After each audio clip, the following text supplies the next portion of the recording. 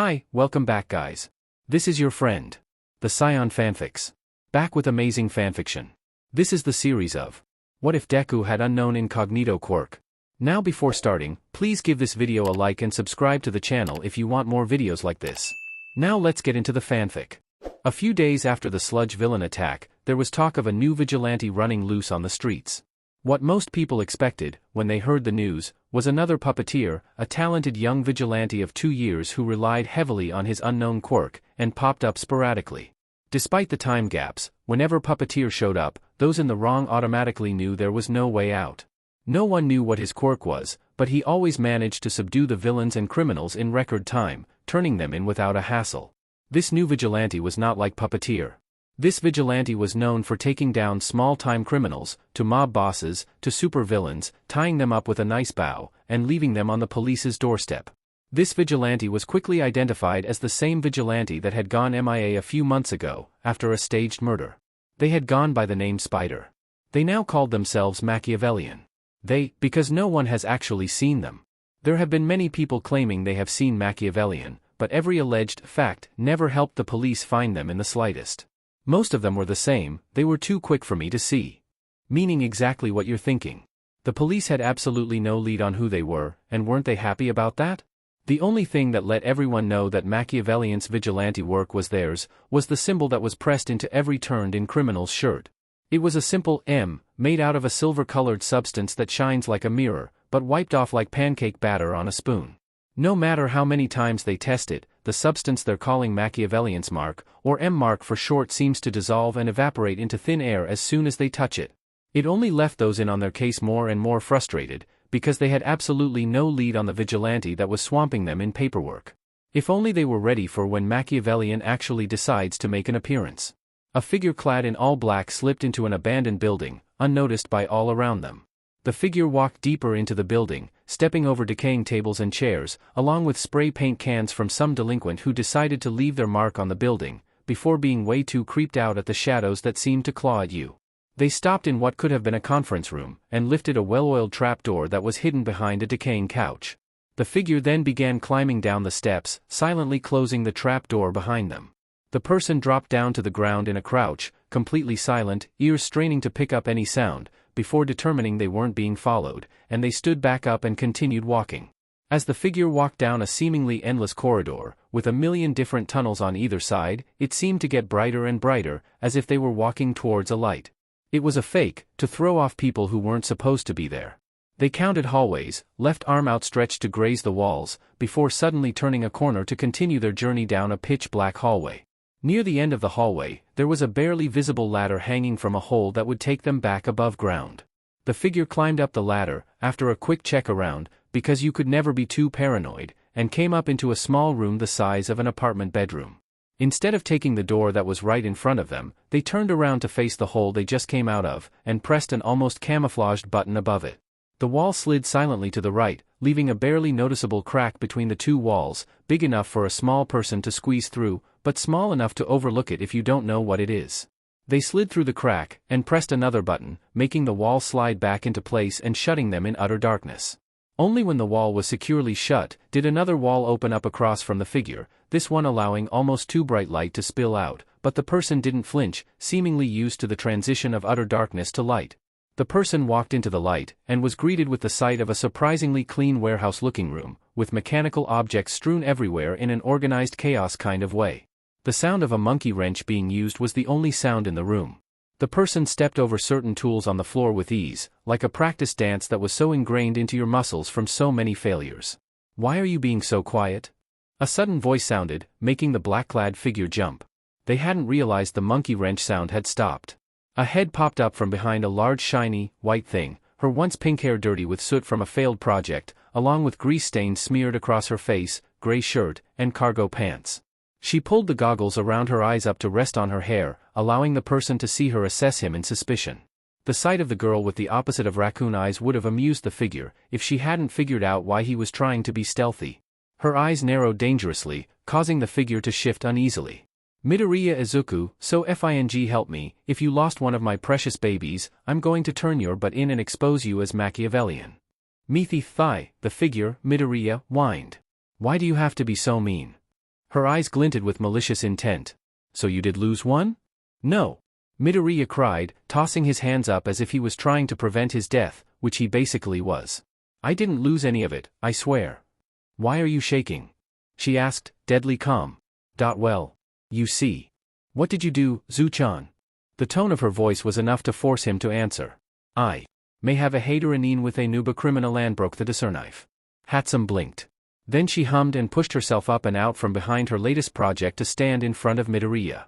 She silently held out her hand, and had to suppress a chuckle when the boy scrambled to grab said knife from his thigh scabbard.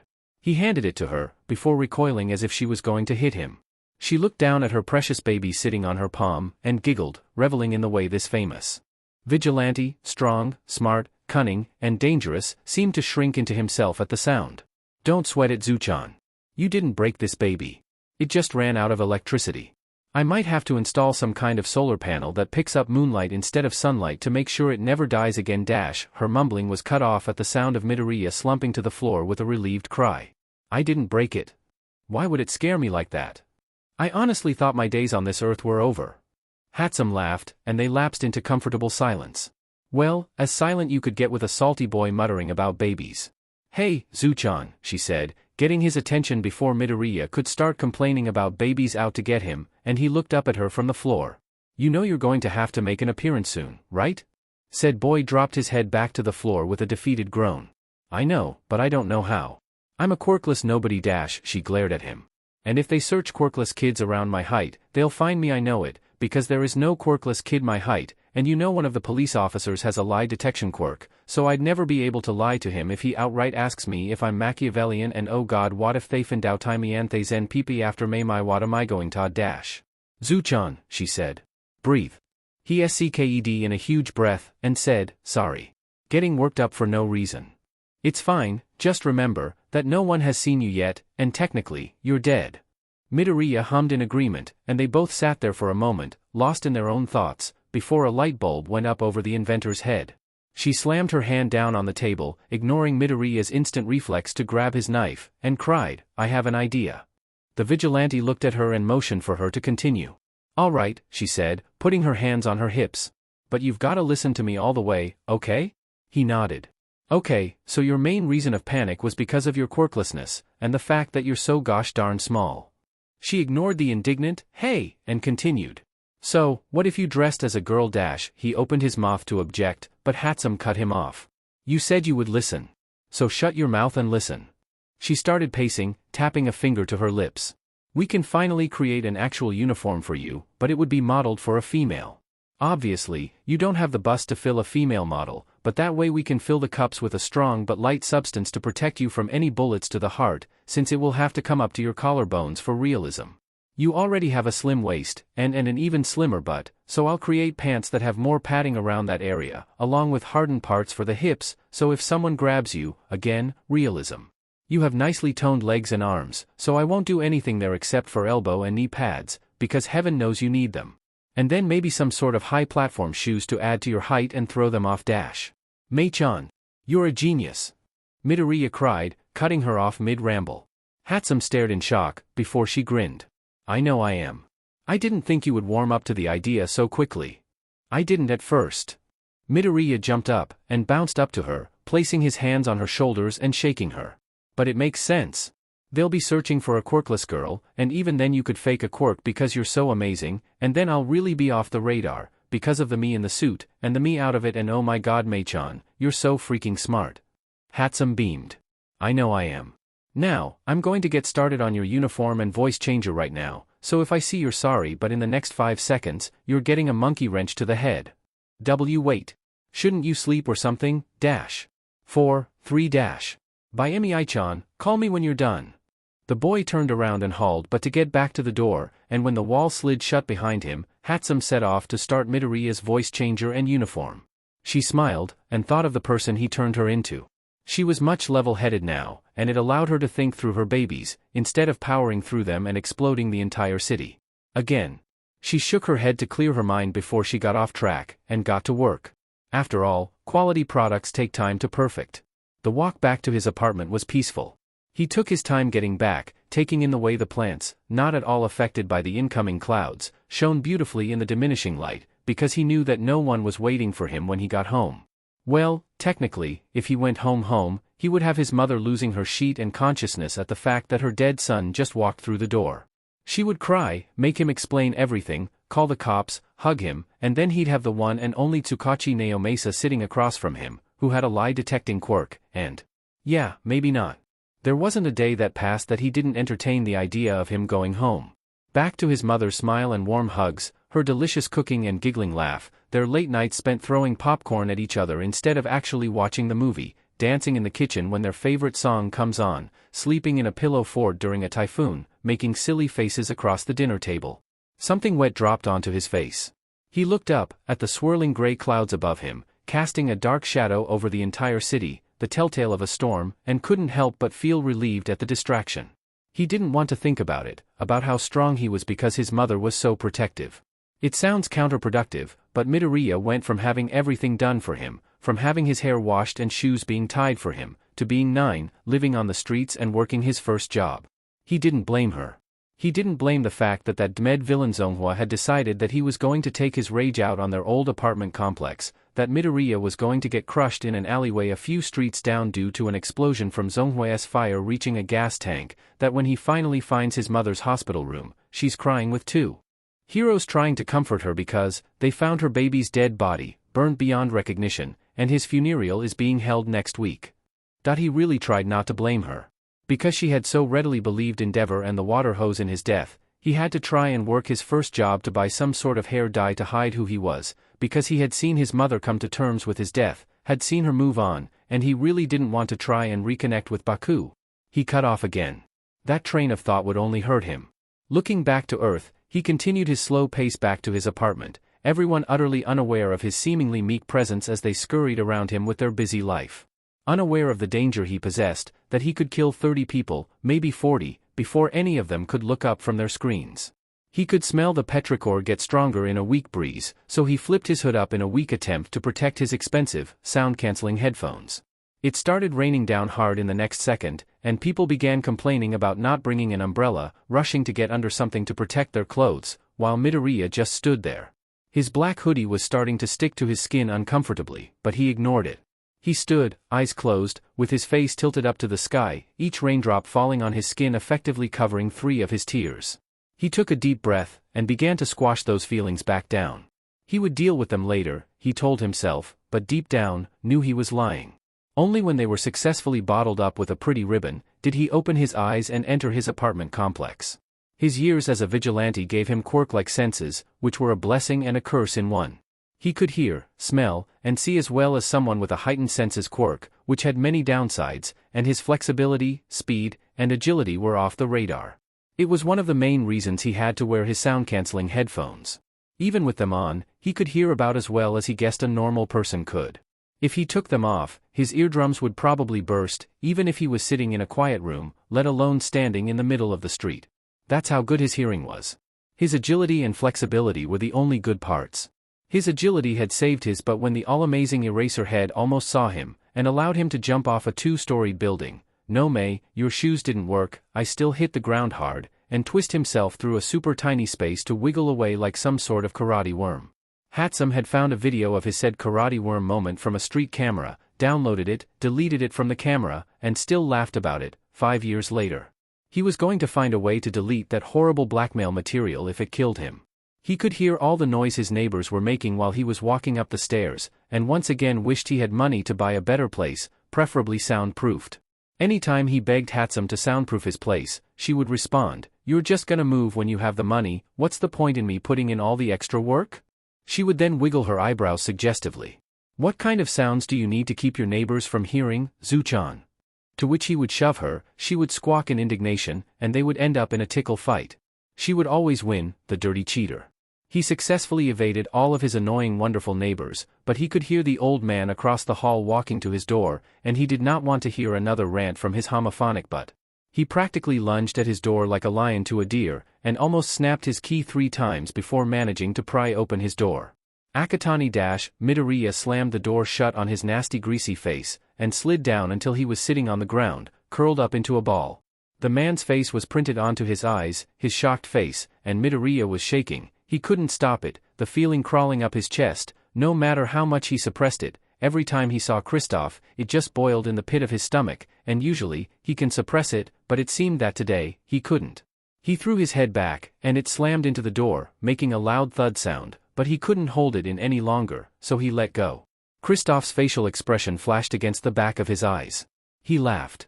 He howled with laughter, letting it rip from his lungs, undeterred by the sound of Kristoff getting increasingly set off, only cutting it off when he heard his heavy footsteps march closer to his door before his disgusting heavy hand knocked on his door. Maybe it was supposed to be knocking, but with all of Kristoff's 1,000-pound glory, it sounded like mini explosions to Midoriya. He shuddered at the thought of Kristoff exploding, before a flash of red eyes passed his mind and he cut that line of thinking like it had burned him. But it did burn, a small part of him whispered, and he tried shutting it out before it got worse, and thankfully, or not, depending on his mood, Kristoff was still outside his door. Akatani. When an elder's speaking with you, you answer you brat. Yeah, not thankfully. He schooled his expression into one of indifference, one that would later rival the love of his life, and opened the door. He immediately wished he hadn't. With about 3 feet between them, Midoriya could smell the alcohol on Kristoff's breath like they were nose to nose, and it immediately made him nauseous. A Midoriya with his head spinning like a merry-go-round on an electrical high made for a very rude, sassy, IDGAF, Akatani. He was currently trying to push that part of him down, didn't want to blow his cover this early in the game. Can I help you, Kristoff-san? You can get your lazy butt outta MA house and get a job. Midoriya just stared at him, and couldn't help but wonder why heroes do their job if this is the kind of people they're saving. He pinched his nose when Kristoff swayed on his feet. Kristoff-san, you're drunk. I think it would be best if you dash. Don me wada do, ya ungrateful brat. He reached his disgusting hand out, probably to try and grab Midoriya, but the boy was already up to his head in irritation. He jerked to the side and snatched the hand, pressing wrist downwards, as if he was trying to show off his nails, and twisted his arm until it made a sickening pop. Kristoff cried out and dropped to the floor like the overweight sack of potatoes he was. Midoriya leaned over him as the pathetic sniveling man cradled his dislocated shoulder and wrist. Even if you're drunk, Kristoff-san, you should know to never touch me. Try that again, when I'm not level-headed, and you won't have time to regret it. He turned away from the whimpering man and shut the door on his snotty face. Then he snickered. He would tell that one to Hatsum. She loved hearing stories about him messing with Kristoff, before remembering her tiny little threat of him keeping away, and he sulked while taking his shoes off. He wouldn't see her until she's done with his costume and voice changer. At the thought of his costume, he felt giddiness swell up in his chest. He was going to cross-dress and fool the entire police station on who he was. He took off his shoes, before quickly running into the kitchen and snatching a trash bag. He took off all of his sopping wet clothes, chucked them into the bag, tied it up, before tossing it with the rest of his dirty laundry. He looked at the pile with disdain. It looked like he'd be doing his laundry sooner than he thought. He shook his head, and made his way to his room to grab clothes for a shower. Looking at his 2 boxers, 1 pair of pants and a t-shirt, he concluded that he would be doing his laundry tomorrow. He grabbed them before making his way to the bathroom. As he turned the shower on and waited for the water to heat up, curse you apartment complex water, he began putting together an act for when he was in costume. He never really had one before now, because no one ever saw him in action, but he decided he would keep his cocky, confident facade in costume, and confident but shy one out. He was lucky Kristoff was so darn drunk. If he wasn't, he would remember the dangerous aura that Midoriya was excluding, and that was a no-no if he wanted to stay under the radar. A part of him wondered if he should fake a stutter, like he had when he was younger, but he would be easily traceable then, and that's bad for business. He sighed as he stepped into the still kind of cold water. If only he could remain incognito for the entirety of his career. Is it even? It's kinda of considered illegal, but he also wanted in on the rush of lying to everyone and no one suspecting him. The thrill of tangling people in his metaphorical spider web, lying to them, getting their trust, all the while slipping underneath their radar undetected. Wow! That made him sound wonderful, didn't it? Completing his shower, he continued the rest of his bedtime routine and collapsed onto his bed. He barely had enough time to slip under the covers before sleep pulled him under.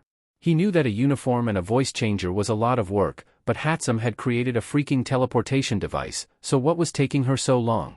Before she smashed it with a screwdriver on accident. And no, it wasn't Midoriya's fault. What was he supposed, stand there and take the hit?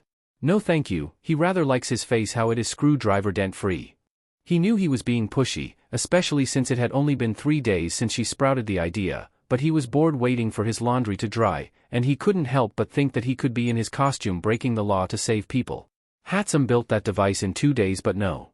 You read that right, 3 days, since he had also said he was going to do his laundry. And here he was, sitting here in the laundromat sulking. The only good thing was the little boy sitting across from him. He looked super sour sitting on the bench, his spiked brown hair sticking out from underneath a red hat as he glared at the floor like it had just said that his waifu was trash. Every time the boy looked in his direction, Midoriya would make the most bizarre face he could, and at first, the kid had stared in shock before glaring, but after Midoriya persisted in his little game, the boy started smiling and giggling, sometimes making his own faces back. Eventually, he had to end his game, because the timer for his clothes went off, and he did not want to be here any longer.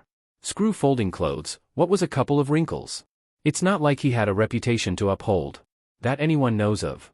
After tossing all of his burning hot clothes into his little bag, he waved goodbye to the kid, and promised himself that he would buy a washer and dryer. 3 steps away from his freedom, he felt something tug at his shirt. Looking down, he realized it was the little kid he was entertaining with his amazing facial features. "What's up, little dude?" he asked, before he could realize that this child might not take well to being called little. He was wrong. The boy's eyes instantly glinted mischievously. "I'm little, all right.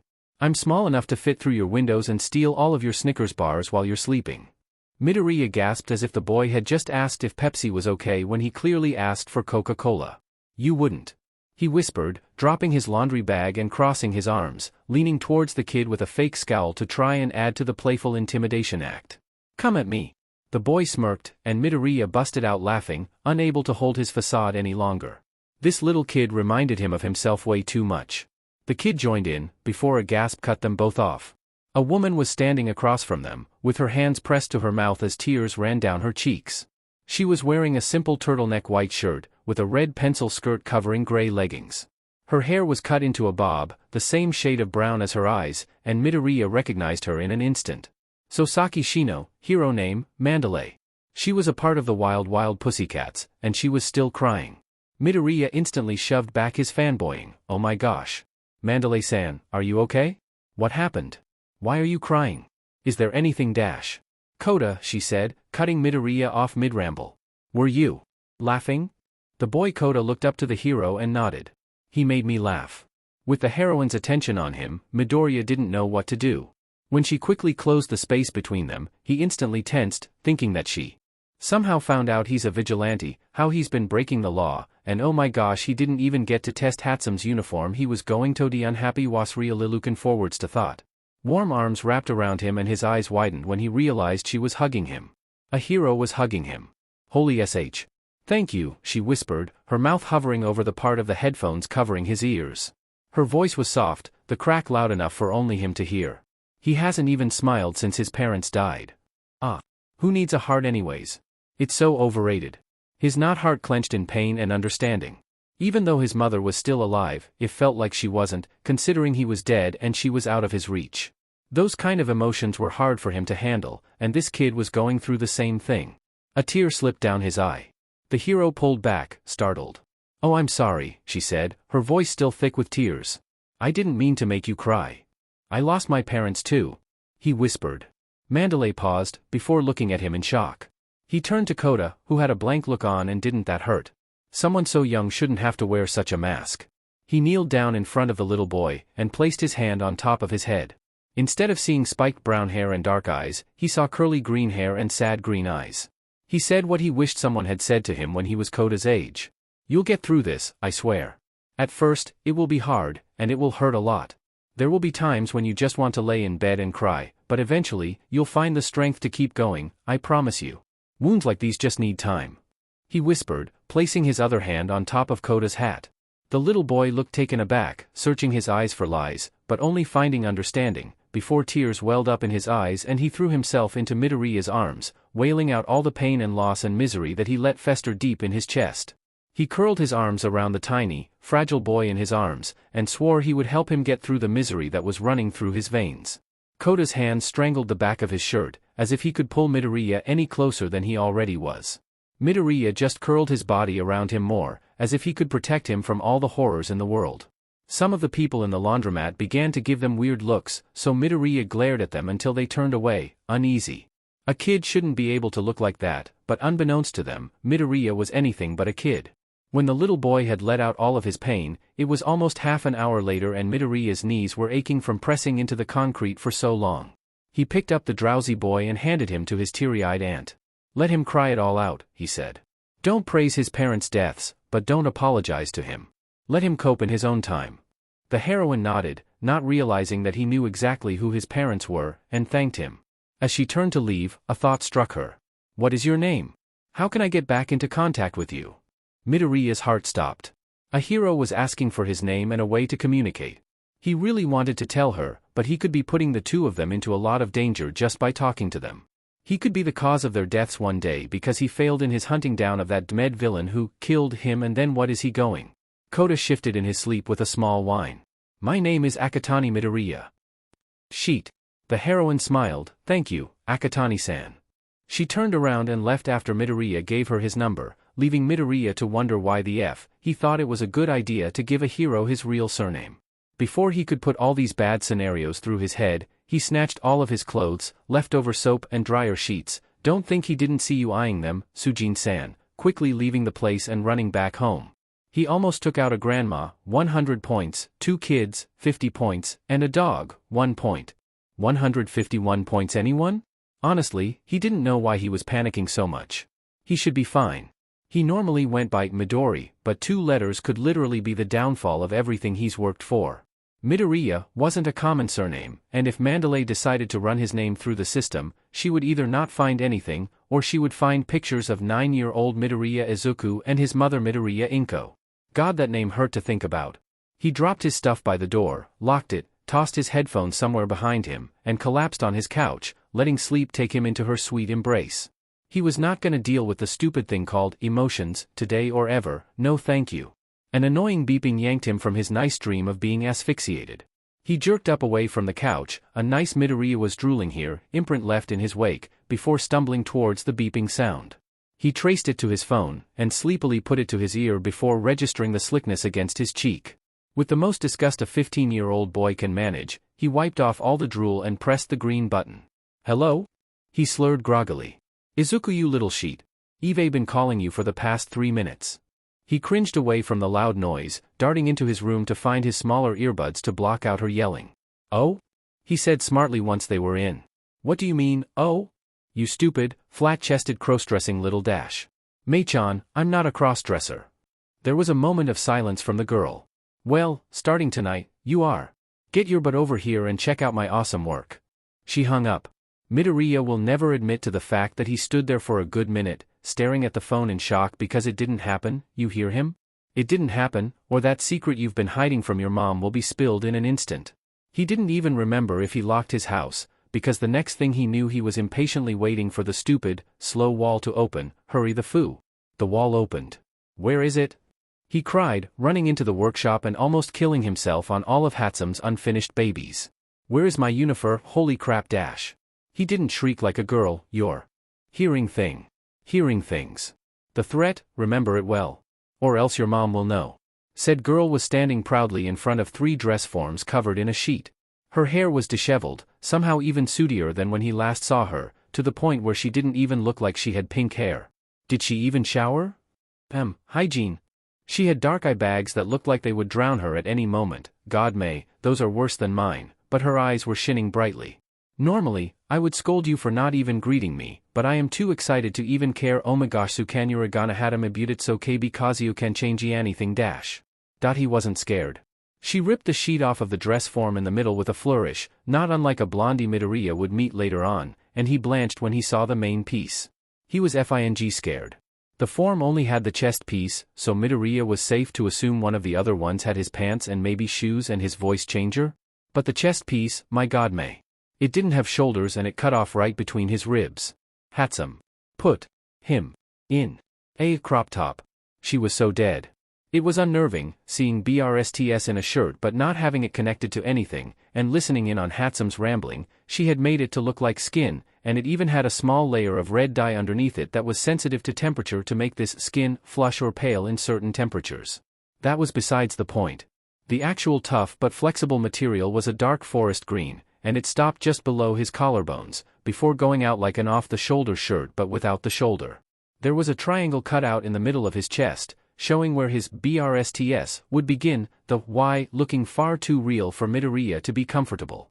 The material then went down, following the fake curves like a second skin, before cutting off right in the middle of his ribs with a loose V, following the curve of the BRSTS, and would further accent the tiny waist he had. Everything else, his very feminine-looking stomach, his shoulders, up his neck was that a FING choker. What the actual hell, Hatsum was covered in this black fishnet-looking material that Hatsum said was made of steel-covered nitinol. Flexible, but strong. So? Hatsum said after a few minutes of Midoriya gaping at the skimpy outfit he was going to be wearing on the streets kicking butt. Suddenly, the thought wasn't as bad as it was earlier. It's gonna take some getting used to, but it's absolutely gorgeous, Mei-chan. Thank you. She beamed with pride, before ripping off the next sheet. And now to your pants. Again, she needs chill on the dramatics, she isn't getting paid for this. Midoriya suddenly felt a not really but kind of pit in his stomach. Hatsum wasn't hacking his bank account, was she? Not that it would bother him, random jobs and under-the-table payments, along with the fact that he wasn't paying to go to school meant that he could live pretty comfortably if he wanted to. That's besides the point though, was she? Well, he wouldn't put it past her. The pants were also slim-fitting, and thankfully had no skin showing.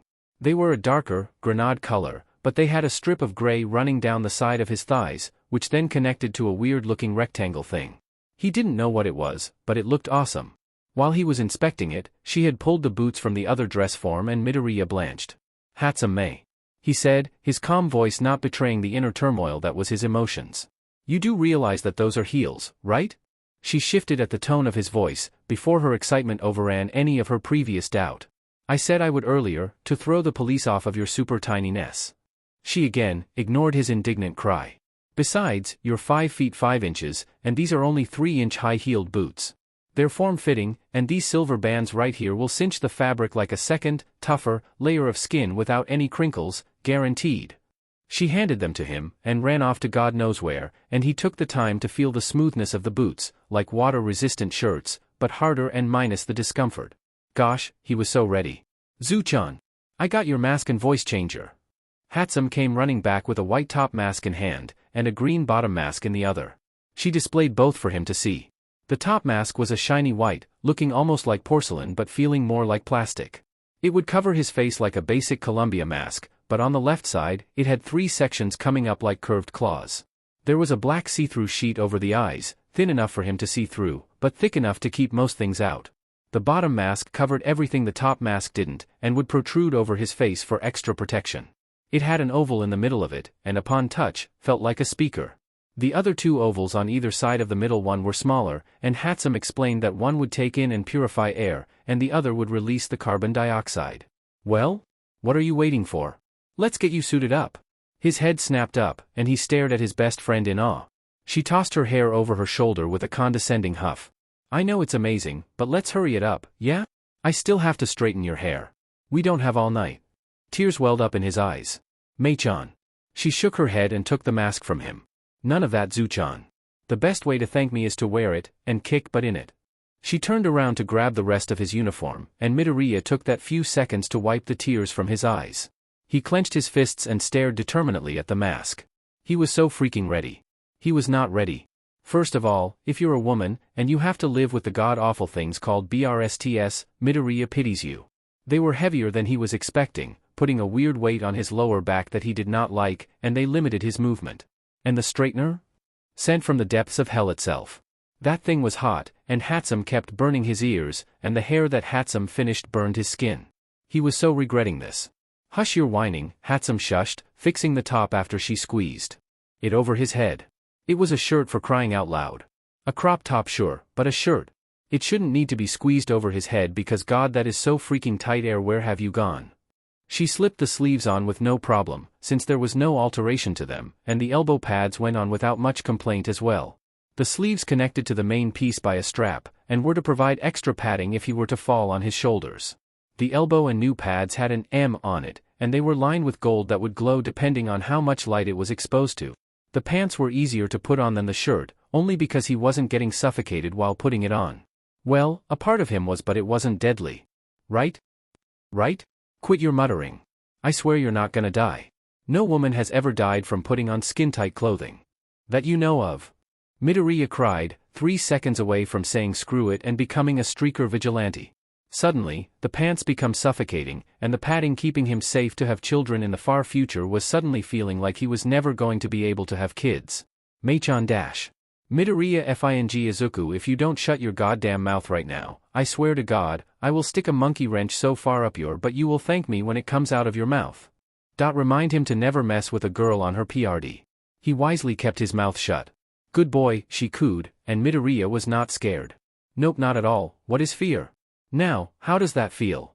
She had finished getting the pants on, because Midoriya couldn't do that himself, hell no, and was grabbing his boots to put on. He brushed the hair out of his face and hesitantly twisted a bit to the side, scared for any pain. He was surprised to find none, that he could move quite easily. The only downside was his breathlessness because, I don't know, his lungs are being squished to a minuscule of their normal size? It's surprisingly easy to move in this, he said in awe, twisting side to side just a bit quicker than before. Hatsum chuckled, coming back and kneeling down in front of him, motioning to put his leg in her lap. Don't sound so shocked. Women do this all the time. Cue the awe. Women willingly did this? Granted they have the curves, so they don't need the torture device Hatsum had called a waist trainer, but still. The idea of doing that every day sounded horrible. Hatsum clicked the last boot shut with a, there we go. She stood up and patted down her clothes, dust and soot coming off of her like her own personal ash from a volcano. She grabbed a little container and showed it to him. These are contacts. No sheet Sherlock. The sclera is black and the iris is a luminescent blue that will glow like a light when you press this button. DMN, those look badass. She held up a tiny container that looked like a can of spray paint, but was small enough to fit in his hands without being detected. When she pressed the button, the contacts lit up like someone seeing the love of their life. Putting them in was a whole new different story. To save you the trouble, we'll just say Hatsum had to pin Midoriya down like the little sub he was, and put them in herself, ignoring the thrashing and crying. They weren't that bad, so hush Midoriya. Fast forwards, the whole contact problem would see Midoriya pouting on a table with his arms and legs crossed like a petulant child. His eyes were red-rimmed from crying, but otherwise there was no other indication. What once was bright green was now a dark blue iris with lighter luminescent blue flecks and black sclera covering the rest of his eye. He has yet to have seen it, and he better look good because those were a pain to put in. Literally and figuratively. Khmer Zuchan. Come into the white room and I'll take a picture. He turned to look at her in confusion, before seeing the monkey wrench in her hand and deciding that he was not going to question her. He flicked his hair out of his face and pushed himself off of the table before almost breaking his ankle when he hit the ground much quicker than he was expecting to. Hatsum bursted out laughing. Har har, he huffed, throwing his hands out and wobbling over to Hatsum like a newborn fawn. She apparently thought this was hilarious, as her laughter doubled back twice as hard, and she wrapped her arms around her stomach as she fell back against the wall. Keep laughing, don't worry, I don't have feelings. He muttered, before his ankle gave out and he fell to the right with a F, as his shoulder connected with one of the tables Hatsum just had laying around. He clung to the table like it was the only thing keeping him tethered to the real world, his face probably way too scared for someone wearing heels for the first time, as he tried to get his feet to stay underneath him. He turned to Hatsum, and busted out laughing at her face. She had slid all the way to the ground, still clutching her stomach as her silent laughter shook her body, her face turning redder and redder until it was borderline blue. Tears were streaming down her face as she tried to gain her bearings once again. His laughter ended up making him lose his very hardly worked for balance, as he tipped over and fell on his bottom, the cushion that made him look like he had hips making sure he didn't feel anything, and his shock was very clear on his face. Tim timber. Hatsum wheezed, before they locked eyes, and a new round of laughter sent them both rolling on the ground like it could give them the air they needed. After the laughing incident, Hatsum had gotten Midoriya safely into the white room, which was exactly what it was, a room with white walls. She told him the secret to waking in heels. Trust the heel. Which was very helpful, thank you very much. But he had gotten the hand of it, and no longer looked like a fawn. He looked like a little girl wearing her mother's 9-inch platform heels for the first time, according to Hatsum. But, who listens to Hatsum anyways? Cue Midoriya pouting. She dimmed the lights in the room after handing him his mask, and Midoriya was half expecting to hear that old song, Let's Get It On, by Marvin Gaye to start playing from hidden speakers. Half to his disappointment, it didn't happen. Alright, press the top button and pose. For me. She said, putting the camera up to her eyes to take the picture. Midoriya did as she said, slipping on the mask as well, before he put one leg in front of the other, one arm behind him and stuck his other one out, twisted just enough to see the small canister thing that held the button for his contacts. "You're so boring," she sighed. A click signified her taking the picture. He excitedly bounded over, ignoring the fact that he did that without tripping, and stuck his face in Hatsum's camera. "Let me see," he cried, and Hatsum laughed while she tried putting the camera above his head. A flawed plan, since naturally, Midoriya is 3 inches taller than her, and including the 3-inch boots she made him, 6 inches. He snatched the camera like candy from a baby. He was shocked. It didn't even look like him. It didn't even look like a him. He turned to Hatsum. "This is me." She nodded, and he looked down at the picture again. "This isn't me. I'm a man." He cried. "Not at that suit, you're not. You're a female vigilante by the name of Machiavellian." Hatsum snickered. "Who wears a skimpy outfit to distract the criminals?" He screeched indignantly, and began chasing her around the room, screaming about how it was her idea. After he had calmed down, Hatsum walked him to the wall. "Are you ready?" she asked, her weird canister in hand. He nodded. "Alrighty. Remember, you're supposed to be making an appearance, so if you can, when taking down a criminal, let yourself be seen by a camera." She handed him the canister. "You already know what the top button does, and the bottom one will give you a distraction if you get caught by Eraserhead. The other end will give you the mark, just proceed as usual, okay?" He nodded again. Hatsum laughed. "What's the matter? Cat got your tongue?" "Mei-chan, I'm nervous," he admitted. She tilted her head to the side. "About what? You've never been seen before, let alone caught. What are you worried about?" "I honestly don't know. Thank you for that, Mei-chan." She beamed. "No problem. Now, get out there and make your mark." He nodded. "Thanks, Mei-chan," he called as he slipped between the wall and disappeared into the tunnels that would lead him to his great debut. This is gonna be great. He really needed to stop jinxing himself. It had started as a normal night. Well, as normal as a criminal-filled society could get. A few attempted muggings here and there, but the majority of people on the streets looked to be adults stumbling home drunk off their butts. Hatsum had put his camera detector in the black part of the mask covering his left eye, letting him see the cameras with a pulsating light changing colors, but otherwise it was a normal thermal heat detector, while his right eye saw what everyone else saw. He had a camera in his sights, it was sitting under the roof of a building overlooking an alley, and the way he had been sitting had him perfectly out of view. He had surveyed his area, and noticed the shady people walking out of a door in the alley, all hush-hush and peeking around at their surroundings. As if it had been cued, a woman walked by the alley, completely unaware of the men until she was slammed against the wall, one of their grimy hands smothering her cries for help.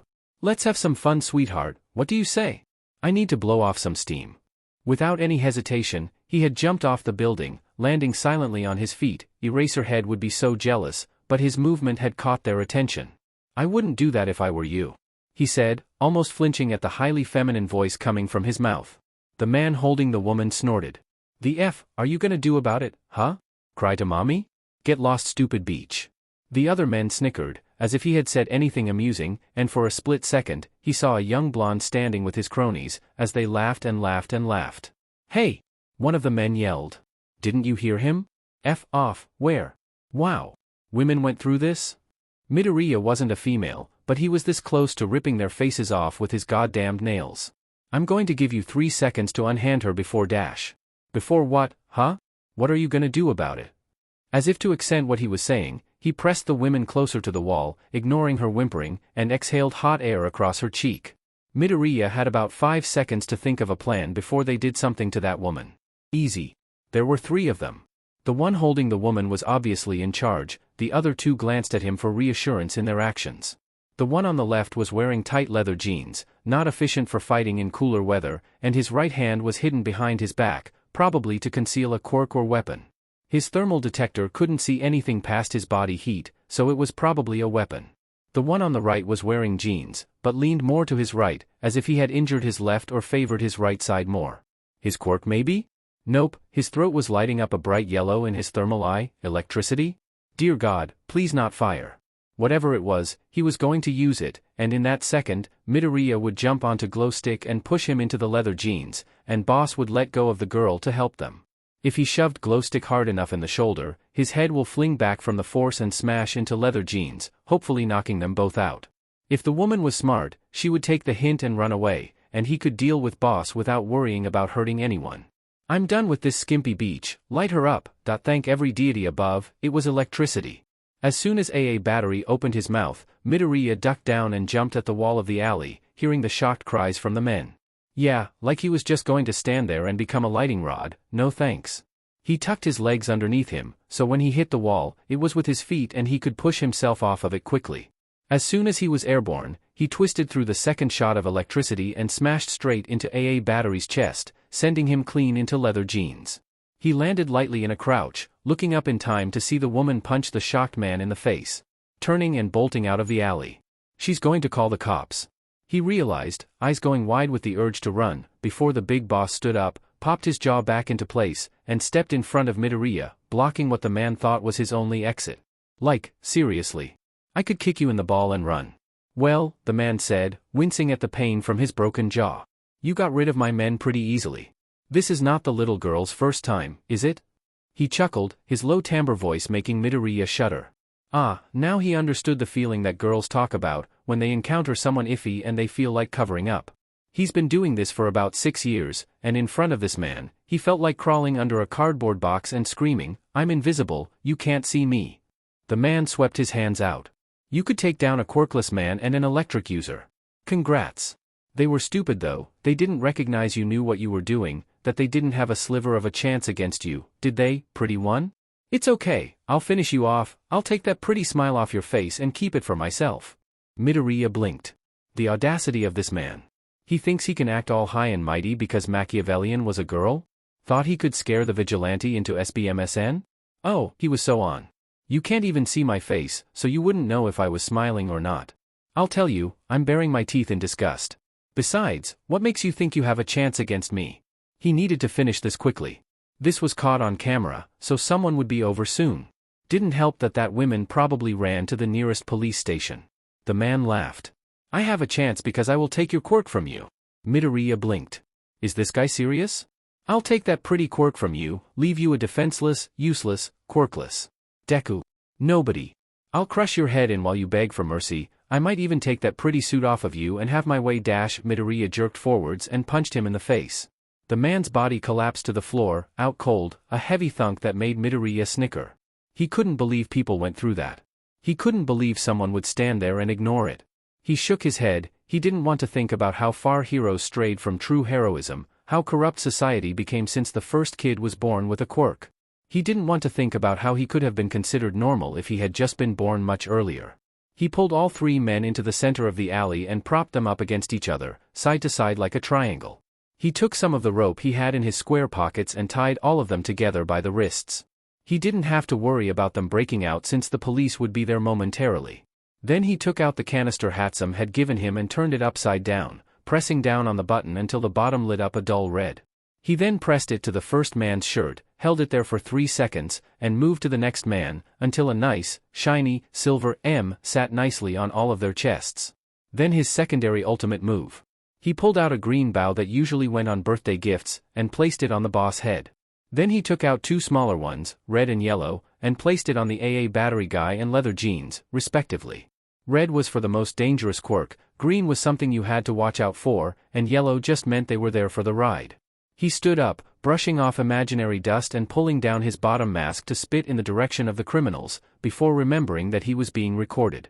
He slid his changer back on and shrugged. Whoops. His shoulders tensed when he heard someone running, and he knew it wasn't the police. He turned around and darted out of the camera's line of sight, slipping into the shadows more than he thought he would be able to with his outfit. Hidden in the safety of the shadows, he ripped off the extra layer he had on his gloves, exposing a quiet but sticky substance that would help him climb vertical walls like an amphibian.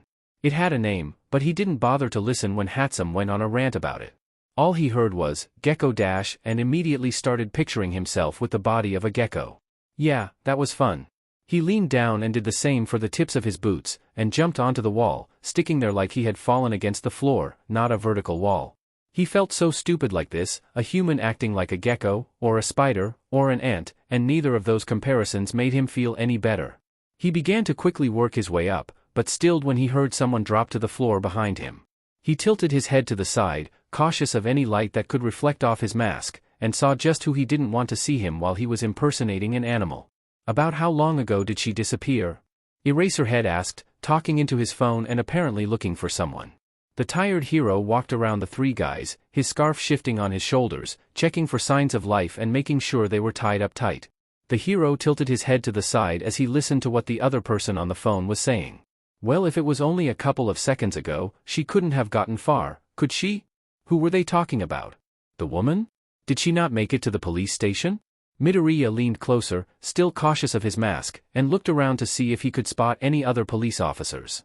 We are talking about a well-known vigilante here, but she still shouldn't be able to disappear that quickly. Maybe it's her quirk? Holy crap. They were talking about him. Midoriya's eyes widened with the realization, and Eraserhead began slowly surveying his surroundings, as if Midoriya was an amateur and he left something to track his trail. Midoriya jolted. He left himself. What an amateur, gosh. He moved as quickly as he could without jerking his movements and giving his spot away, slowly making his way to the roof of the building. He knew that as soon as he made it close enough to the top, he would have to bolt because the light would give his figure away. Once he could touch the edge with his fingers, he turned to look down to locate the hero, and bit back a squeak. The hero was staring directly into his eyes. Yeah, he said into his phone. Found her. Well crud. Like a godsend, AA Battery chose that moment to JRK to life, and Eraserhead spun around at the sound. What the dash, he started, before using his capture weapon to tie up the guy. Ignoring his useless struggling and cursing, he erased his quirk and knocked him back out cold. He whipped around to look at the last spot Machiavellian had been in, and cursed when he couldn't spot her figure. He turned around and glared at the man who made him lose the vigilante. As if he could feel his glare, the man shifted in his unconsciousness and whined. Eraserhead sighed, and sent his location to Tsukachi, for officers to pick up the men, and to see if he could find anything Machiavellian left behind. Midoriya would love to say that when Eraserhead turned around to recapture AA Battery, he pulled himself over the roof, ran a couple of buildings down, flipped off the side, and disappeared into the darkness like the anomaly he was, forever hidden from the corrupt society he called home. But that didn't happen. Yes, he pulled himself over the edge of the building, and sprinted across, thankful that whatever Hatsum made his boots with, they were completely silent, but instead of flipping off the edge like a badass and disappearing, he's shameful to say that he tripped off the side of the building. Yeah. He didn't shriek, because that's super girly, and he wasn't girly at all. It was a manly war cry, you hear him? A war cry as he jumped off of the building. He twisted himself to land on his feet, but he hit something surprisingly soft and he collapsed to the floor on top of another person. Wait, crap. He cried as he jumped off the person, his voice changer cracking as it struggled to make his voice higher as he squeaked. Are you okay? The woman groaned, and shifted onto her side, before stilling with an exhale. Oh God! He shrieked, his voice changer making it sound like a voice crack as it shifted to his normal voice for a split second. Did I kill you? Are you okay? Oh my God, I'm so sorry.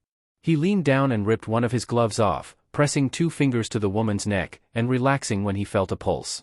A chuckle rang out from behind him. He shrieked, made a very manly sound and jumped up, spinning around to see who was behind him. It was a boy. He was wearing a dark blue hoodie and black pants, reminding Midoriya of his outfit before he was Machiavellian. His black cat mask just gave him away. Puppeteer, he said, his voice practically grating on his own ears. Hi?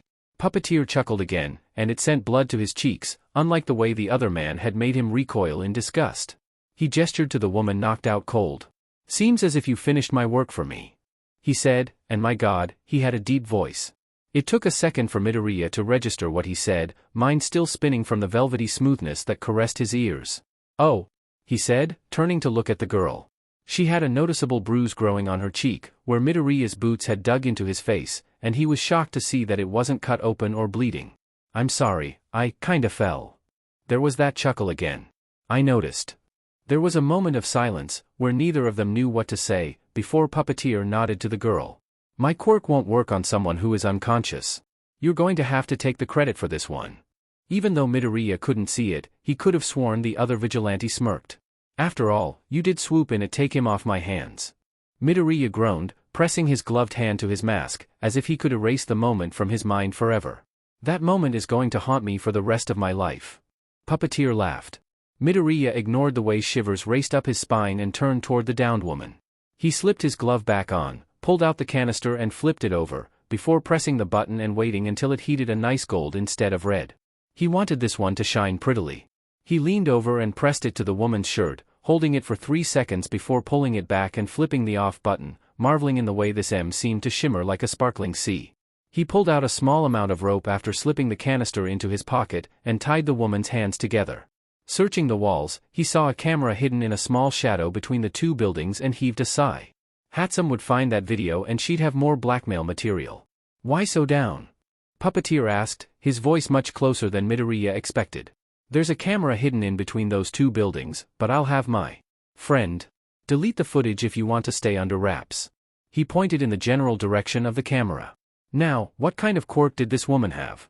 Puppeteer was silent for a moment. She could turn her fingers into blades.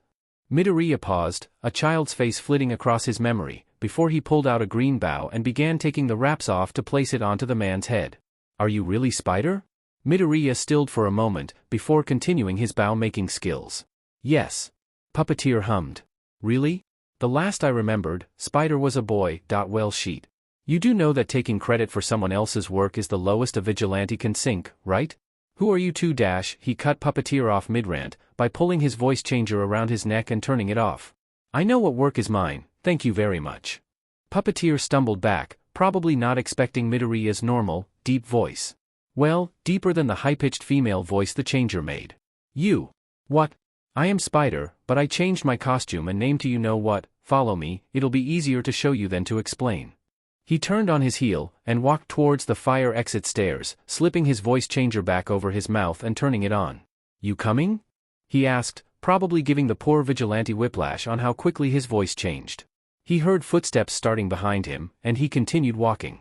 They made their way up the stairs silently, and Midoriya was able to survey the street layout, quickly trying to figure out where Hatsum's base was located.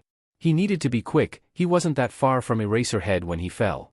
As if it had been cued, a scarf wrapped around his foot and tugged him back.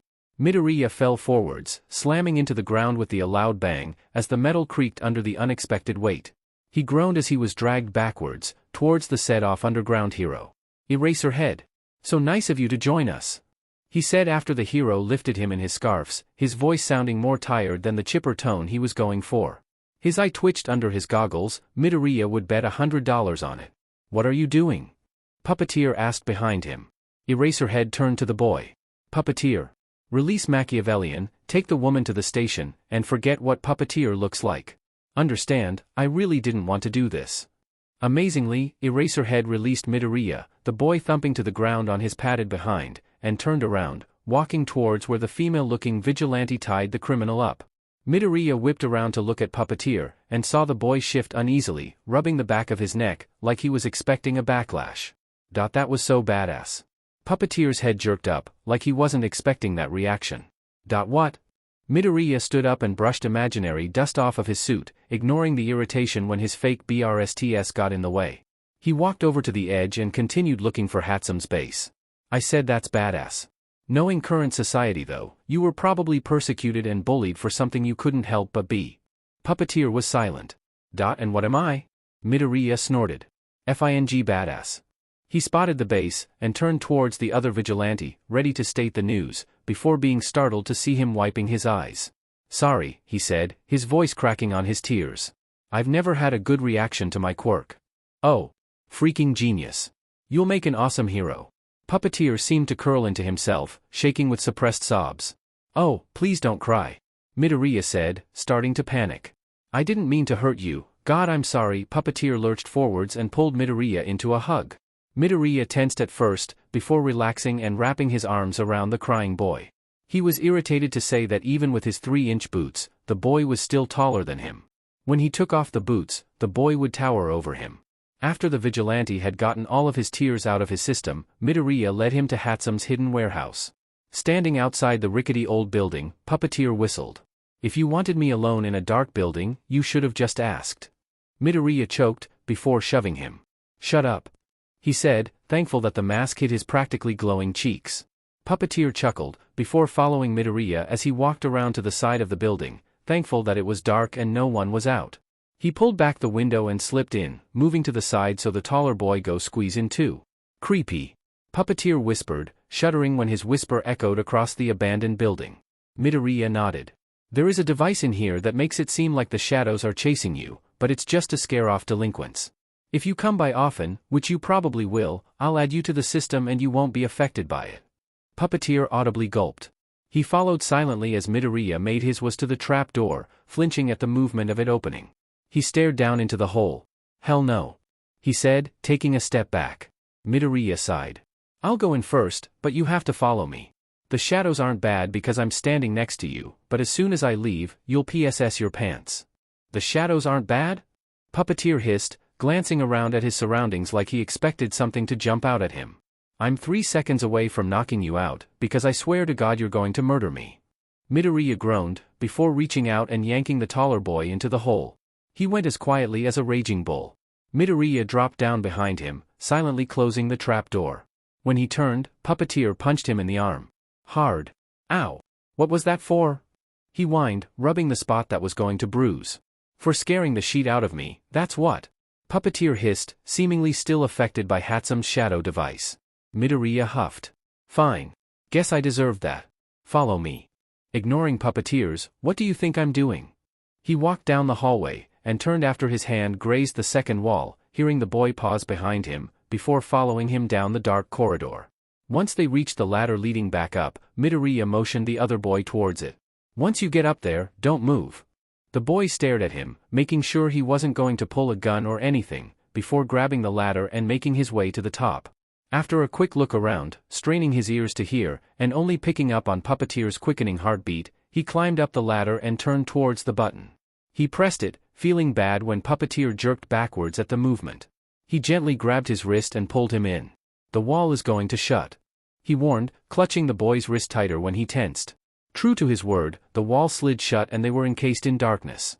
Before the other boy's breathing could pick up from panic, the wall across from them slid open, bringing blindingly bright light that had the boy in blue cringing away. Midoriya waited until he was somewhat used to the light, before dragging him into the warehouse. He let go of his wrist once he made it in, because he knew what it was like to see everything strewn about for the first time. It was more than shocking. He made his way towards the middle of the warehouse, where Hatsume had wrestled him into his suit a while ago, and waited for Hatsume to realize he was there. The door down the hallway across from him slammed open. He could practically see Puppeteer jump, even though the boy was somewhere behind him. "Zuchan!" Hatsume cried, thankfully looking like she had showered.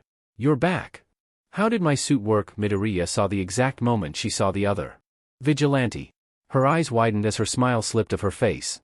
She opened her mouth and reached towards the table, probably to grab a monkey wrench or something else that would hurt, but Midoriya cut her off. "Hatsume," she paused at the sound of her surname and glanced at him. "This is Puppeteer." He knew that Spider was a boy. Her eyes widened. She had had access to all of the cameras. Due to her vast understanding of technology, hacking came as a second way of breathing, and she still hadn't known what gender Midoriya was. "So you admit that you're not Spider?" Puppeteer's voice rang out, and Hatsume shivered. Midoriya felt smug, a smirk growing on his face, thankfully hidden by his mask. She would go through the same thing he did. "What do you mean?" she asked, and Midoriya bit back the urge to snigger. She knew what he meant, she just wanted to hear him talk again. "I mean," he started, coming to a stop beside Midoriya, his hood down, showing his wild dark hair. "That Machiavellian isn't Spider. Spider was a boy." Hatsume shivered again. This time, the boy seemed to notice it. "Are you cold?" he asked, so oblivious of what his voice was doing to the other people in the room. "No," Midoriya said, deciding to let Hatsume catch her breath as he took off his mask. "Your voice is just pleasing to listen to." The boy didn't seem to know what to say at that, but he stared at Midoriya as he took off his voice changer as well. "Mei-chan, I need help getting out of this." The luxury of hearing his own voice was something he took for granted. Said girl jolted out of whatever funk she is in, and walked over to Midoriya, kneeling down to take off his boots as he sat on a table. "My voice is pleasing?" Puppeteer asked, as if he couldn't wrap his mind around that fact. "Very," Hatsume said, not bothering to look at him as she set the boots to the side, and began sliding Midoriya's knee pads off. The tall boy looked at Midoriya, but the boy shrugged, he wasn't going to deny it. Once he had taken off his elbow pads and sleeves, Midoriya slid off the table and sat down on the ground so Hatsume could pull his shirt over his head. As soon as she unhooked the bottom from his pants and began pulling it up, Puppeteer made a squeaking noise from the back of his throat and whirled around, covering his eyes. "A little warning next time," he cried, flustered at the thought of seeing a woman topless. Hatsum bursted out laughing, knowing exactly where the boy's mind had went, leaving Midoriya to sit in confusion. "What am I missing?" he asked, but was completely ignored.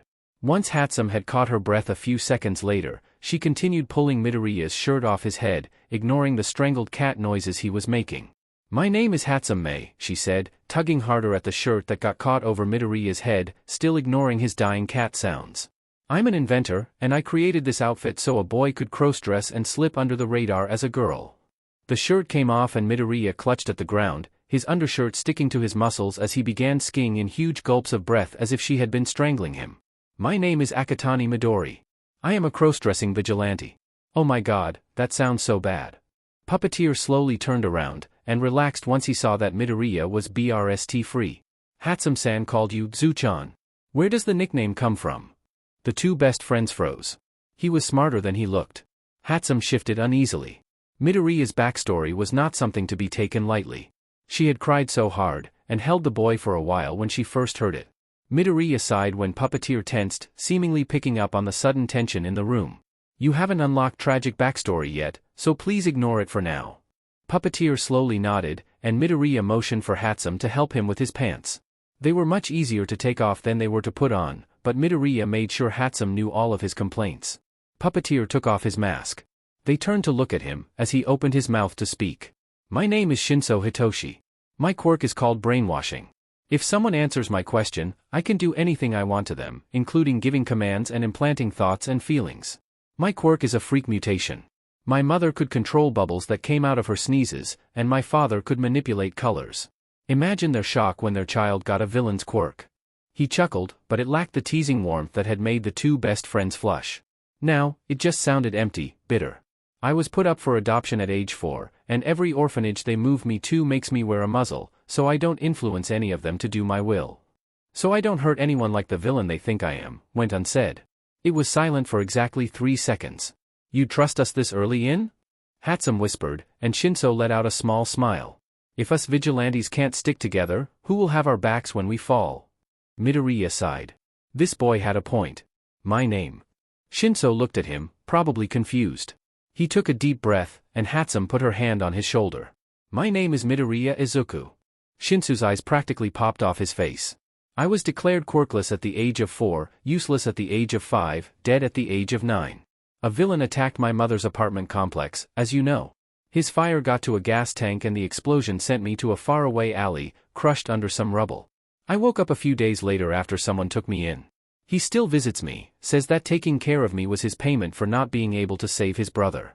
He helped me find my mother's hospital room, but when I looked through the window, she was crying while Endeavor told her that her son had been burned alive." He took a shuddering breath, and ignored the tears pooling in Shinsu's eyes. "The person who helped me find her comforted me, and helped me get a job to buy hair dye, so she could move on. I wasn't in the right mind in that time. I was the useless, worthless, quirkless Deku, and I thought that if everyone believed I was dead, they would be happier. That's when I became the vigilante spider. My mother was being mugged, and people just walked past her, ignoring her screaming for help. My legs moved before I could even stop to think about hiding who I was. I helped her, and ran away, but it felt so good, to be a hero. To be something that everyone said I couldn't be. I was Spider for a long time, before the police staged a murder to try and capture me." Shinsu's tears spilled over his cheeks. "I knew they weren't dead, I could hear their heartbeat, but I couldn't help but find the situation amusing. I couldn't even be mad. I was doing the same thing. Pretending to be dead, lying to the mass of people, and manipulating to get what I want. I ran away from the scene, and ran into another problem. A boy who was my worst tormentor when I was declared quirkless, he was the victim in the sludge villain attack. I got him out, moved without thinking. Did you know All Might himself told me I couldn't be a hero? And yet, I was the only one who helped, despite all the heroes on the scene. I had a nickname for him, and it just slipped out, before I could stop it. I ran. I ran so fast, I didn't want to see his face, the look when he realized that quirkless Deku was still alive." A sob escaped Shinsu's mouth, despite the 2 hands he had presa against it. "Mei-chan and I weren't that close before then, I was the vigilante and she was the inventor. I was the test subject, she was the scientist. After that, she was the only person holding me up from sinking. She was my raft boat against my sea of fears and depression. She gave me a new name, Machiavellian, and today, she created my outfit. She is my everything, and now that you know my sad backstory, you're going to join in and make her raft boat stronger than ever." Shinso was sobbing, and Midoriya felt guilty. The first time he told Hatsum his past, she cried just as hard. Shinso lurched forwards and crushed the smaller boy against his chest, shaking as he tried to suppress the agony Midoriya was letting off in waves. "I'm so sorry." Shinso sobbed. "I'll help you. We're all stuck together now." And that was that. Hatsum wasn't a big touchy person, but she held the two of them for a good 5 minutes, before going off and putting Midoriya's uniform away.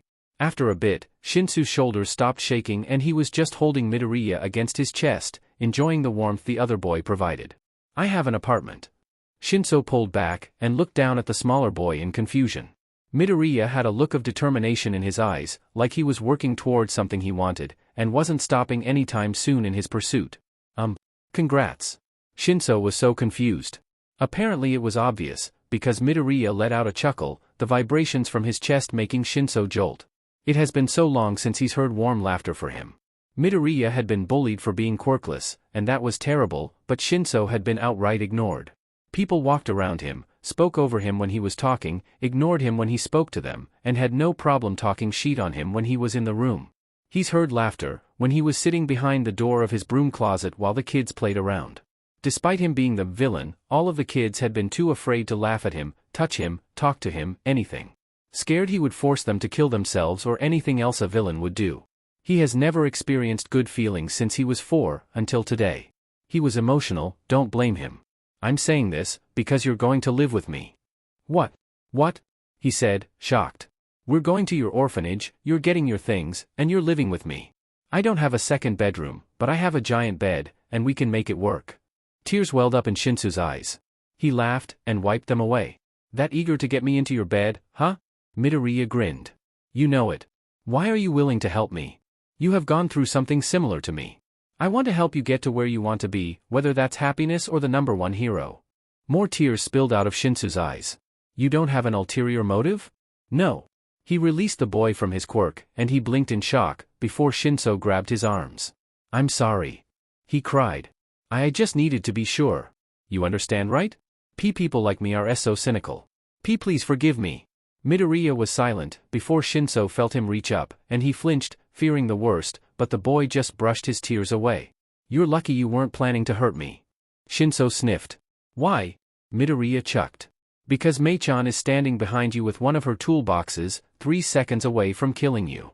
Shinso instantly whipped around, and sure enough, Hatsum was standing a few steps away, her legs spread out, with a black toolbox raised above her head, a few seconds away from coming down hard. She had the decency to look embarrassed. "In my defense, I came in and he had you under his quirk, what was I supposed to think?" Shinso laughed, and he felt a shiver go down Midoriya's body. He spared the boy a glance, and turned back to see Hatsum putting her toolbox down on a table a few feet away, completely silent. "How are you so quiet?" he asked, legitimately confused. "She likes to try and sneak up on me," Midoriya laughed. "My years living on the streets as a vigilante gave me killer senses, but she likes to try her hand every once in a while." "Seriously," Hatsum said. "Once, when we were younger and playing hide and seek, I hid in a cupboard in a back room. This boy walks in, knocks on the cupboard and says, 'I know you're in there, you can't hide from me,' and it was the creepiest thing ever." Midoriya shrugged. "Not my fault your guys' heartbeats are so loud." Shinso stared at the smaller boy. "That's FING creepy." "Well," Hatsum said, stretching her arms above her head, "my parents are coming home from their business trip in a few hours, so I better get back. I'll text you guys when I can supervise your outing, okay?" "Okay. See you later, Mei-chan." Midoriya chirped. "Goodbye, Hatsum-san," Shinso said, before Hatsum waved her hand at him. "Call me Mei, or come up with your own nickname. Good night, guys." She turned on her heel, and with one last wave, she slipped through the back door.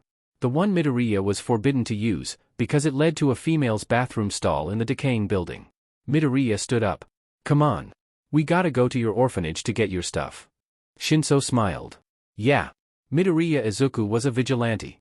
That means that he had something shitty happen to him and made him realize that heroes are corrupt, but instead of that shitty thing making him hate heroes, it made him want to be better than them. Right now, he knew why villains became villains. Shinso had led him to his orphanage, about a 20-minute walk from base, and as soon as he walked into the living room, it went silent. Apparently, kids didn't have a bedtime once they hit their teens, so there were quite a bit of teenagers laying around, talking and laughing. As soon as Shinso pulled the door open, it was as if someone hit the mute button. Shinso walked further into the orphanage, kids getting up to move out of his way, never looking at him or acknowledging that he was there besides shifting out of his way. Midoriya was 3 seconds from going villain mode and murdering everyone in the building, but he did his best to ignore everyone. Until someone shoved him. Oh, no. He whirled around, ready to go off on someone, and saw a red-headed girl standing there, looking relieved. "You can leave now," she said, her voice melodic, as if she were singing a song. It was probably something to do with her quirk. He pet his head to the side and squared his shoulders. "Excuse me? You're not under the villain's control anymore. You can leave." Was this beach serious? Midoriya was going to FING murder this hoe. Never let it be said that Midoriya Izuku wasn't protective over his friends. After their bonding moment in base, Shinso was added onto that list. "Mak Akatani," Shinso said, and Midoriya practically hissed when everyone in the room flinched. "It's okay. Let's go." Melodic Beach stepped forwards, and tried to put her hand on Midoriya's arm. He jerked away, into Shinsu's side. "I think not." The entire room held their breath, as if they were waiting for Shinso to snap and kill someone. "They should be worrying about me. I have an alibi, 2 names, and a large shovel in the closet. What makes you think he's controlling me?" he asked, his voice calm, smooth, like the tone your guardians use when you've so massively effed up they can't even bring themselves to yell. The girl shifted uneasily, not liking the danger lurking in his voice, before flipping her hair over one shoulder and resting her hands on her hips. "Because that's what villains do. You would know, wouldn't you?" Midoriya snarled, a high-pitched, inhuman sound, and reveled in the way the girl stumbled back, terror written on her face. "Thank you, Stendhal, for teaching me your ways of intimidation. All you have to do is look in the mirror and you see one, don't you?" The girl was trembling as Midoriya stalked up to her, the waves of his fury becoming almost tangible until the tension in the room could be cut with a knife. He came to a stop in front of her, glaring at her, before throwing his hand out to the side, like he was slicing something with his hand, and grinned when the girl screamed. Something sour assaulted his nose. He looked down, and sure enough, the girl had urine running down her trembling legs as it formed a puddle beneath her. He slowly looked back into her eyes, before pulling his lips back to bare his sharp canines at her, skiing air in through his teeth to make a high-pitched hissing sound, something that sounded like it should come straight from the mouth of a snake, not a human. He should probably feel bad, intimidating all of Shinsu's old orphanage peers people, but the knowledge that Shinso had went through this his entire life since he was 4, was enough to PSS him off and make him want to see them suffer. And this is why he's a vigilante, not a hero. A hero would never revel in the fear they've caused, that's something a villain would do. It's a good thing a vigilante is the gray line between white and black. Shinso gently grabbed Midoriya's arm, and pulled him away. As Shinso tugged him towards his room, he bared his teeth at everyone staring at him, and channeled his inner villain, "You can't run from me." Everyone believed him. Shinso pulled him into his room, and shut the door behind him. "Midoriya.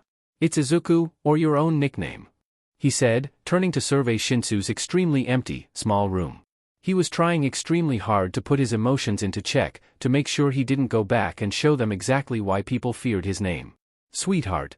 Midoriya choked on air, and whirled around in time to see Shinso throw his head back and laugh, the baritone sound filling the room up with his joy. He could hear the kids in the living room quiet down, as if they couldn't believe Shinso could laugh. "It works for me," Midoriya said, and it was his turn to laugh when Shinso choked on his laughter. The taller boy smirked. "All right then." He walked over to his closet, opened it, and pulled out a backpack, slipping the straps over his shoulders, and nodding. "I'm ready." Midoriya blinked, perplexed. "That's it? You don't need anything else?" Shinso nodded. "Nothing else is mine. I've been ready to leave since I first got here." Midoriya nodded, he understood that.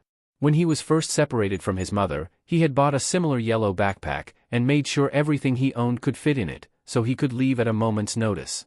He never liked settling in one place, because it felt like he was accepting the fact that he no longer felt the need for his mother. His caretaker had snatched his backpack, put everything inside into his apartment, and burned it. It seems harsh, but Midoriya had been in denial. He had refused to believe that Inko had given up on him, and his caretaker had seen that.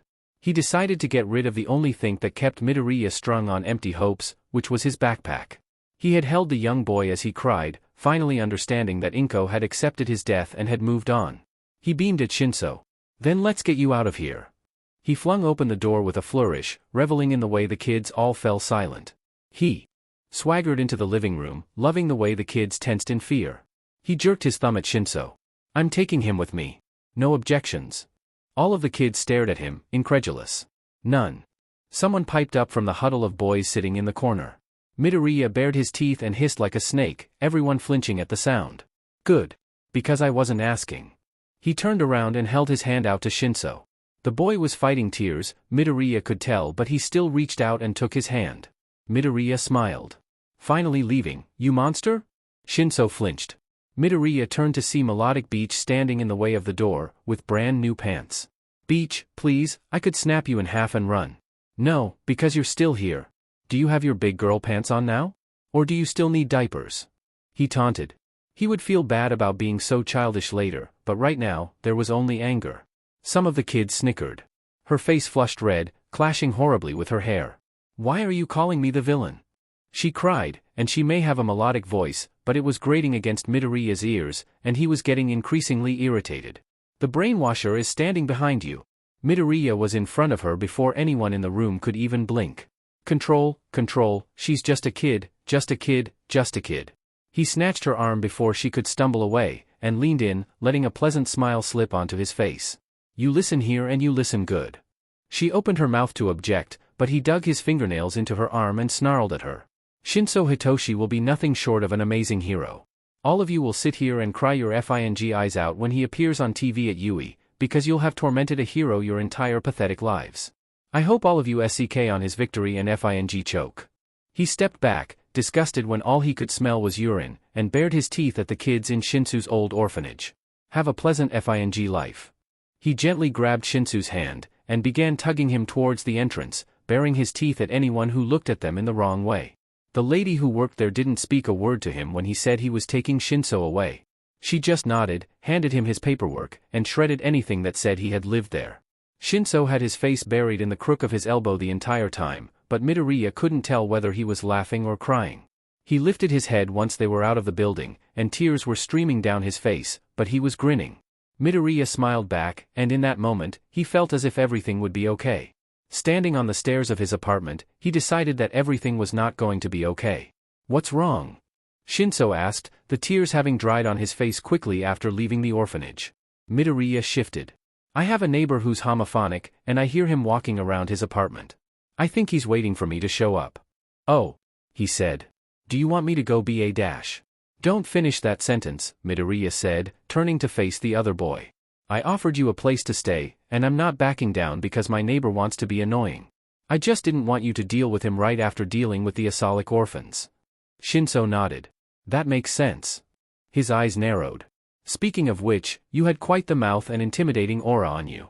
Want to explain that? Midoriya shrugged, sheepish.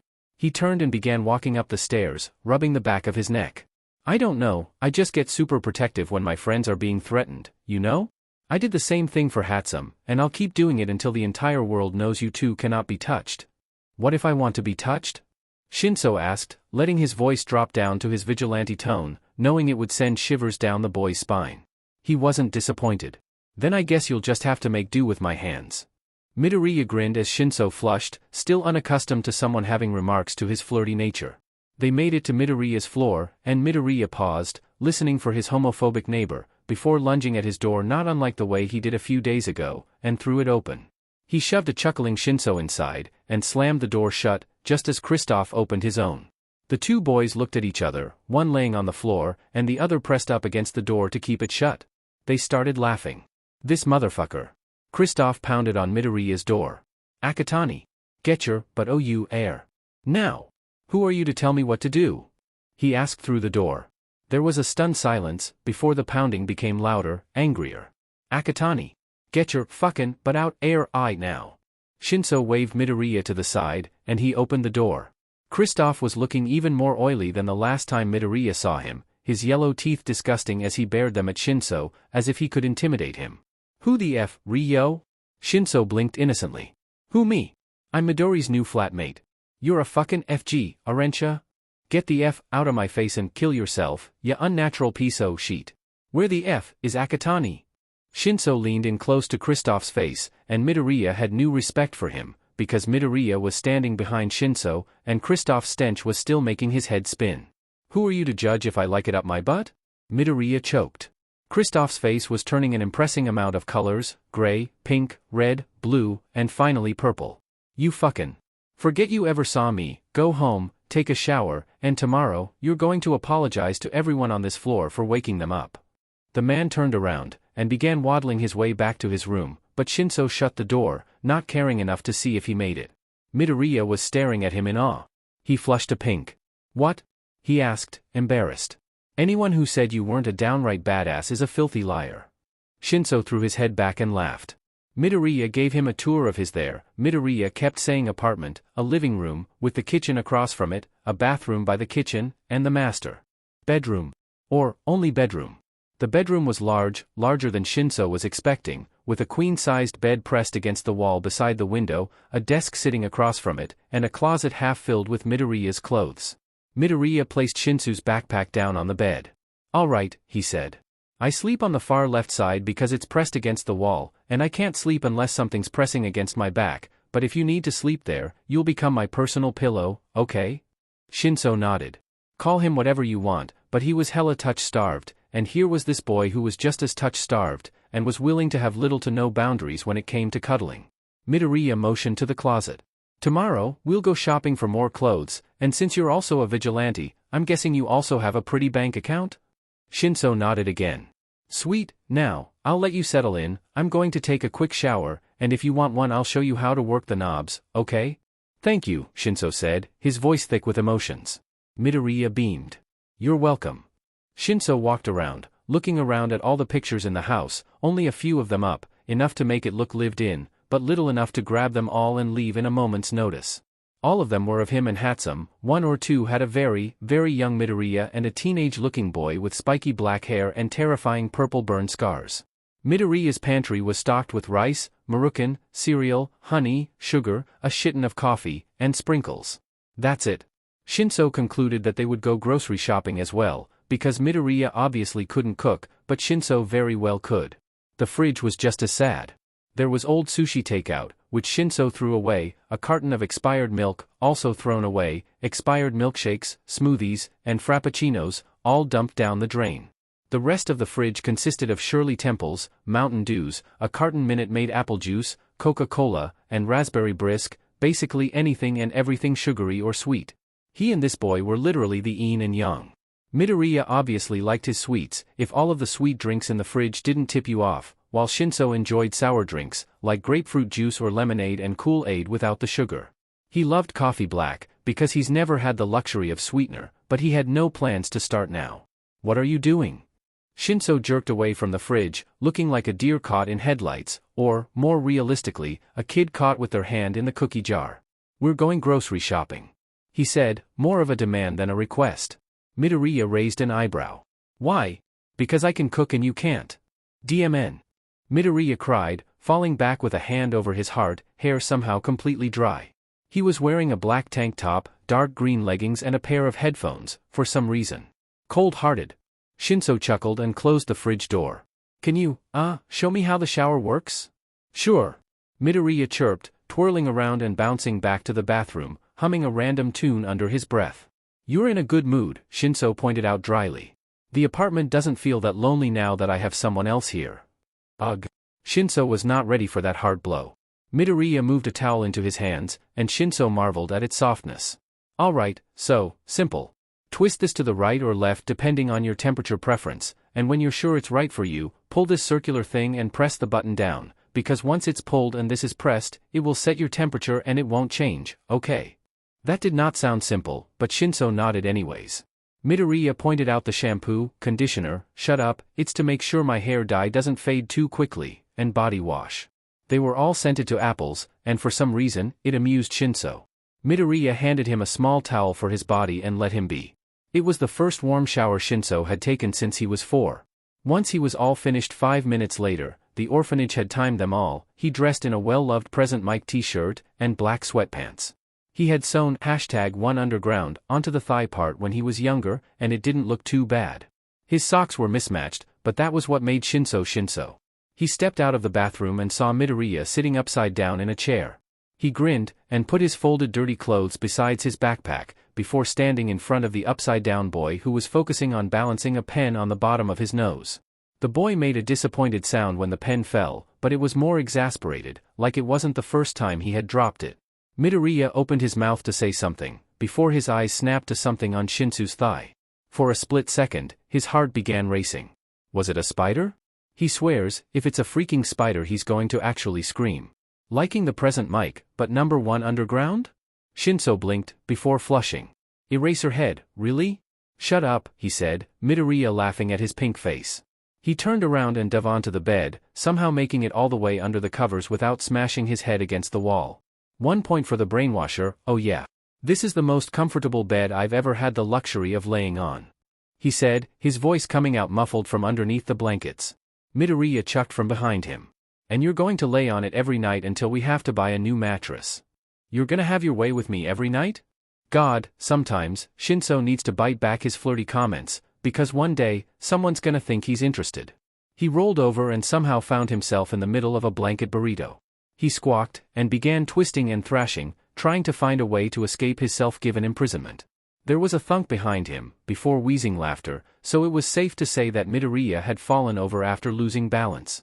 He was successful after a few more seconds of his thrashing, and his head emerged from the blankets with a triumph cry, his hair messed up from his thrashing, because that blanket was never ending. What the hell? He sat up, and wrapped the blanket around his shoulders. I apologize for my flirty nature. It is something I use in uniform to fluster my targets, because you know flustered people make more mistakes.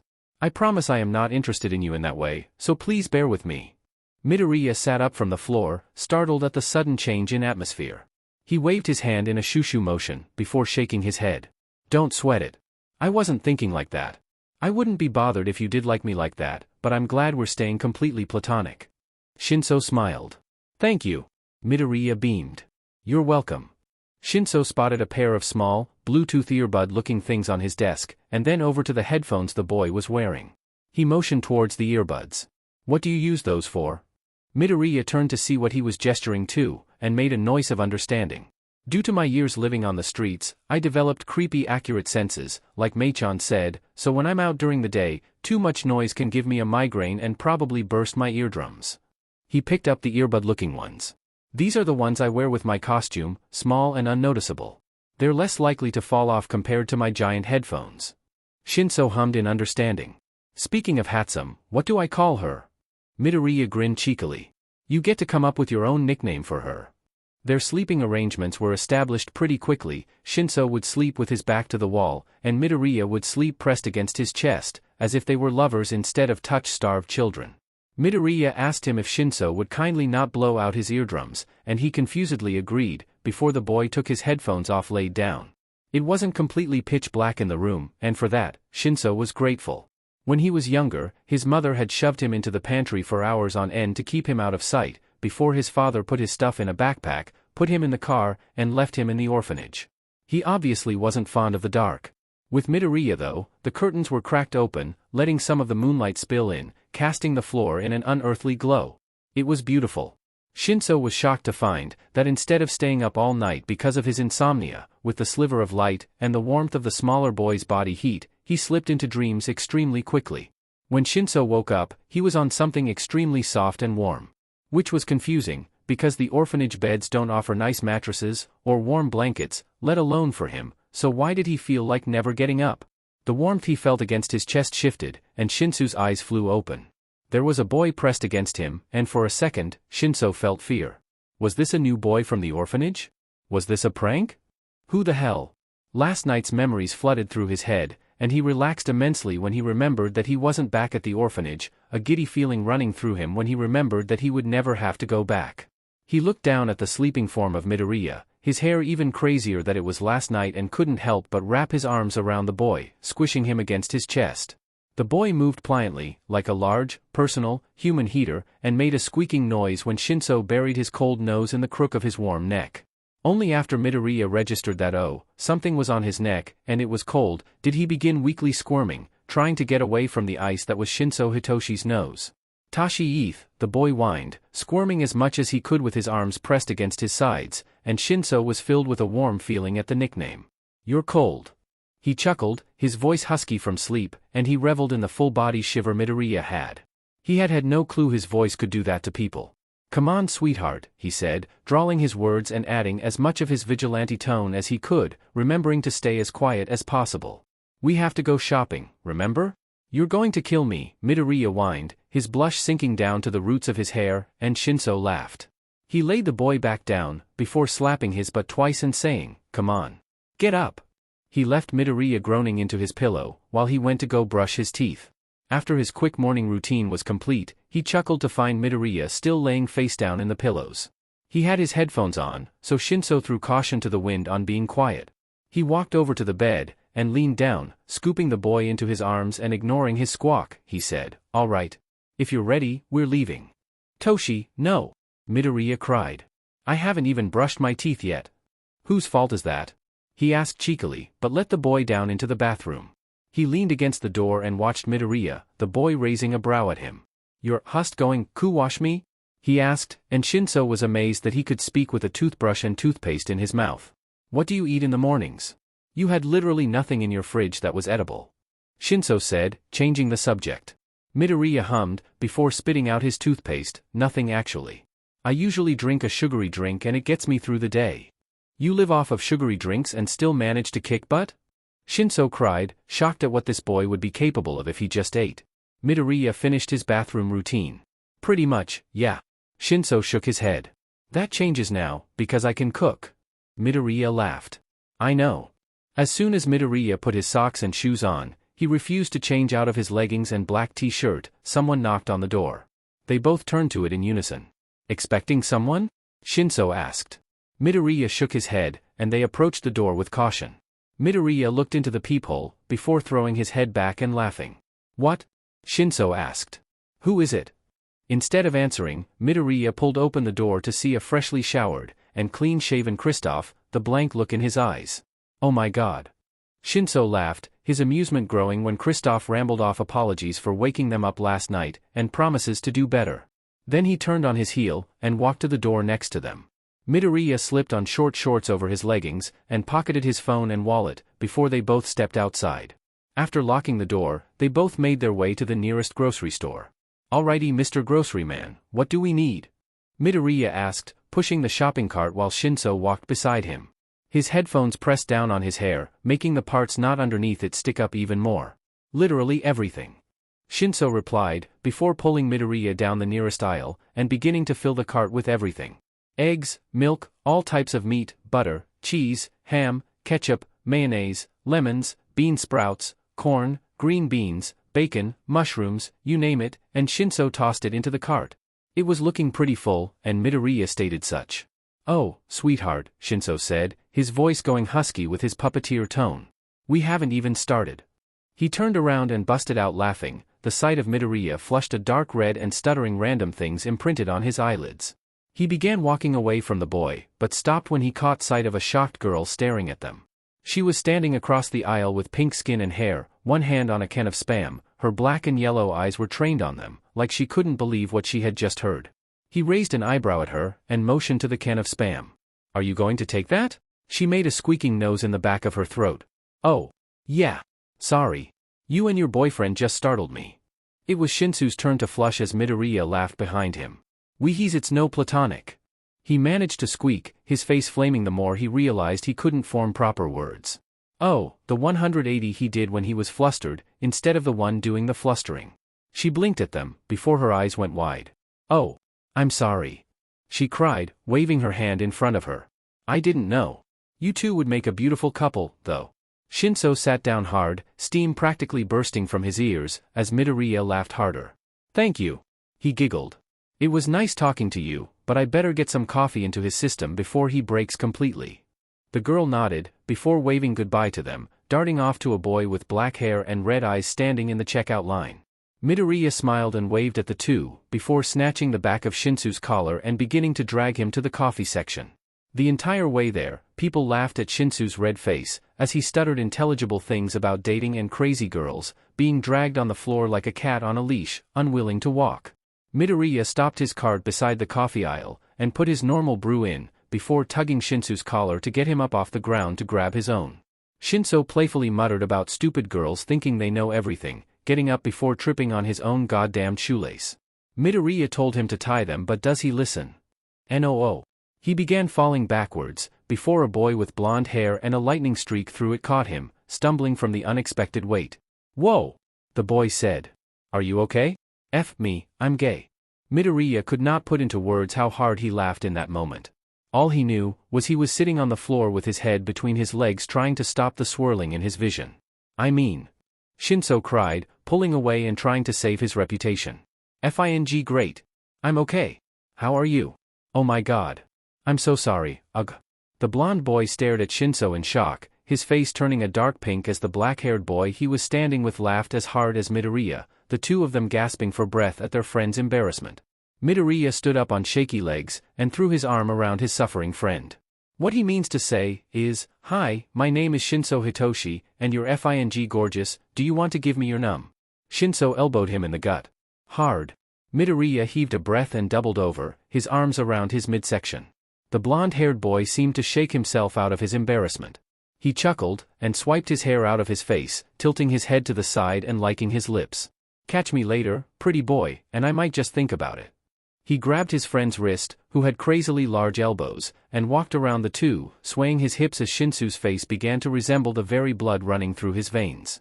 Shinso stood there, staring at the boy's perfect backside, and Midoriya laughed. Whipped. He snickered, and Shinso whirled around. Nah.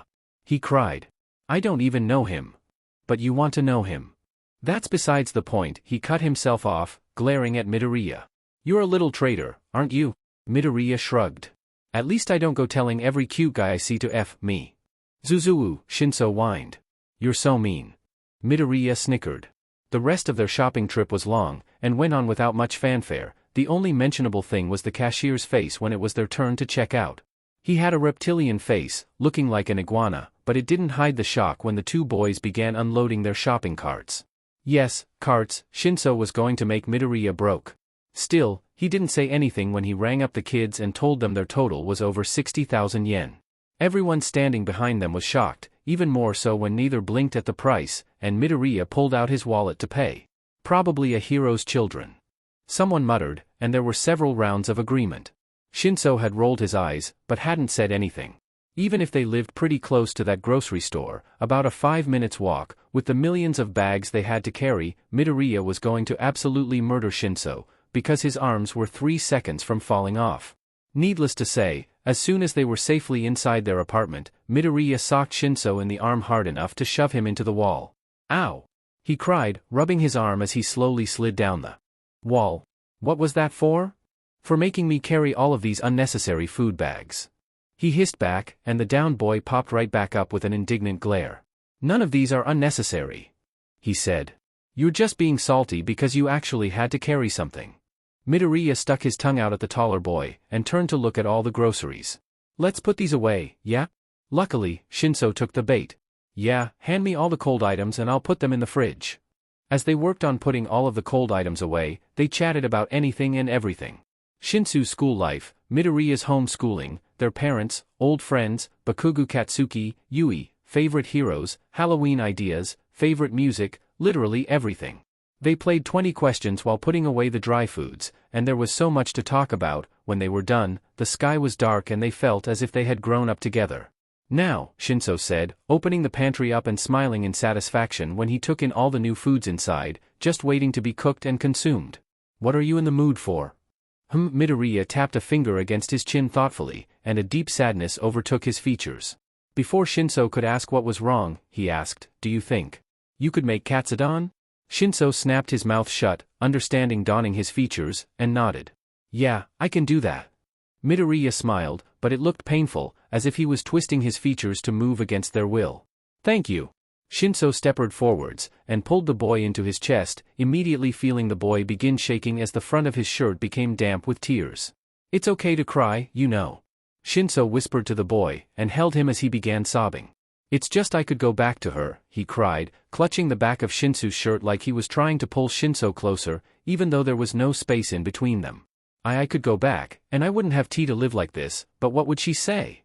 Her dead son standing in front of her, is alive and the most wanted vigilante around.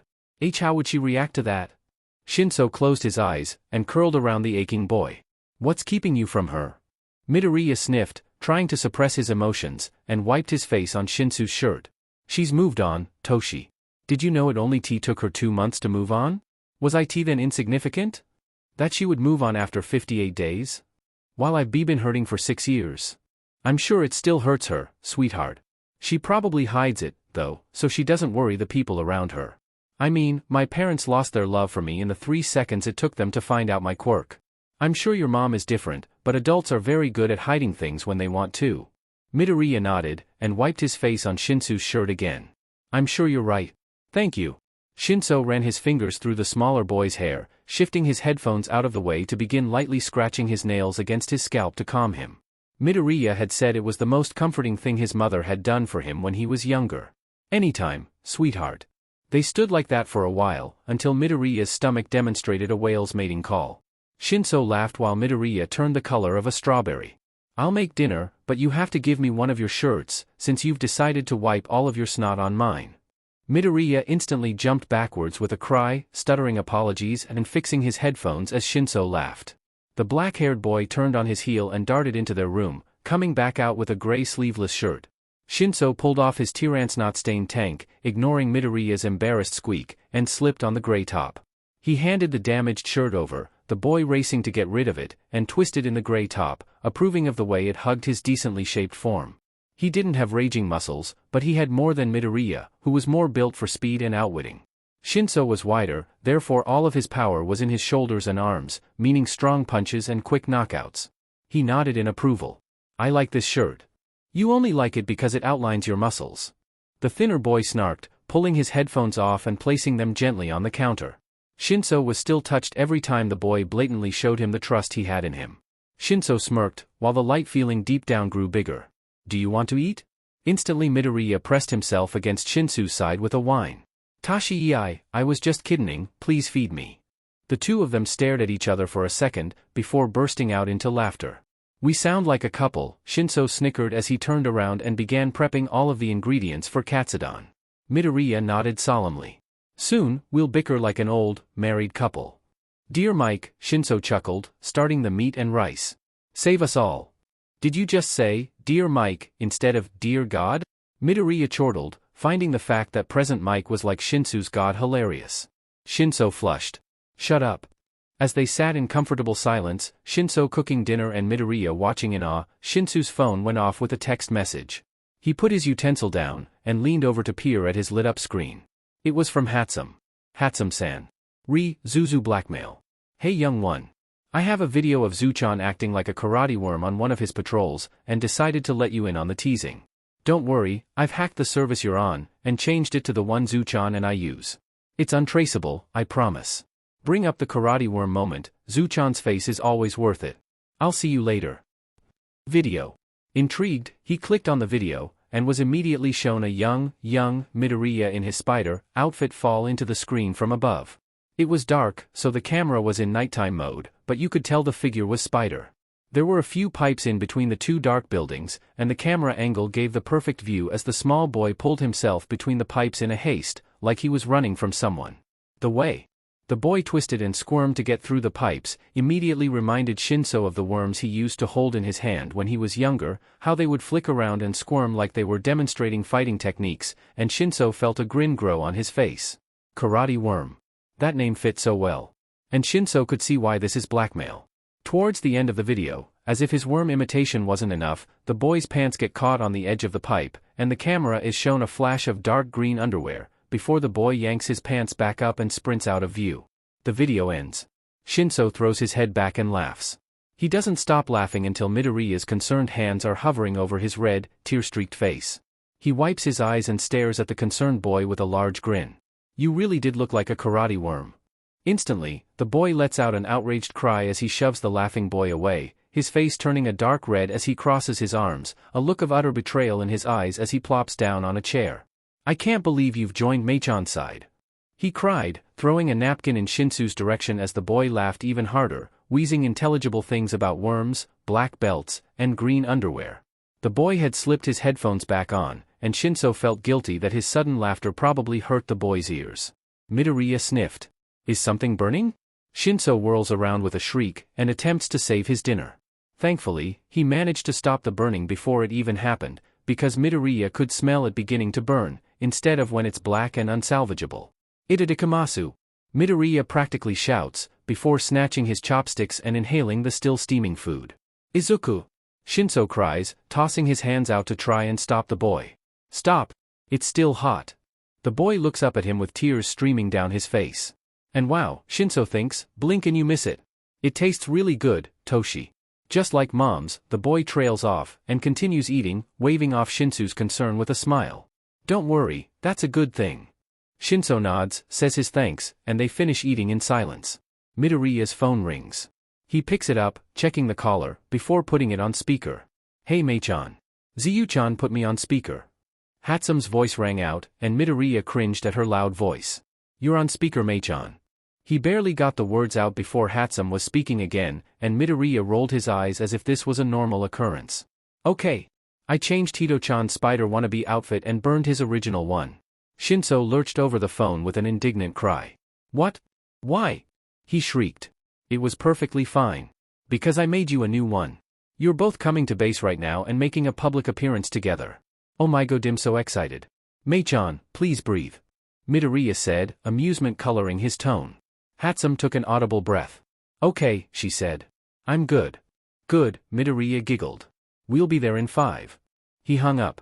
He stood up, and began putting away the leftover food from Shinso's cooking, ignoring the way the boy was miming over the loss of his old outfit. Hush Toshi, Midoriya said. She didn't burn it, she's just being dramatic. She said the same thing with my spider outfit, she just has it displayed somewhere in the base. Instantly Shinso perked up. Really?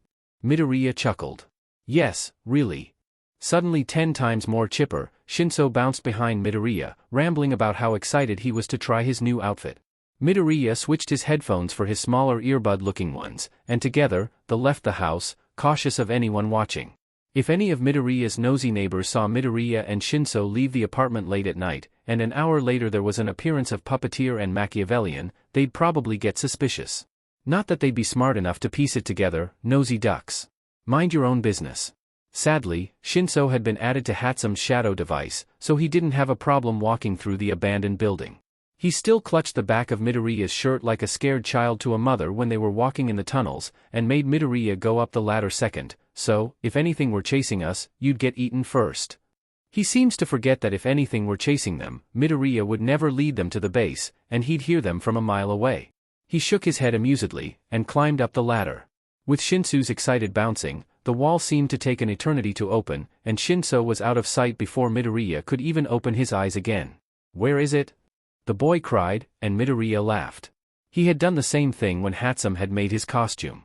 Walking into the base, he smiled at Hatsume, who was standing in front of 2 dress forms this time, and Midoriya shook his head with a chuckle. Here we go again. Just like Zuchan, Hatsume shook her head, but she was practically thrumming with energy. Not even gonna greet me, but whatever, greeting Sarasuverated.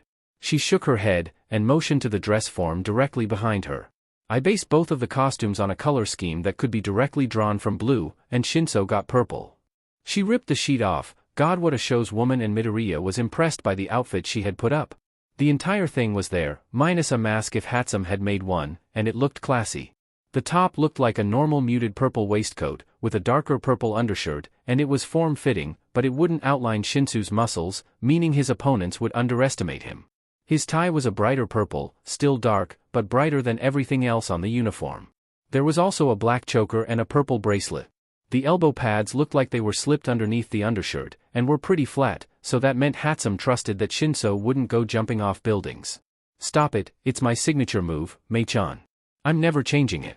The pants were form-fitting as well, and would outline Shinso's leg muscles very nicely.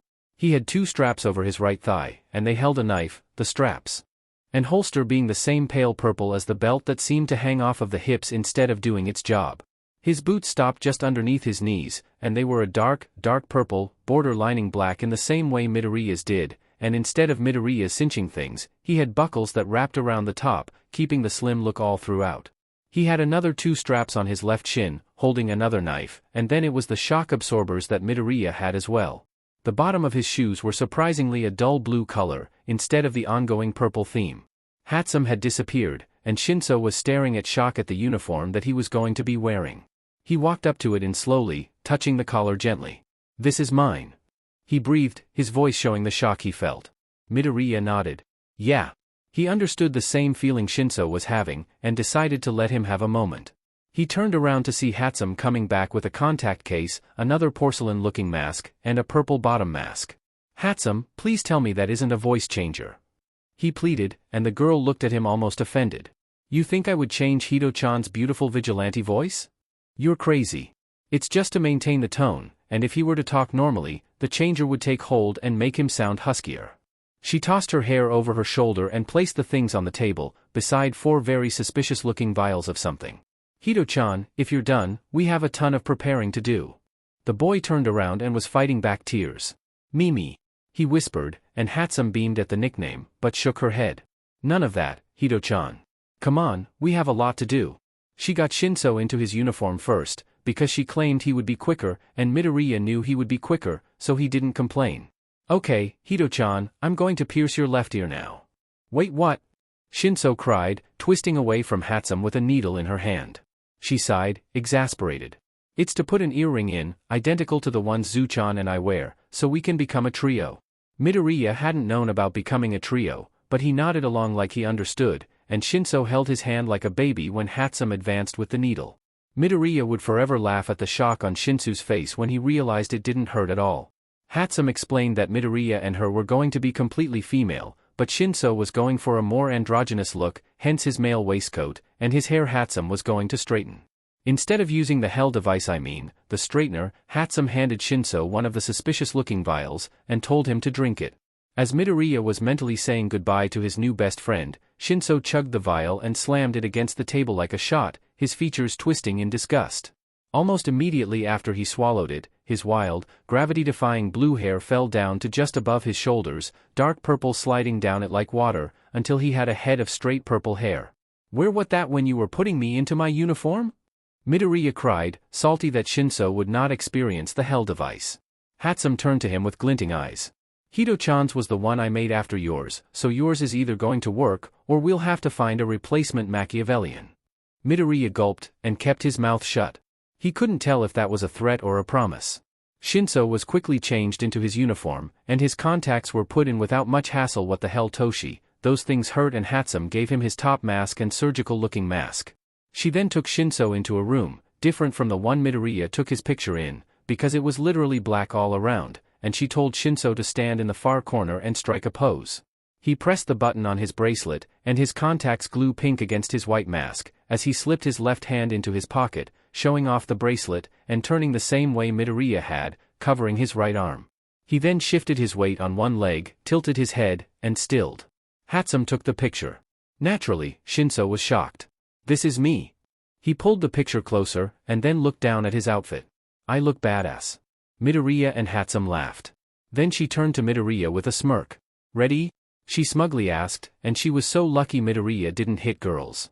He defeatedly nodded, and she grinned, snatching his arm and dragging him out of the room, Shinso walking slower behind them, still getting used to the uniform Hatsum made him.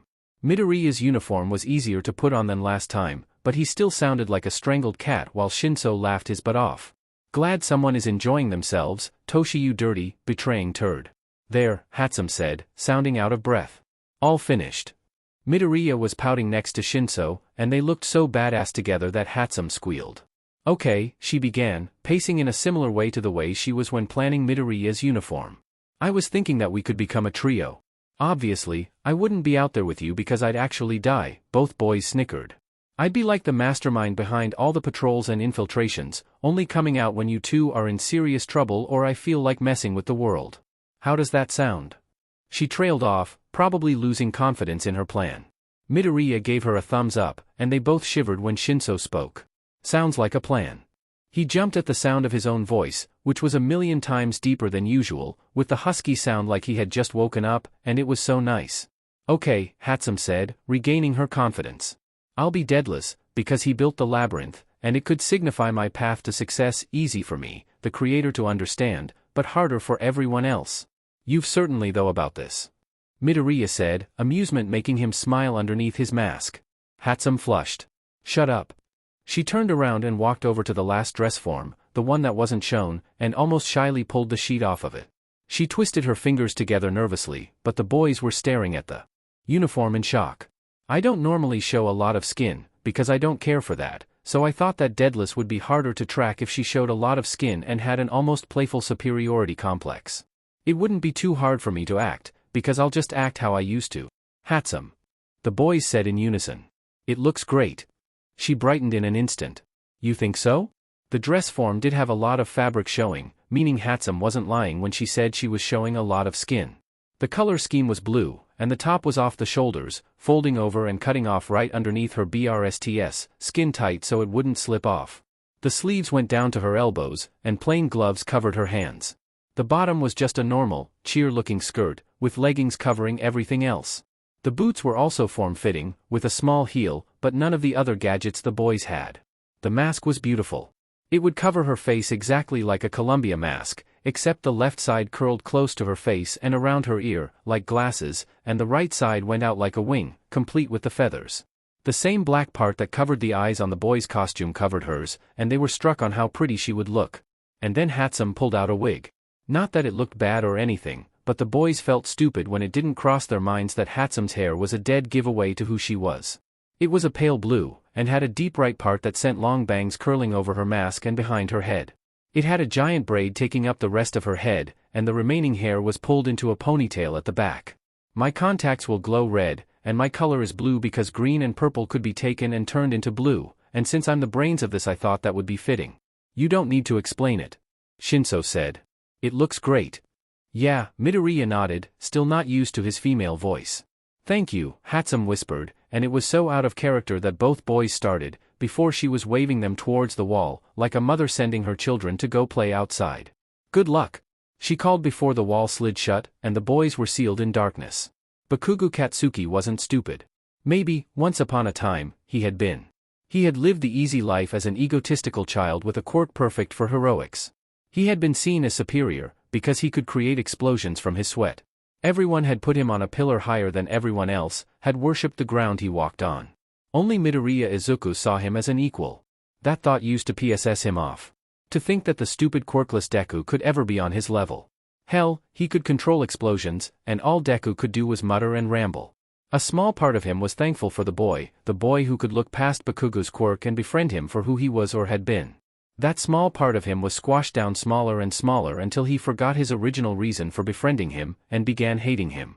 The stupid boy who stared at him with bright sparkling eyes, calling him Kakin and following behind him like a loyal puppy.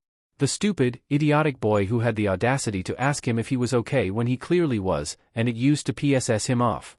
To see that this quirkless boy was purer than he, had not a single bone that could do harm, because all he wished was for people to be good, to help them. He used to push the boy, scream at him, use his quirk on him, hit him, burn him, to get him to fight back.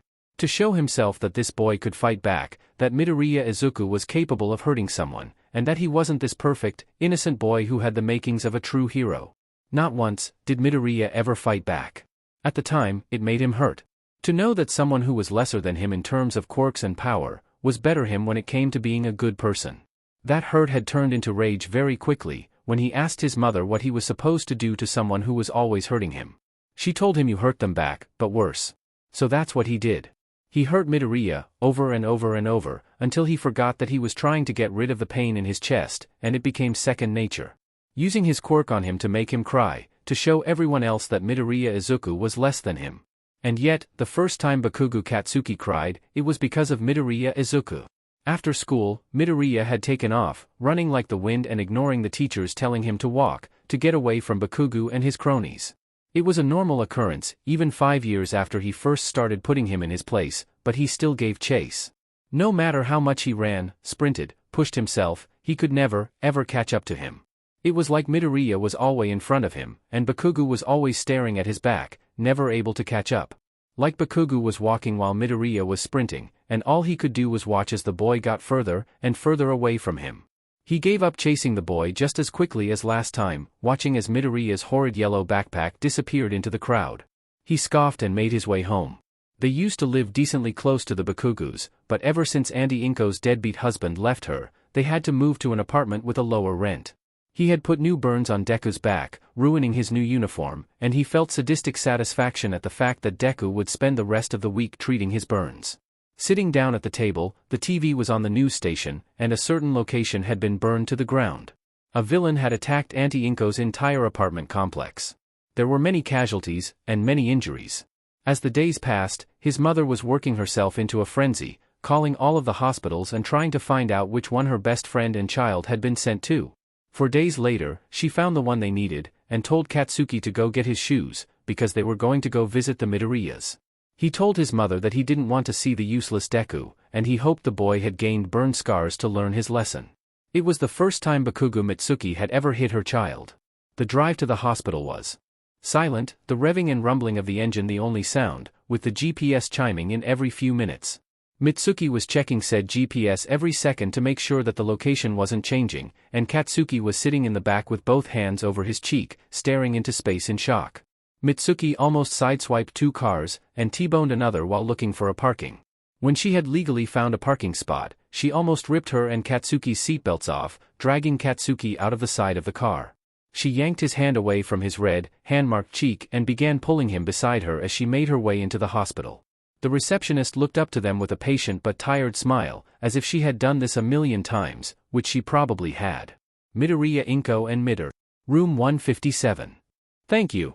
Mitsuki didn't question why the receptionist knew the Midoriya's room number off the top of her head, in the same way the receptionist didn't question why the blonde lady was asking for 2 Midoriyas, when there was only one. Hey, old hag, slow the F down. Shut up, Katsuki. Katsuki shut his mouth quick. He had never heard that tone from his mother, ever. It was somehow scarier with the lack of cuss words that his mother was so fond of. Mitsuki unceremoniously threw open the door to room 157, and stepped in. Inko! She cried in relief, rushing over to the bed which held the weary green-haired lady. She looked over at her name, and smiled brokenly at her best friend. Mitsuki. I didn't expect to see you here. Nonsense, Mitsuki said, pulling up a chair beside her best friend's bed, before peering over at the other bed, her eyes widening when she realized it was empty. She whirled around to the other side, and saw no other beds in the room. She turned back to her friend slowly, with confusion written on her face, not registering the pain on Inko's. Where's Aizu-chan? Tears welled up in Inko's eyes, and both Bakugus flinched both for different reasons. Katsuki had never seen Inko look so broken, while Mitsuki was suppressing her fear. Inko, where is Izuku? That broke the DMN, and Inko was sobbing into her hands, Mitsuki's chair falling down behind her as she towered over her best friend. Inko, this isn't funny. Where the hell is Izuku? He didn't make it out. Katsuki froze. What do you mean he didn't make it out? He's here, isn't he? What room is he in? Inko sobbed, clutching at the blonde-haired woman's arms when she tried to walk away, and she shook her head. Izuku-D didn't make it out of the fire, Mitsuki. Endeavor told me he found his ashes. Oh God, Mitsuki! She cried, wailing into her best friend's shoulder when Mitsuki leaned down and hugged her, face blank as she tried to deny it. My baby boy. He's gone. Mitsuki, he was 9. He burned to death at the age of 9. My baby. She wailed, screaming incoherent things into her best friend's shoulder, as Katsuki looked to his mother. Deku wasn't dead, right? This was just a lesson to teach him to leave the quirkless boy alone, wasn't it? He tugged at his mother's skirt. Mom, he's not dead, right? When Mitsuki looked at her son, Katsuki saw her red eyes and nose, saw her shaking with suppressed tears as Inko wailed, tears staining her face and running down her hospital gown. In that moment, Katsuki knew Midoriya Izuku was dead.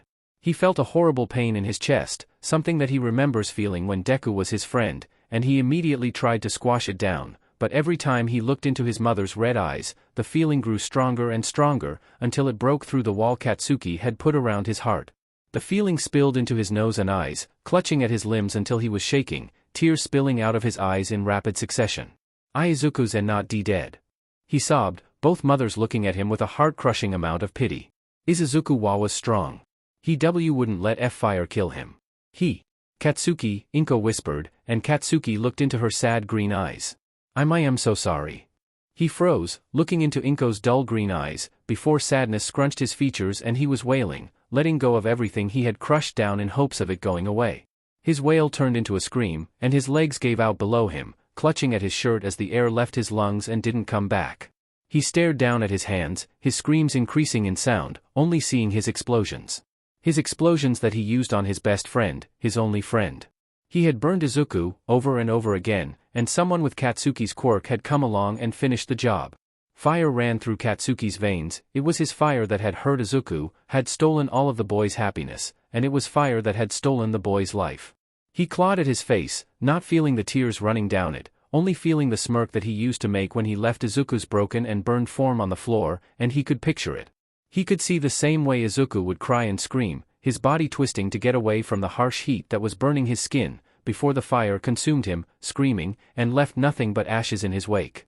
Katsuki lost his lunch, and then doctors were running in, grabbing him as he screamed and thrashed, wondering if this was how Izuku felt every time Katsuki used his quirk on him, how he felt when the flames consumed him whole. In the next moment, he was standing in a burning apartment, the flames lighting up the walls as smoke made Katsuki cough, doubling over, before remembering to stay close to the floor. He crawled over towards where he knew the door was, and just like before, there was a boy laying in front of it. The boy was mumbling, his curly green hair bushy as it covered his face, hiding the monstrosity that Katsuki's mind had come up with. "It hurts, Kaken." He flinched. He knew what was going to happen, but no matter how much he tried to turn around and run away, his arms and legs felt like they were filling with lead, heavy and impossible to move. "Why does it hurt, Kaken?" The boy slowly pulled himself up, his hair falling to hide his face, and Katsuki jerked harder, begging his limbs to just move. They never did. Izuku looked into Katsuki's eyes, and no matter how many times Katsuki sees it, fear still turns his veins to ice. The right side of Izuku's face was blackened, skin peeling off of his cheeks to show his bloody twitching muscles underneath, his upper lip disintegrated, showing white teeth and the inside of his charred mouth. His nose was misshapen, like candle wax that had been burned, if that candle wax bled blood and was on a human's face. His right eye was scrunched shut and swollen, a horrible blackish-purple color, but Katsuki knew the black socket would leak blood when opened. The boy jerked to his feet, and no matter how much Katsuki thrashed, he couldn't move, his body was frozen in place like someone had turned off his control, and all he could do was watch. The boy stumbled over to Katsuki, an awkward, painful gait of someone who couldn't get their right leg to work. "It burns, Kaken, it burns. Can't you make it stop?" Katsuki tried to scream as his childhood friend staggered closer, his eye spilling blood as it opened, skin tearing and showing a black, empty socket where a beautiful green eye once sat. "Why does it burn, Kaken?" The monster jumped on him and pinned him to the ground, sharp talons tearing into his skin, shredding his eye and screaming. Katsuki jerked up, his chest heaving as he clutched at his right eye, sweat dripping down his face as his left eye darted around frantically, slowing when he recognized his room. He ran a hand through his spiky hair and slumped over, staring at the ceiling with wine-colored irises, wondering if he had that nightmare on the night before Izuku's death as a punishment for tormenting the boy when he was alive. He pushed himself out of his bed, his sheets tangled and rumpled in an obvious show of his struggle, trying to pull himself from the nightmare. He ignored it and snatched some clothes, before making his way to the bathroom to shower. He stared at himself in the mirror as the water ran, staring and staring to reassure himself that his right eye was still there, that monster hadn't clawed it out, that he was in his home instead of Izuku's. He dropped his head, glaring at the sink instead, clutching the counter as if it was his only lifeline. He took a deep breath and looked back into the fogging mirror, reassuring himself one more time that his eye was there, before stripping and jumping into the shower. Surprisingly, showers made his anxiety run through the roofs, so on the day of Izuku's death, he always finished them in 3 to 5 minutes. You'd think if he has a nightmare about fire and burning, he would feel safe in water, but water just made him feel like he was laughing at Izuku, who had not had the ability to wake up and take a shower. When he was done viciously drying his hair, he didn't like the touch of water at all. On Izuku's death day, he dressed himself in a loose gray t-shirt and jeans. His baggy jeans that he had adored so, now made him feel like he couldn't run away, so he had begged his mother for tighter jeans, so he could run if he needed to. She didn't ask, both his parents knew what Izuku's death had done to him, so anytime he did anything bizarre, like beg them to not go to the beach, or climb into their bed in between them, or ask them to change his wardrobe, they marked down the day, and realized that every time he did something weird, it was on the day Inko's son had died. They had sat him down, and had a long talk, where he admitted to the nightmare, about how he was terrible to his best friend, and he had broken down, asking his parents if he could still be a hero, if he could help people in the same way Izuku had. He had begged them to tell him, if he could still be good, if he could change for Izuku. They told him he could be a hero, but he would have to do it for Izuku, not for himself.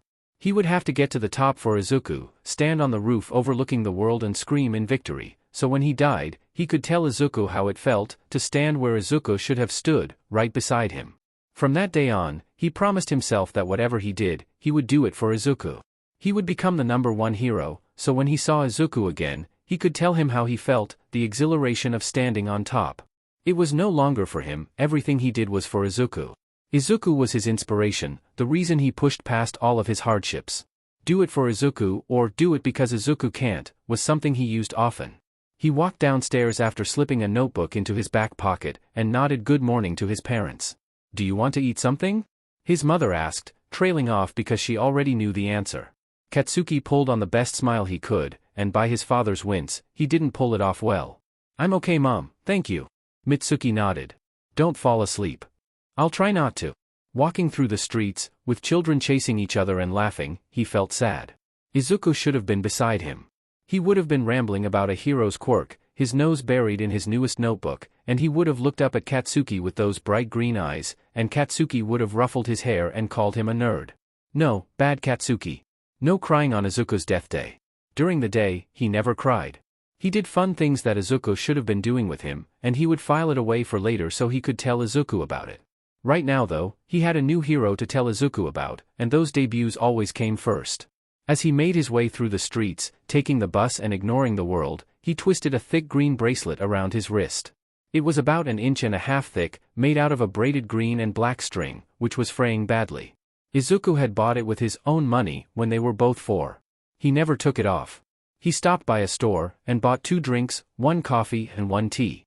Izuku had loved coffee when they were younger, said he liked the taste after they had snuck Masaru's under the table and consumed it, but Bakugo hated that sheet. He likes his tea, thank you very much. Hey, Izuku, you'll never guess what happened. He sat down beside the gravestone, placing the coffee cup beside him, and taking a sip from his own tea. He pulled out the notebook and opened it to the newest page. A new hero debuted, her name is Mount Lady, and she has a gigantism quirk. She had her debut in the middle of a villain fight with Kamui Woods. She leaped in with a canyon cannon right before Kamui Woods did his lacquered prison, and took his shot, and that was how his day went. He left no secrets from his best friend, telling him about the fear he felt inside the sludge villain, how he almost gave up so he could see Izuku. But I didn't. He said, leaning against the gravestone gently, placing the closed notebook on the ground. I pushed through, because I knew it was something you would have done. You wouldn't have given up, you would have been strong. I honestly thought I was going to die, before someone ran out from the crowd, and threw a library book at the villain. He laughed. A library book, Izuku. But it worked. The villain was distracted long enough for All Might to deliver the finishing blow. I didn't get to thank the person who saved me though, because they ran off. He shifted, and downed the rest of his tea, ignoring the slight sting from the hot liquid. It was weird, because later, I ran into Spider, the vigilante I was telling you about, and Izuku, let me tell you, he was short. Anyways, he ran into me, and I helped him up, but he called me Kaken.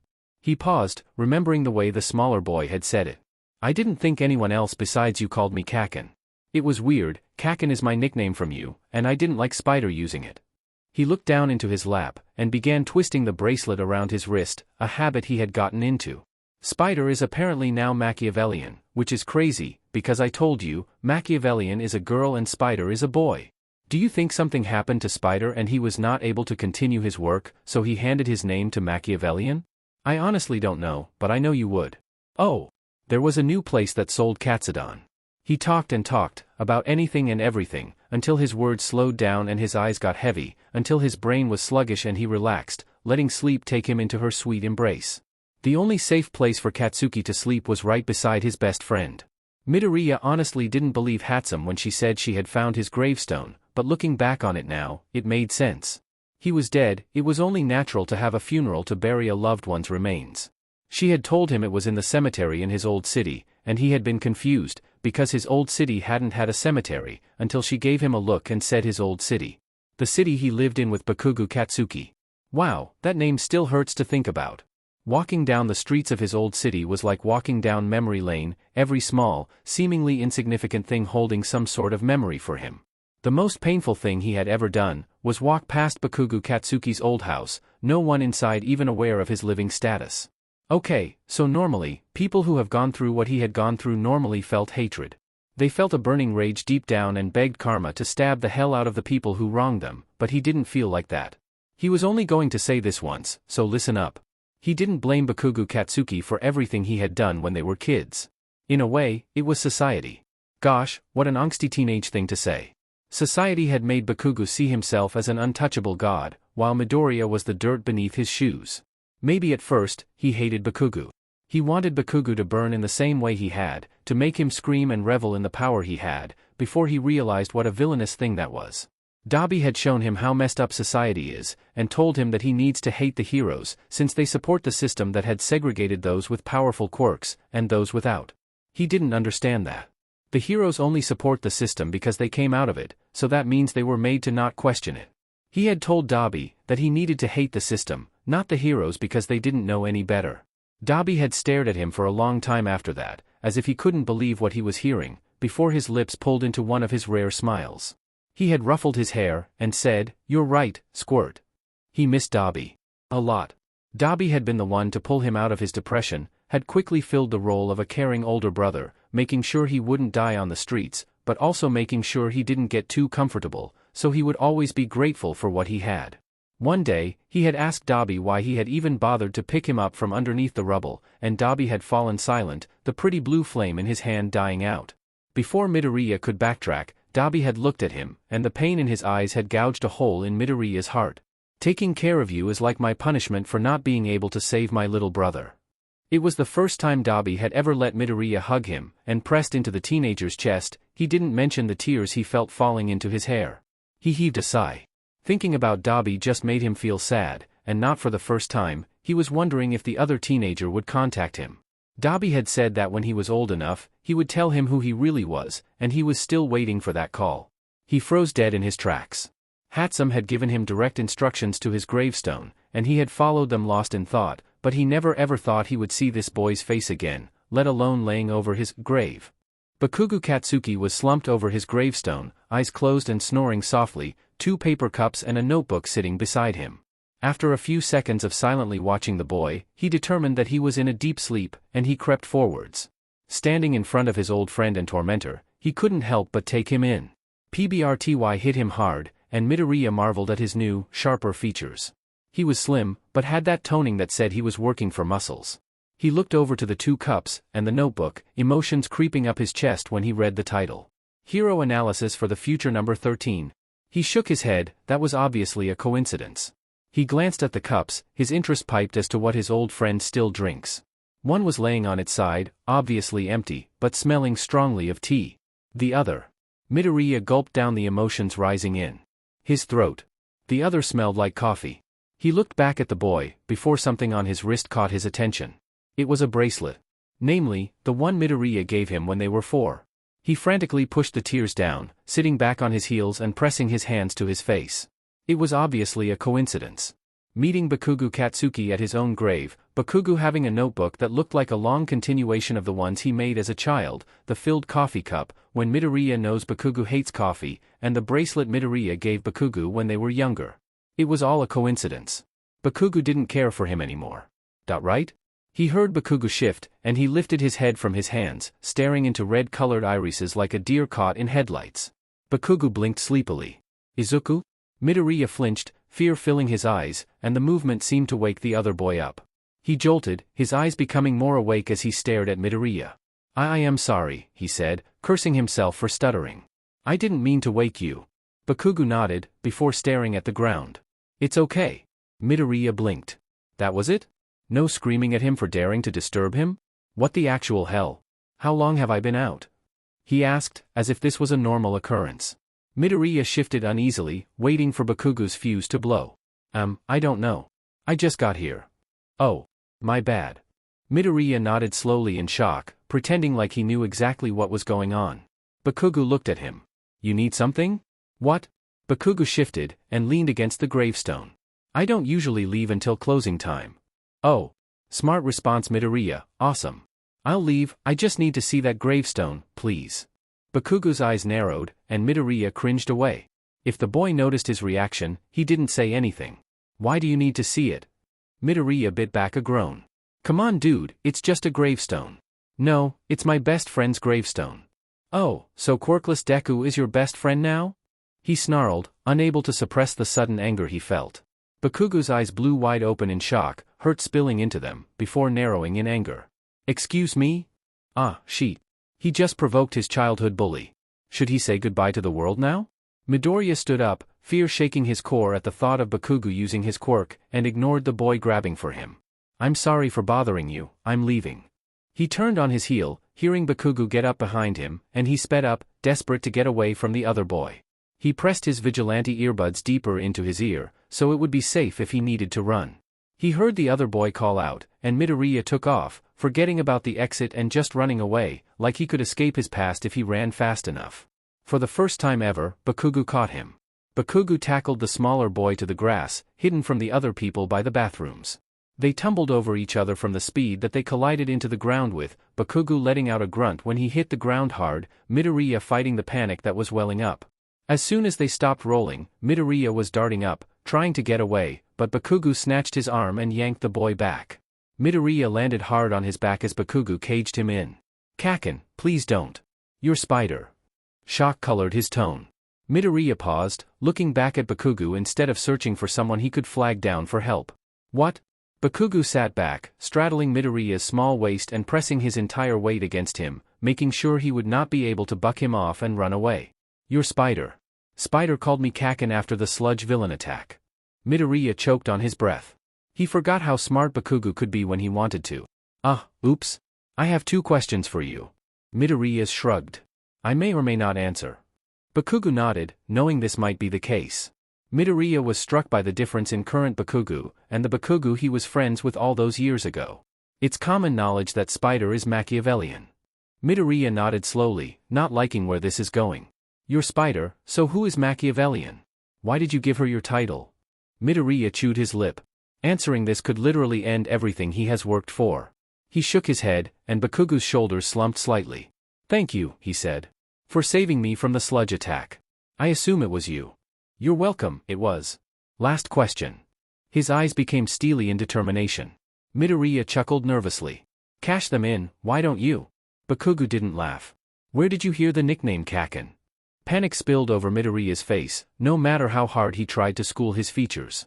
He needed to get a grip, or the next person would be his mother. Bakugo leaned down, startled by the sudden change in the boy's mood. Where the hell did you hear it? It's what Midoriya called you. That answer just seemed to anger the blonde. He pinned Midoriya's wrists to his sides and bared his teeth.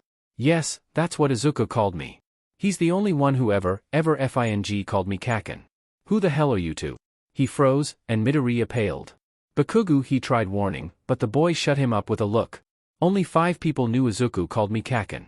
The 2 boys from when we were younger, Inko-san, and my parents. Midoriya flinched at his mother's name. Unless. He trailed off, and Midoriya saw the exact moment the truth came into his head. His eyes blew open wide, and his mouth open in shock. He saw the way the boy tried to push it to the back of his brain, trying to deny it, and Midoriya would not be there when he accepts it. He bucked his hips, taking Bakugo's moment of shock as his cue to get the hell out of there.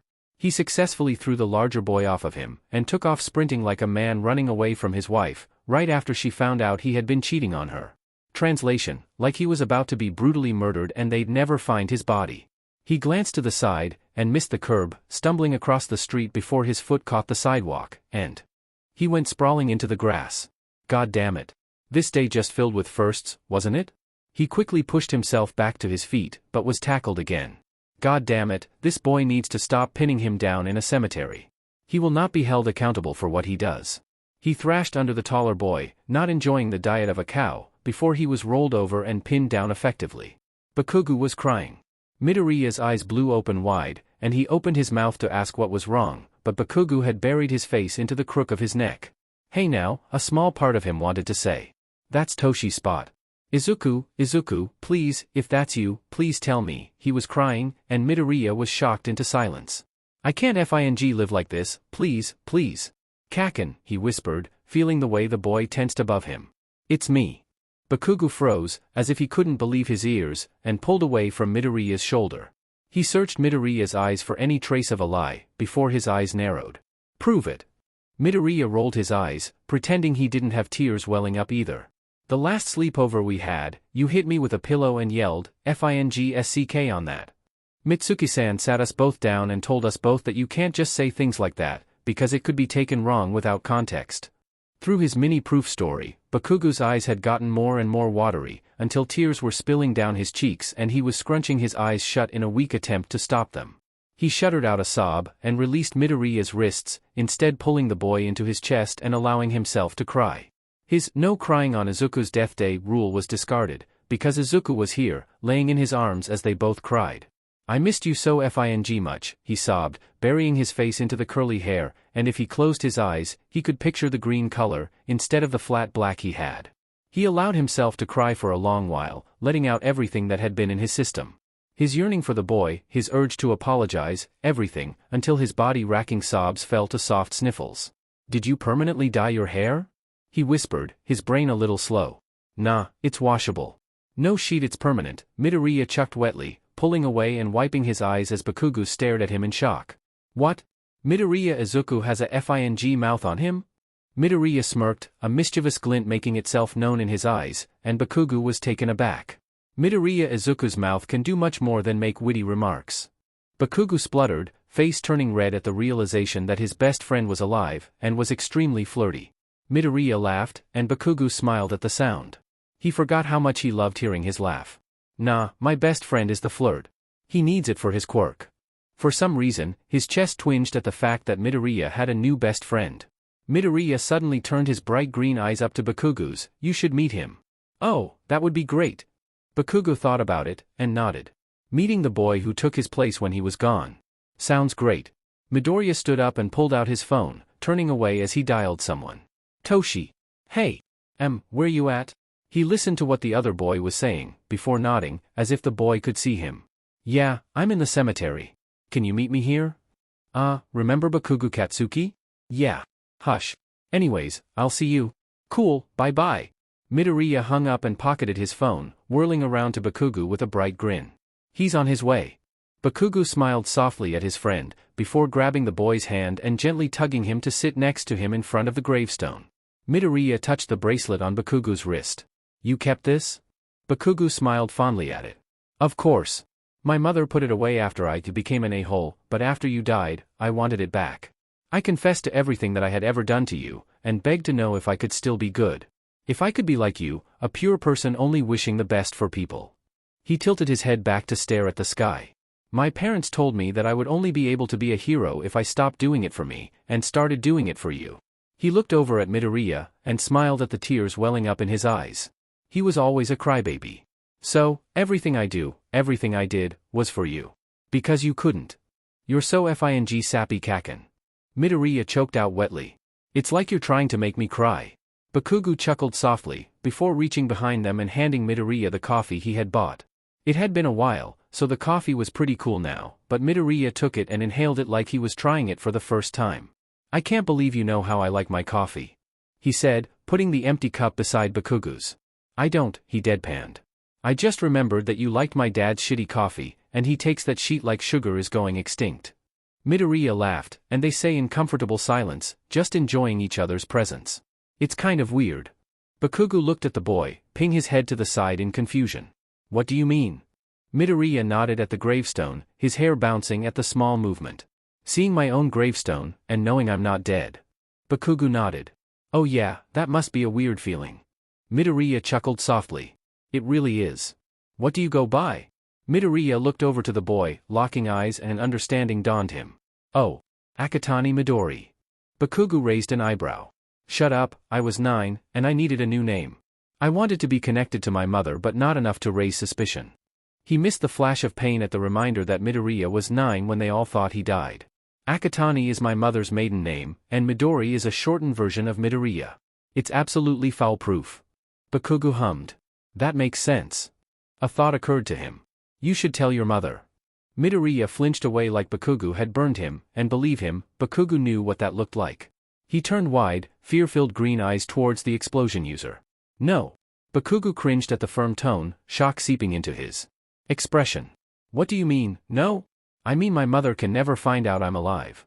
Bakugu turned his entire body towards the smaller boy, shock borderlining anger. "What the f-? She's your mother. She should have been the first person you told. Midoriya's eyes darkened in anger. A mother who forgot her son after 58 days. Bakugo wheeled back. What? Midoriya Inko moved on from her 9-year-old son's death after 58 days of mourning. That's less than 2 months. Does that sound right to you? Bakugo blinked, his anger fading into confusion.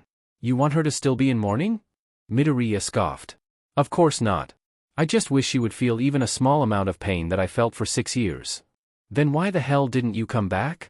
Bakugo practically snarled, anger coming back full force. Midoriya glared at him from the corner of his eyes. I was the worthless, quirkless Deku. Do you think I was in the right state of mind when I heard my mom readily accept my death? I figured she would be happier if quirkless Deku was dead, maybe she could have another child with her quirk, and she would never have to drag my worthless weight ever again. Stop! Bakugo cried, throwing his hands over his ears. Stop it. Shut up. She's still your mother. You have to tell her these things. No. Bakugo took a deep breath and lowered his hands. Fine. I will. Midoriya's head whipped over to stare at Bakugo in fear, but the boy was already sliding the notebook into his pocket, picking up the empty teacup and standing up. No. He cried, lurching to his feet after Bakugo. You can't. I won't let you. You can't stop me, Izuku. Your mother needs to know. It's not fair to her. I can stop you. A new voice spoke, deeper and raspier, making goosebumps run up Bakugo's arms. He whirled around to see a blue-haired boy, with dark eye bags in the process of fading. The boy was dressed in a dark green sweatshirt, black jeans fitting toned legs nicely, and Bakugo allowed himself a moment to feel jealous over the shape of the boy's torso, before what he said came back to mind. You're going to stop me? What makes you think Midoriya Inko needs to know her son is alive? What the F, kind of, he stilled, the tension leaking from his body as his eyes went blank. What do you want me to do, sweetheart? Midoriya walked around his childhood friend, and stared into his glazed red eyes. He took a deep breath, erase his memory. Shinso Sked in a startled breath beside him. Are you sure? Midoriya nodded. He was extremely set on telling my mom I was still alive, but I'm not ready to go back to her. She'll just treat me like porcelain, not like I've been fighting villains and criminals since I was 9. If I erase his memory, he'll be extremely confused to find himself standing instead of whatever he was doing. Midoriya rolled his eyes. Tell him to forget about ever encountering me and you, and tell him that there's no way I'm alive. Then send him to lay down in front of the gravestone, put the notebook back, send him to sleep, and then continue the rest of his day. Shinso whistled. Sometimes, you're way too thorough. Midoriya scoffed playfully. My thoroughness is the only reason you're alive, isn't it? Shush, sweetheart. Let me do my job. Midoriya laughed. All right, Bakugo Katsuki. You're going to forget about meeting Midoriya Izuku and me at this cemetery, and you're going to feel like there's no chance that he's alive. Now, go lay down in front of the gravestone, and place the notebook beside you. He waited for the brainwashed boy to comply, with Midoriya adjusting him to make it more realistic. Now you're going to go to sleep for 5 minutes, and when you wake up, your brain will sever the hold I have on you, okay? Bakugo's eyes closed, and his body relaxed. Shinso crept forwards to make sure the boy was actually asleep, and not just faking it. I feel like I should have told him that I'm Machiavellian. Shinso gave him a weird look. Why? I was going to erase his memory either way, what does him knowing you're Machiavellian for 3 seconds change? Midoriya shrugged, rubbing his arm, before Shinso ushered him away from the sleeping boy, and they sprinted to the nearest train station. Sitting on the train back to their city, Midoriya slumped over into Shinsu's side, the two of them lucky enough to get seats. I can't believe we just did that. Shinso began running his fingers through the smaller boy's hair. It'll come and go. Midoriya laughed, and when they got back to the base, he confirmed that his gravestone was there, and after telling Hatsum about his encounter with his childhood friend, it was never spoken about again. Bakugo opened his eyes, finding himself slumped onto his side in front of Izuku's headstone, and he sighed, shaking his head to rid of the fuzziness. Fell asleep again. He murmured, somehow not feeling all that tired as he pushed himself into an upright position. His legs were aching as if he ran without stretching, but he wrote it off as them not getting any circulation. He pulled his phone out of his back pocket, and pressed the red button. The phone stopped recording. Wow. I fell asleep for 3 hours. New record, anyone? He stretched his arms above his head after slipping his phone back into his pocket, more of a habit than anything, and turned to put his notebook in his back pocket. He grabbed his empty cup and Izuku's coffee cup, before jolting when he realized it was empty. Must have spilled. He thought, before looking at Midoriya's gravestone. Bye, Izuku. I'll see you tomorrow? He stood up and made his way to the exit, recycling both empty cups in a nearby recycle bin. He double-checked that his phone and notebook were in his back pockets before he began walking home, ignoring the world as he walked. He wouldn't say he was lost in his own head, because he wasn't thinking, it was more of a walking in a daze. He didn't register what was happening around him, but he wasn't focused on anything else. "I'm back." He called into the house, and his mother peeked at him from the couch. "Already?" She turned and looked at the clock. "You've only been gone for 5 hours." Katsuki shrugged while taking his shoes off. "Yeah, I fell asleep again." Mitsuki hummed in understanding. "Well, send me the video when you're done." Bakugo nodded. "I will." He made his way upstairs, knocking on his father's door to let him know he was home, before slipping into his room and closing the door softly behind him. He shouldered his jeans off and replaced them with sweats, placing his phone on the desk while he grabbed his computer. He then hooked the phone up to his computer, plugged his headphones in, and played the 4.5-hour-long video. He didn't know why he did this anymore. It was something he had done ever since Mitsuki had first asked him to record the visits. He never lied to Izuku, told him about his week, his feelings, accomplishments, disappointments, everything. Mitsuki had found this out, and since Bakugo would never tell her to her face that something was bothering him, she had him record the meeting so she could find out if anything was bothering him. In case he told Izuku something he really didn't want his mother to know, like him possibly liking boys, he would go into the video and crop it out. Mitsuki trusted that if he was cropping certain things out, it was to respect his privacy, and she didn't want to push it. She was already asking for a lot. Bakugo rested his head on his arms as he listened to the sound of the animals in the cemetery. The birds chirping in the surrounding trees, the occasional squirrel, and cicadas buzzing made for a peaceful susurration that played in his ears for a good hour. Then he heard grass crunching, and he mentally sighed. The new workers need to learn his face, because he always falls asleep with Izuku. He heard the person crouch down beside him, and his eyes opened when he heard himself shift. He had woken up? Izuku? Instantly he bolted upright, his spine ramrod straight as he stared at his computer in shock. He didn't remember that. I am sorry," someone stuttered, and he felt fear creeping up his spine. "I didn't mean to wake you." He heard himself speak, and his incredulousness grew. "It's okay." There was a pause, before his voice rang out again. "How long have I been out?" Why didn't he remember this? Did they have a memory quirk or some cheat? Wasn't using your quirk on others considered illegal? I don't know. I just got here. Oh. My bad. He hit the pause button, and took a deep breath, his mind screaming, what the actual FINGF-? He took a breath and steeled his nerves. He was going to listen to the rest without stopping it, and he would see how he felt when it was over. 2 hours later, all of the water in his system, and 1 shirt later, Bakugo was sitting on the floor against his bed, hugging his knees to his chest as he tried to digest what he just learned. Midoriya Izuku was alive. Midoriya Izuku was FING alive. That seemed to be the only thing he could think of. That, and, man, you best friend. Why the hell would you erase my memory? Oh yeah, how could he forget? Midoriya Izuku was also Machiavellian, the most wanted vigilante around. He duplicated the video and cropped the first one, sending it to his mother. It was obvious that Izuku held a grudge against his mother, and didn't want her to know he was alive. He didn't like that, but trying to tell Inko had been what had cost him his memory, so he wasn't willing to risk it. He huffed a breath, and tilted his head back to hold the tears in. His stare turned determined as he glared at the ceiling. I will find you, Midoriya Izuku. Even if I have to track you down as Machiavellian. Never let it be said that Midoriya Inko was a bad parent. Because she wasn't, bad parents hit their children and called them names. She had never hit her baby, or called him any names, therefore she was not a bad parent. She loved her baby, even when her parents disowned her for getting pregnant, when Hisashi divorced her because he was quirkless, when he started coming home with injuries that hurt her bank account, when she couldn't see her best friend anymore because their sons didn't get along, everything, she had loved her baby through everything. She loved him so much, and she knew he would never be able to stand up for himself, never be able to fight back, because her baby was just a baby, and he didn't need to know the horrors that the world held, so she hid them from him. She coddled him, gave him everything he ever wanted, did everything for him, made sure he was healthy, happy, and safe. If that meant he had to come home immediately after school and tell her everything, or go with her everywhere because her baby couldn't be left alone, or hold her hand when they were walking to the mailbox because someone could snatch him away, then so be it. She loved her son, and she would do anything for him. But as he got older, he started changing, he started questioning what she was doing, and Inko couldn't let that happen. She was the parent and he was the baby. He should listen to her when she says something, should hang on her every word with those bright green eyes, and agree with everything.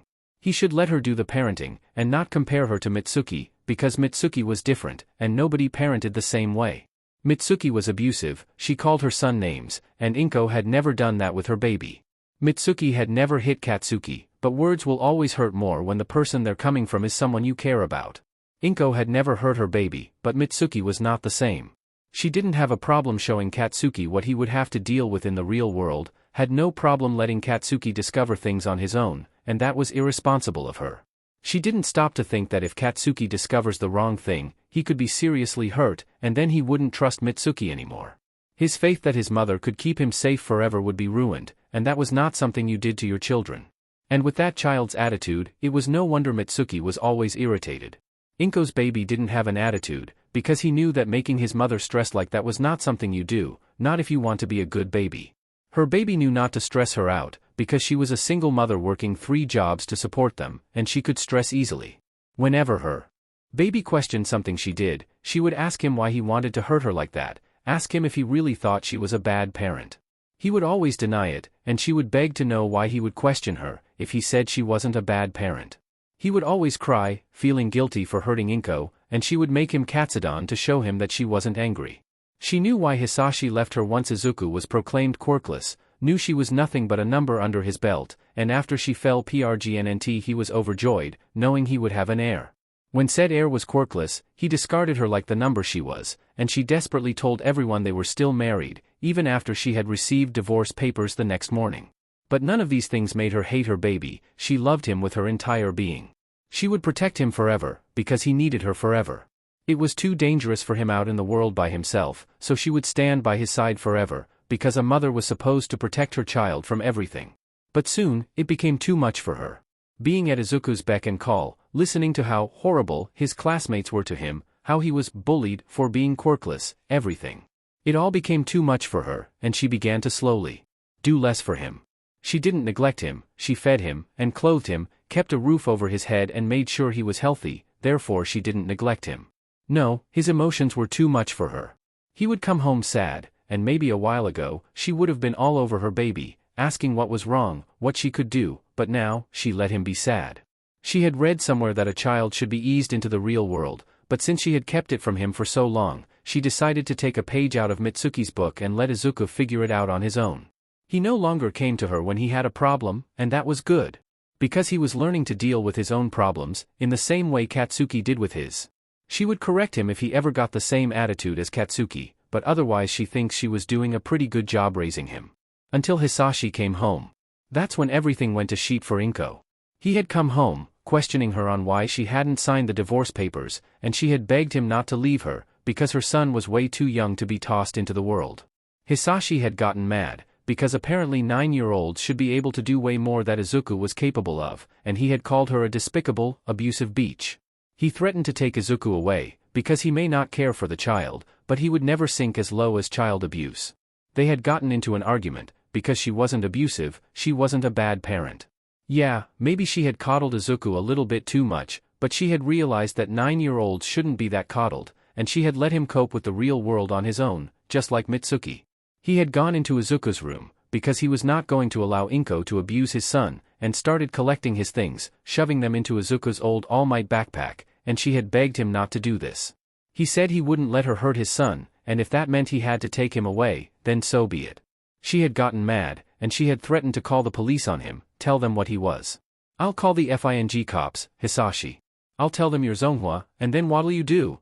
Hisashi had slowly turned around, smoke seeping out of his lips at the threat, and Inko had stumbled back, fear shaking her body as he stalked towards her. Sometimes, it was easy for her to forget that Hisashi was a villain. She would become another number to him, not under his belt, but to his body count. Call the cops, Inko. FING, call them. I'll tell them you're a child abuser, and you'll join me in jail. He had snarled, and Inko felt the rage build deep in her stomach. She was not abusive. She was not a bad parent. I have never abused our son. I am not a bad parent. I have never hit him, or ridiculed him. Hisashi had been incredulous, and he had thrown his head back and laughed, more smoke seeping out of his lips. Abuse isn't just hitting a child, Inko. You may not have hit my son, but you've hurt him so much. I'm taking him away, my brother would love to have a son to cherish. He had shoved past her, and she had tackled him, snatching the backpack off of his back as she screamed at him. She would not let Hisashi take her innocent child, and send him to that villain.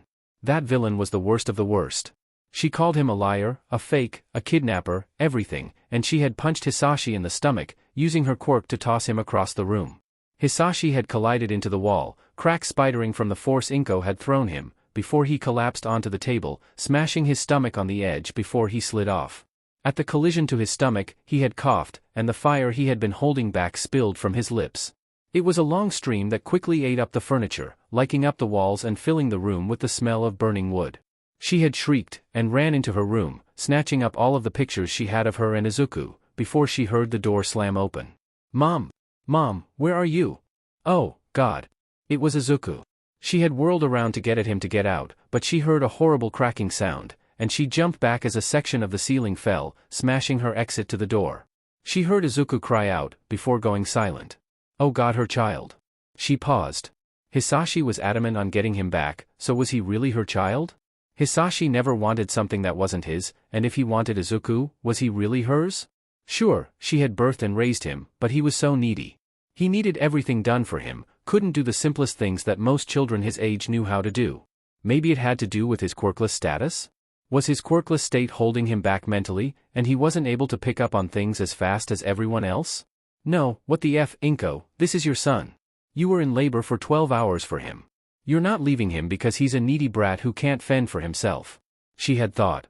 She had started making her way to the door, tripping on pieces of rubble before the smoke caught up to her, and she was suddenly on the floor, body convulsing as she coughed, trying to bring clean air into her lungs. She had pushed herself to her elbows, before she heard more of the roof falling, and she whirled around in time to see the bed from above fall into her apartment, and she threw her hands out, managing to shove it with her quirk just enough so it wouldn't crush her. She felt heat against her shoulder, and she rolled over with a scream, slapping at her shirt to put out the flames that had begun burning her clothing. Oh my God! She had screamed, pulling herself to unsteady feet as she threw herself at the window. She began banging on it, but the fire had sealed it shut, melting the glass into the frame. I don't want to die. She coughed when her lungs had filled with ashy smoke, and her legs gave out beneath her, leaving her curled up into a ball as she accepted her death. Then there had been banging on her door. Is anyone in there? Inko had looked up at the female voice, and she had screamed. Yes. Yes. Please help me. I can't get out. Okay miss, we're going to break down the door, please stay back. Inko had scrambled back, cutting her hands and legs on the broken metal beams that had held the other apartment up, but she ignored it, because in the next second, the door had been busted down, and she was staring at the one and only water hose. Oh, thank God! She had shrieked, and they began working on putting out the fire as Endeavor came into the room, and she began crying in happiness. Was there anyone else in the building? The female had asked. Inko never bothered to learn her name, and she paused. Midoriya Inko had shaken her head no. Endeavor had leaned down and grabbed her, before addressing the water hose. I'll take her out, but this apartment is unsalvageable, we need to leave. But there could be others. I am the number 2 hero. Are you questioning me? The water hose had simmered in silent resentment, but had shaken their heads. Endeavor picked Inko up, carrying her over all of the rubble, and she caught a glimpse of curly green hair, hidden underneath rubble, and immediately started bawling. She was really doing this. She was going to start all over again. With Hisashi in jail, and the quirkless boy killed in a tragic accident, she could start over. She could give herself the life she had always wanted, without a needy child taking up every second of her life. As she clutched at Endeavor, she cried, and cried, sobbing about how scared she was, how much it had hurt. The burns, cuts, or the ache of leaving her child behind, she didn't know, but all she knew was that it had hurt. As she did, she remembered, she had never hit her child, never called him any names. I am not a bad parent, she sobbed to herself, and Endeavor carried her away from the burning apartment, away from her only, quirkless child. The building exploded, a loud booming sound that made Inko cry out and cover her ears. The explosion sent burning rubble in every direction, people ducking under each other with fearful cries to try and protect themselves from the worst of it. I am not a bad parent. 3 months after that day, the masked trio was accepted wonderfully into the media. Almost too wonderfully. They were accepted as if they were heroes, and that unsettled the 2 boys because they weren't heroes, they were illegal minors running around causing havoc, but if the media liked it, then they were all for it. Hatsum honestly couldn't care less. It was worth it when Shinso caught sight of a mini little him in the shop of a window, and he immediately bought it, crying about how people finally accept him. Although it only took 3 months for the masked trio to reach Endeavor popularity, it had been almost 9 months that they've been publicly working together. And the police still had no leads. That was one of the main reasons the police and heroes despised the trio, because they had been a public team for 9 months, and the heroes were no closer to catching them than that had been at the start. The media took pleasure in ripping into the police force, a lot of claims on them not being able to do their jobs correctly, etc. etc. Yeah, they didn't like that. Stupid brats, Tsukachi no Mesa, detective of the police muttered. Why haven't we caught you yet? Like magic, his phone pinged with a message.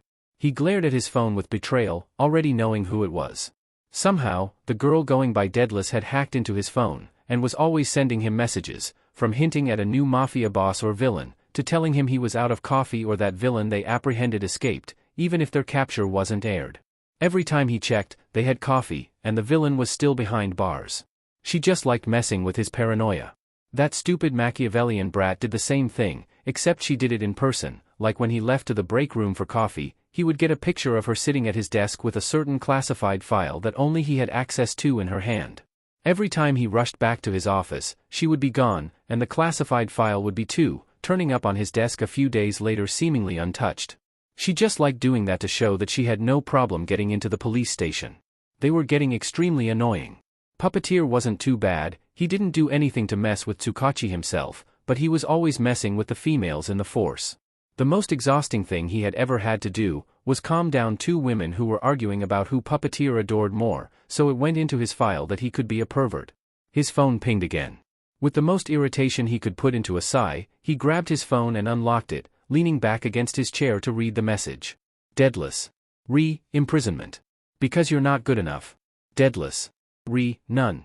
Stop slandering my teammates, I know you are. This girl could creep him out. You don't know my thoughts, girl. Deadless. Bold of you to assume I don't, Mr. Tsukachi Naomesa. God damn it, those stupid faces really set him off. He took a deep breath, and tried to relax. Cursing out someone so connected to the media could destroy his reputation and everything he'd worked for. Why haven't you turned yourself in? What are you aiming for? Deadless. Honestly, I'm just in it for the FING ride. Nabla. Duty calls, talk to you later, Masa-chan. Kara. He clenched his phone in his hand, shaking with suppressed anger at the blatant display of disrespect. He would catch them and throw them behind bars, even if it killed him. As soon as that thought passed through his head, he felt immediate guilt. It was common knowledge that Machiavellian was Spider, and when Spider was a few years old, he had gotten a message from them and every time he read it, he felt so guilty for going after her so determinedly. It obviously wasn't for him, because it seemed so private. Hey Mei-san, do you think the longing I feel for my mother is punishment for what I am? He didn't know someone could put so much pain and longing into a single sentence. A single sentence that put so much more confusion into Tsukachi's mind. What I am? Does she have a volatile quirk? Longing for her mother? Is she orphaned? Mei-chan? She obviously is in touch with an older sibling, but the databases doesn't anyone in the system with the name, Mei. He had done a data search, and found a few people, who he questioned them all, and the only person he didn't question was a 9-year-old girl, the daughter of a mechanic and businesswoman. Honestly, she was only 9. He was just so confused. Every time he felt guilty about trying harder in capturing her and her team, he would convince himself that it was to help them, to get them back to their families, or in Machiavellian's case, in a family. His phone pinged with another text message, and he clicked on it. And then she went and did stupid shit like this, and oh lord, she was so lucky she was untouchable. It was Machiavellian, of course. She had sent a picture of herself sitting by Tsukachi's fridge as if she owned the place, all of his caffeinated drinks emptied beside her. Did she really drink all of those? How was she so skinny? And since it was a wide shot, that means that someone else was in his house with her. His phone rung. He instantly slammed the answer button. What the hell do you want? He snarled, and there was a pause on the other end. Is this a bad time? Tashinori, Tsukachi said in relief, slumping over his desk to lay his forehead on his keyboard, ignoring the random letters showing up onto Machiavellian's case file. I'm so sorry, I thought you were Machiavellian. That vigilante calls you? Tsukachi paused. Had he not mentioned it to Yagi before? Naomesa? Does Machiavellian call you? He sighed. There was no point in lying to the man. He could be so dense at times, but when he was focused, he was razor sharp. The females from the masked trio text me often, usually to mess with my paranoia, but I have yet to have received any sort of message from Puppeteer. As if cued, his phone pinged. He pulled it back, dreading to see who it was, and blanched. Unknown number. Puppeteer. You so thought, didn't you, Mr. Lie Detector? I'm so sorry to disappoint, but I decided to make room for you in my schedule. Do tell Mr. All Might I said hello. What? The F dash. Naomasa? Naomasa? What happened? Toshinori, something is extremely wrong. Oh my god, his mind was racing. He was talking to Yagi Toshinori, not All Might, so that meant that all of the masked trio knew about All Might's secret. If the masked trio knew about All Might's secret, then that means they hold that secret over their heads, and they can demand anything. Naomasa, talk to me, what happened? The masked trio know about your secret. He said in a rush. There was a long pause from the man. Naomasa, that's not funny. He didn't hear what Yagi said because he got another text from Deadless. Deadless. Yagi Toshinori. We know All Might's secret, as you've figured out, Masa-chan. Either we spill it to the world, or you meet us on the roof of the location down below next week. We would normally say, come alone, but we know you're going to bring as many heroes as possible, so please limit it to 3. The decision's yours. Link. Oh my fing god. Tsukachi whispered in horror, cutting Toshinori's ranting off. What? I told you messing around like that isn't funny. Yagi, I'm going to have to call you back.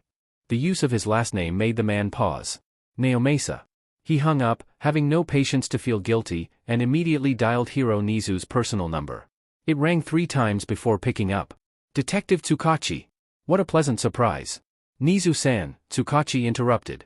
I just got a message from Deadless scheduling a meet-up for next week, or else they're going to expose one for all to the world. Oh, the principal said. This is little cause for such worry. I was planning on letting them join the hero course on parole anyways. But Nizu-san, wait, what? Oh.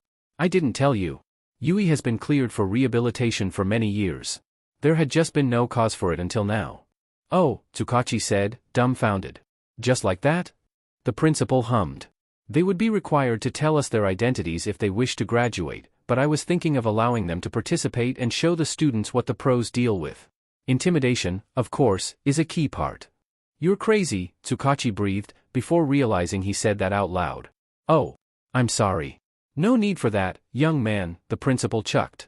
I know I am considered insane to human concepts, so there is no offense taken. Of course, Nizu, sir, Tsukachi said, still sweating buckets. We are going to meet them, correct? But of course. Nizu said joyfully. I have not managed to crack Miss Machiavellian's defenses in their system at all. It is quite a rush to meet someone equal on a mental level. Tsukachi paled. Machiavellian was on the same mental level as Nizu? That was fing creepy. That's how they managed to slip under their radar for so long. Something occurred to him. Machiavellian? I thought Deadless was their mastermind. The principal chuckled. She created all their suits and gadgets, but Miss Machiavellian is the one who created the online defenses to turn away hackers. They just convinced the world that Deadless is the one to fear. Wow, Tsukachi breathed. Wait a freaking moment. They want to attend Yuuei? They're kids. Oh dear, the principal said, and there was a clinking sound. Nizu was drinking tea right now. You didn't know? No. Tsukachi cried. How young are they? I believe all of them are coming up to their 15s. Why? Because, Tsukachi hissed, momentarily forgetting who he was talking to. Spider is Machiavellian, and Spider has been around for 6 years. Oh my god. She's been a vigilante since she was 9. Now you see why I am eager to get them into Yuuei? They obviously have talent, and if Machiavellian's story comes out against us, instead of with us, it will make all heroes look bad. Tsukachi nodded, before realizing that the hero couldn't see him. Yeah. I understand. Great. Tell them we will be glad to meet up, and you, myself, Eraserhead, and Present Mike will show up. Why those two, if I may ask? Why not All Might and Endeavor? The hero paused. Because if Machiavellian is who I think she is, he is not fond of either. Before Tsukachi could ponder what the effing hell Nizu meant, the principal bade him a good day, and hung up. He sighed, and pulled his phone away from his face, staring down at his screen with a dejected look. He took a deep breath, and opened Deadless' message. You get your wish. Eraserhead, Present Mike, and Principal Nizu will be accompanying me to the meetup next week. Deadless. Splendid. We will see you there, Masa-chan. Sigh, Nabla sigh. After learning their ages, Tsukachi couldn't help but feel sad at the small face at the end of the message, instead of the usual irritation he immediately felt. Teenagers had seen the corrupted way of society, and had put it upon their young shoulders to try and fix it. What was the world coming to? He tensed when he got another text message, but relaxed immensely when he realized it was just Eraserhead. Eraserhead. The little sheets. Nizu's really going to let them into the school on parole? You. Yep. You're just about as overjoyed as I am. Eraserhead. That's great. You. That's it? No other reaction? Eraserhead. I'm too tired for this bullshit.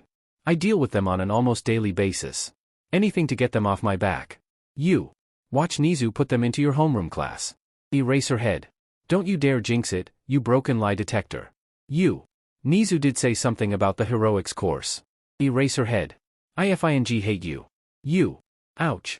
Tsukachi sighed and put his phone down, before turning to look at his computer, groaning when he saw the keyboard spam on Machiavellian's file from when he was talking to Yagi. Speaking of which, he should probably call the man back, considering he scared He-Man, and then hung up without any explanation. Which made an even bigger question. How did the masked trio find out about One for All? This was going to be a lot of paperwork. Zuchan, we're meeting Principal Nizu, Present Mike, and Eraserhead next week. Since Principal Nizu's coming, they already know what we want, but still, I'm so excited. Present Mike? Shinso squeaked, leaning forwards to look at Hatsum from above Midoriya. She and Shinso were sitting on the couch in front of the TV in Hatsum's house, and Midoriya was sitting in between Shinsu's legs, using the couch as a backrest. They're bringing Present Mike? Hatsum hummed, before putting down her untraceable phone and picking up her controller. They were playing a bunch of old games and snacking on junk food, just chilling before Hatsum's parents kicked the boys. It wasn't as if Hatsum's parents didn't love the boys, they really did. They loved the way Hatsum smiled with them, brightening like when she had one of her amazing ideas, but they had just gotten back from another overseas trip, and they wanted to rest. What's so wrong about Present Mike? She asked, and Midoriya was the one to answer. Oh, nothing, he said, twisting his controller as if he could make the character on the screen turn their car quicker. It's just that he's Shinsu's absolute favorite hero, ever. Even more than Eraserhead? She asked in awe, because there were times when Shinso wouldn't shut up about Eraserhead. Midoriya nodded, before plucking a red vine out of its packet and stuffing it in his mouth, before shrieking in outrage at Shinso. Blue shells are cheating, you a-hole. Are they really? Shinso asked, in 11th place and utterly confused. Hatsum shot a red shell at Midoriya immediately after the explosion, and he cried out about betrayal as she took first place. They're not, Hatsum snickered. Every player just gets super salty when someone uses a blue shell on them. Because they're cheating. Midoriya hissed, throwing 3 red shells at Hatsum and laughing maniacally when all 3 of them hit her. Midoriya took first place, Hatsum took third, and Shinso took 12th. Cheater, Hatsum muttered as she threw her controller on the ground, sticking her tongue out playfully at the pouting black-haired boy. What game are we going to play next? Hatsum asked, because Shinso was supposed to pick the next map, but she and Midoriya had seen him eyeing Rainbow Road, so they decided that that would be the last race. Shinso picked up a random case. What about this one? Hatsum groaned as Midoriya grinned psychotically. Hatsum accepted her defeat, and inserted Call of Duty, Modern Warfare. She excelled at all of the Black Ops games, but Midoriya had managed to beat her every time they played MW2. Oh, no, Midoriya said, when Hatsum tried to pull a quick one and choose campaign. We're playing multiplayer. Hatsum felt like crying. An hour later, Midoriya had almost 100 kills, Hatsum had 27, and Shinso had 2. Both because Midoriya had jumped off the roof in Terminal and Shinso had gotten a lucky shot in. Halfway into the hour, Hatsum had been sneaking around the library. Shinso was watching his kill cam, and when she turned the corner, she got knifed in the stomach. The TV announced that Midoriya had an AGM missile online, and he had a killing spree. Were you screen peeking? Hatsum asked, a little shocked that Midoriya found her so quickly. The boy was silent. Izuku! She cried, hitting him in the arm. Screen peeking is cheating. I wasn't screen peeking. Midoriya said, leaning away from Hatsum and fixing his headphones as if her loud yelling had shifted them. I was just using my peripherals. That's the same thing. The most memorable moment though, was when they had 30 seconds remaining on the clock, and Hatsum and Shinso were standing back to back under the blue airplane wing, Hatsum watching the airplane, and Shinso watching the building. They heard shattering glass, but neither saw anything on their screens, and their radars were based off of sound only. Hatsum desperately tried to peek onto Midoriya's screen, because the boy had a dangerous grin on his face, but all she saw was a reddish color. As the 10 seconds counted down, the two friends had hoped that Midoriya would let them live, but suddenly, Midoriya stood up, and he popped up high on both of the underdog screens, on top of the roof, and he pulled the trigger just as the time ran out. Hatsum actually watched the kill cam, since it was the last kill, and she saw Midoriya stand up, aim his sniper rifle at Shinso, pull the trigger, and then watched in awe how the bullet soared through the air, going straight through Shinsu's head and right into Hatsum's. The game listed off a bunch of achievements at that, but she and Shinso just stared at Midoriya in shock. The boy smugly set his controller down on the ground, before grabbing an orange starburst and popping it into his mouth, chewing it like the monster he was. He then tilted his head back to look at Shinso, who was placed last with 3 kills. "You want to play again?" Shinso smacked him with a pillow, and that was his declaration of war. There were no headshots whatsoever in any of their pillow fights, ever since they had won a while ago and knocked Midoriya's headphones off. The outcome of that was not pretty. The 3 of them happily stuck to body blows, but the boys knew if they hit Hatsum in the chest too hard, she'd kick them where the spot doesn't shine, so they were gentler when smacking her with the soft pillows. "Alright kids," Hatsum's father came into the room, clapping his hands together. "Party's over, it's time for you to go home." "Yes, Hatsum-san," the boys said in unison, putting the pillows back into their proper places, and beginning to pick up all the trash they left in front of the screen, while Hatsum whined. "Daoiawad. No, May." He sighed when she pouted. "Come on, we're not banning them from coming back. It's just time for them to go home. Your mother and I." As if she had been summoned, Hatsum's mother came into the room, and she practically beamed in delight when she saw Shinso and Midoriya. "Midori. Hitoshi. It's been a while since you came over." She practically danced over to the two, and squeezed them into a hug, the two boys squirming with playful complaints. "You should really visit more often." "Yeah, Dad," Hatsum said accusingly. Her father sighed in defeat, and threw his hands up, turning around to walk away, muttering about teenagers and manipulation. "I love you," Hatsum called, and her father's grumbling stopped. Hatsum's mother looked at her husband's disappearing form, then down at her daughter. "What did I miss?" "Dad was trying to kick Mito-chan and Hito-chan out," Hatsum said, and her mother's face twisted into one of guilt. She ran a hand through her straight pink hair, her white zoom eyes darting to the side as she chewed on her lip. "Well," she said, "I did want to turn in early." "It's okay, Hatsum-san," Midoriya assured. "Toshi and I have some shopping to do anyways." At the reminder, Shinso groaned and let his legs collapse beneath him, falling to the floor like a damsel in distress as Hatsum's mother laughed. "Oh, silly boys," she said, a wide smile on her face. "I promise you can come back, but if you would please?" Shinso smiled softly. "No problem, Hatsum-san. Thank you for having us." "Thank you for coming." Hatsum walked them to the door, her mother already making her way upstairs, and patted both of their heads. "I have a video of Shinso falling onto the electricity boy and saying that very vulgar thing, if you want it, Zu-chan," was her farewell before she closed the door with a mischievous smile. Midoriya laughed hard, and teased Shinso all the way to the mall. "Let's get some coffee," Shinso said, and Midoriya readily agreed, ready for some sugar in his system. They both walked into a coffee shop that they went to often, waving at a few people they recognized from their frequent visits, and waited in the short line for their turn. They already knew what they were going to order, so Shinso rested his entire weight against a groaning Midoriya, the few frequenters smiling at what was going to become their shenanigans. From the corner of his eye, Midoriya sees Lightning Boy and Large Elbows in one of the booths, because Large Elbows wasn't so subtle in his pointing them out. When Lightning Boy turned around, Midoriya took a step forwards in the line, and Shinso fell right over onto his side with a squawk. The girl standing behind them was a frequent customer, so she just laughed and stepped over the insomniac. After Midoriya paid for their drinks and was waiting for them to be made, he turned around and was shocked to find Shinso still laying on the ground. "Toshi!" he hissed. "Get up!" "No," Shinso said. "You put me here, you're going to have to get me out." The costumers giggled, like the traitors they are. Midoriya stood up straight and squeezed the bridge of his nose. "Toshi, get up, this isn't funny. The snickers from the customers say otherwise." "I swear to God," Midoriya muttered.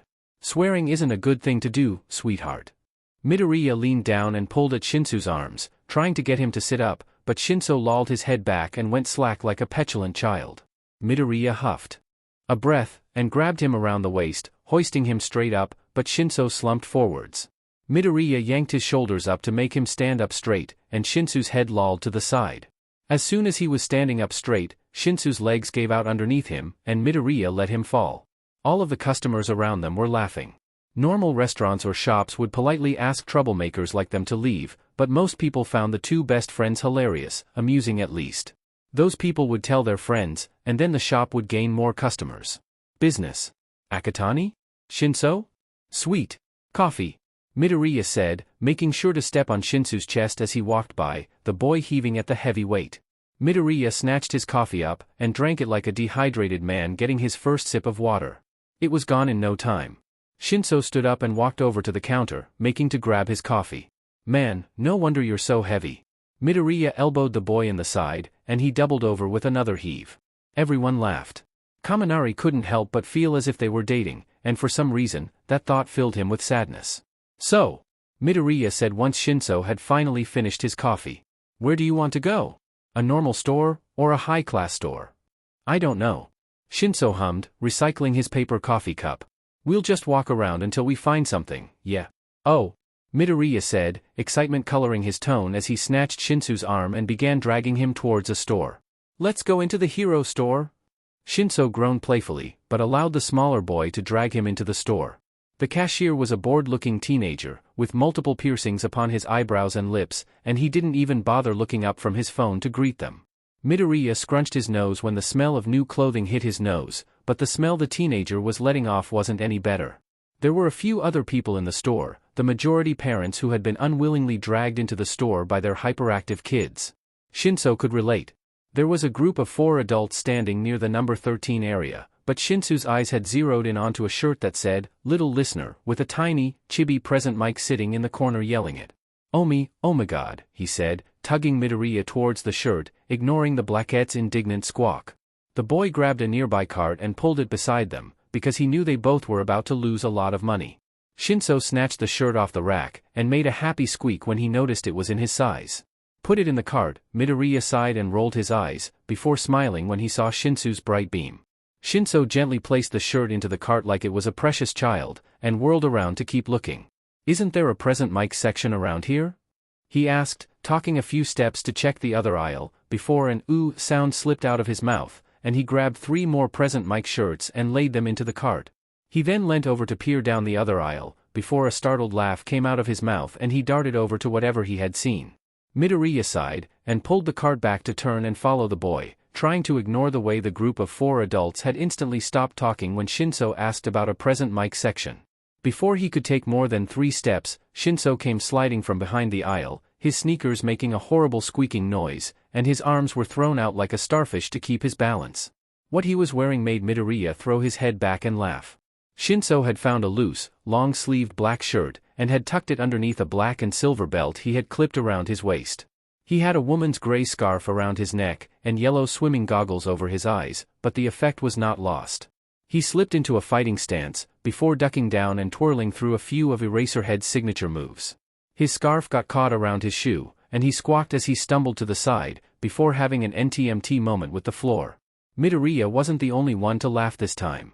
He turned to see the group of 4 adults from earlier, and he actually looked at them, before his eyes went wide and his mouth dropped. It was 3 men and 1 woman. The woman had dark navy blue hair pulled into a ponytail behind her, but Midoriya would recognize those red glasses anywhere. Kayama Namiri, hero name, Midnight, Quirk, Somnambulist. It allowed her to put her targets to sleep by releasing an aroma. He noticed the other men, and blanched. Ida Tensei, hero name, Ingenium, Quirk, Engine. Yamada Hisashi, hero name, Present Mic, Quirk, Voice.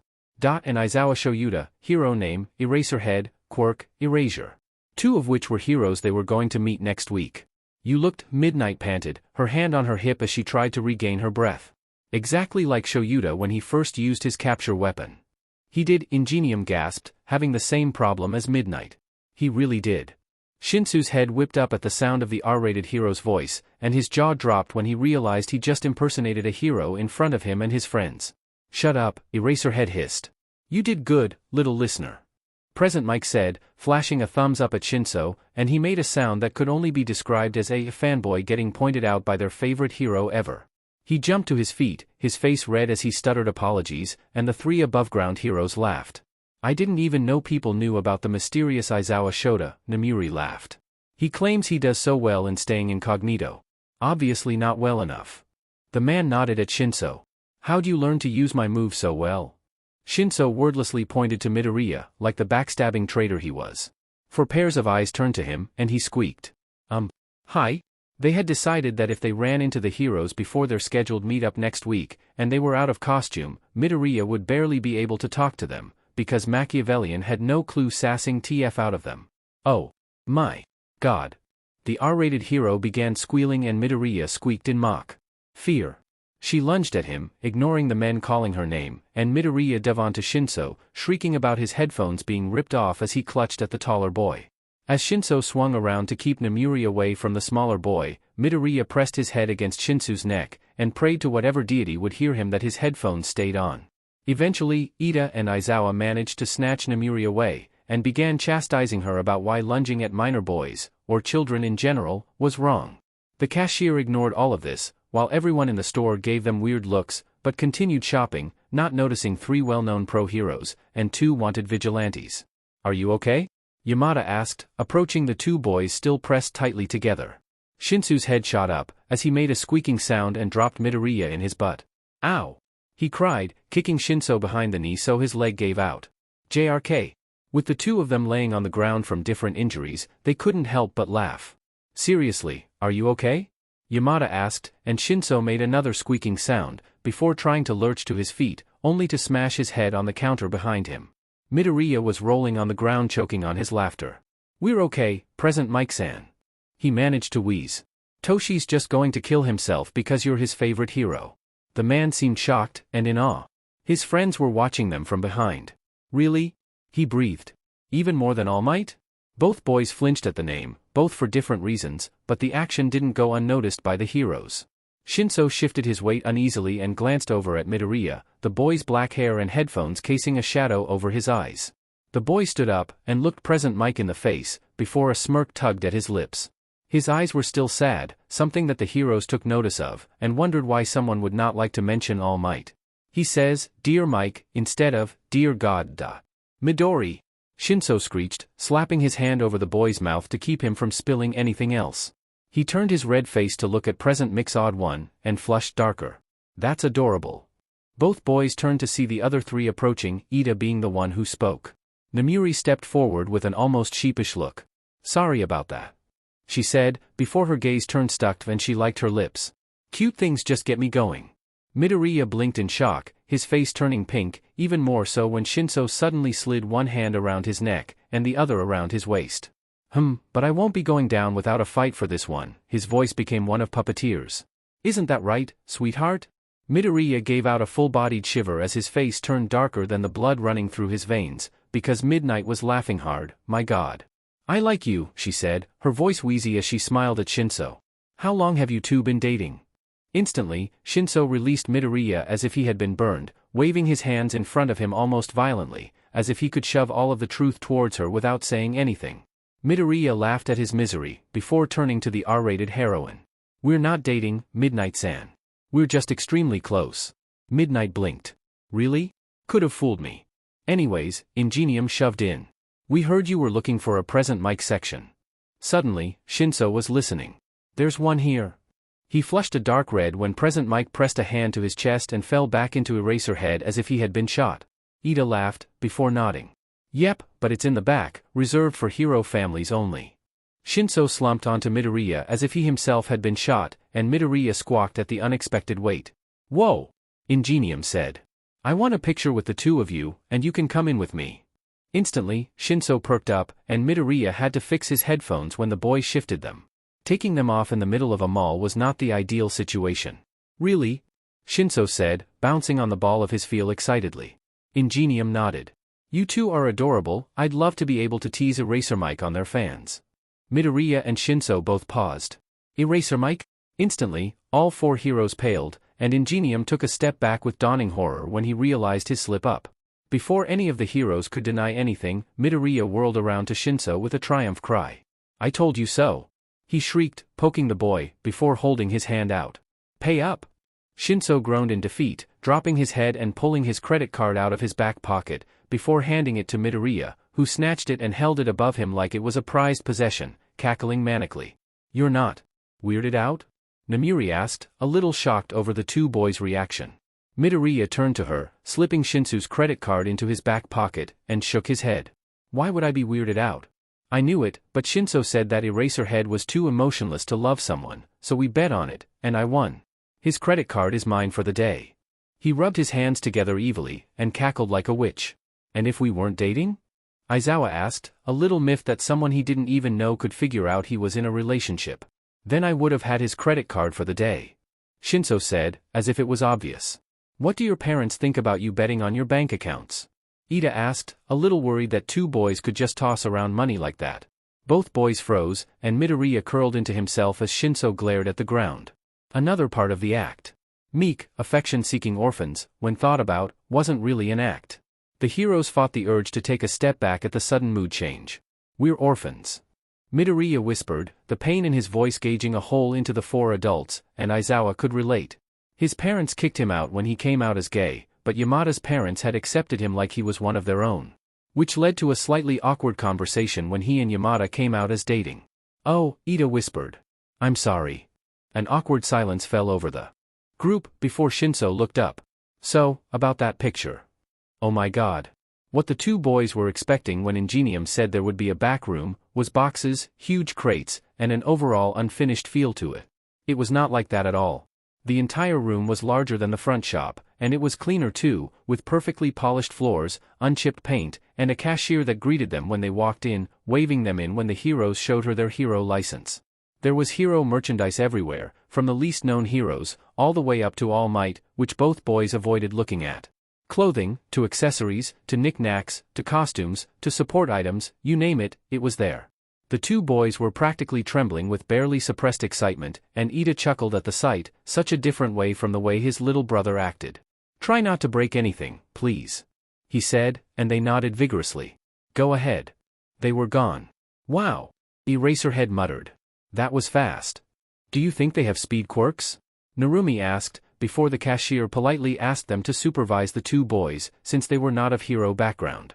The only reason he let them in was because he got a picture with Midnight, his favorite hero. They began walking to try and find the boys, and every time they were close, the boys would zip away in a blur of colors, and the heroes would be off trying to find them again. I don't think so, Yamada hummed. The black-haired one was wearing heavy-duty sound-canceling headphones, so maybe he has a hearing quirk? Ida shrugged before taking a step forwards and a small figure crashed into him. He took a step back as said black-haired boy fell on his bottom, adjusting his headphones before smiling up at the hero sheepishly. Sorry, he said, pushing himself to his feet. I just ran into this super freaking cute boy, knocked him over, called him gorgeous, ran away, and now I'm so ready to die. Midnight and Yamada began howling with laughter, while the boy turned around to continue shopping, before Eraserhead's capture weapon shot out and wrapped the boy up around his torso. The boy squeaked, and began squirming in the weapon, but Eraserhead just brought him closer. How are you so fast? P. the underground hero asked, staring at the boy as if he could will an answer out of him. The boy didn't even glance at him, instead marveling at the capture weapon as if it were for sale itself. Years of running away from bullies. He said distractedly, turning around when Shinso darted between aisles, slowly becoming more and more stocked with clothing. That shut Midnight and the voice hero up quick, while Eraserhead dropped the boy in shock, and the boy darted away, not a clue of how his answer affected the heroes. Bullies? Ida whispered in horror, shifting his weight and staring at the ground. I thought schools were strictly no bully policy. I don't know, Eraserhead whispered back. But it does explain their freakish speed. If they spent their whole lives running away from harm, they would know exactly how fast to run to keep out of reach. That thought depressed the best friends, but their moods were hidden quickly when they finally caught the two boys, and they just had to laugh. Instead of the blue-haired boy dressing as Eraserhead, he was now dressed as Present Mike, the leather jacket and speaker looking right at place on his shoulders, gloves on hands as he pointed finger guns at the smaller boy, who was dressed as Eraserhead. I'm buying this, the Present Mike cosplayer said, and the other boy grinned cheekily. With what money? I have your credit card. The boy paused at that, before slumping onto the smaller boy with a loud whine. Don't do this to me, Midori, my sweetie pie. Gross. The younger boy shrieked, shoving the taller boy's face away when he made a kissy face. You're paying for everything. The taller boy instantly pulled away, grumbling under his breath about stupid boys making him broke. Before the pros could even begin to comprehend the boy's friendship status, Endeavor's youngest son walked past their aisle. Upon seeing his dual-toned hair, Midoriya squeaked and shoved Shinso in front of him, clutching at his shirt and cowering behind him like a dog getting scolded. "What was that?" Shinso asked once the boy was out of earshot, turning to the smaller boy with a raised eyebrow. "That was the boy I fell onto and called gorgeous," Midoriya whined, and Shinso threw his head back and laughed, ignoring the way Midoriya tried to shove him to shut him up. "Todoroki?" Midnight asked, shock coloring her tone. Midoriya turned to the heroine. "Is that his name?" Midnight nodded. "Todoroki Shudo, son of Endeavor." Instantly, Midoriya slumped over, and Shinso had to catch him. "Why do all the hot guys have fire quirks?" he whined. "What's wrong with fire quirks?" Eraserhead asked, legitimately confused. The boy was silent. "Before, a fire quirk is the reason I'm orphaned." "Oh," the hero said, and that was all he could say. "Well, I'm ready to buy this store, so let's see how bankrupt Toshi here will become." The tall boy Toshi groaned and began taking off the present Mike costume he was wearing, laying it into a cart the four friends hadn't seen earlier. It was pretty full, from present Mike merchandise, to Ingenium, to 13, to Snipe, to Ectoplasm, to Ms. Joke, but no All Might or Endeavor merchandise anywhere. The heroes decided not to mention it. "What?" Midnight cried. "Where's my merch?" The two boys looked like a deer caught in headlights. The taller boy shifted his weight and rubbed the back of his neck, pointedly avoiding eye contact as the smaller boy bit his lip, and spoke, eyes to the ground. "Midnight-san. Your merchandise isn't made for younger kids like myself and Hitoshi." Before Namiri could indignantly say anything, Ida slapped a hand over her mouth and nodded, "Fair enough." A new girl was ringing up the two boys, but she blatantly flirted with Ida, twisting her blue hair on one finger as he shifted awkwardly, not knowing how to tell her he wasn't interested without sounding rude.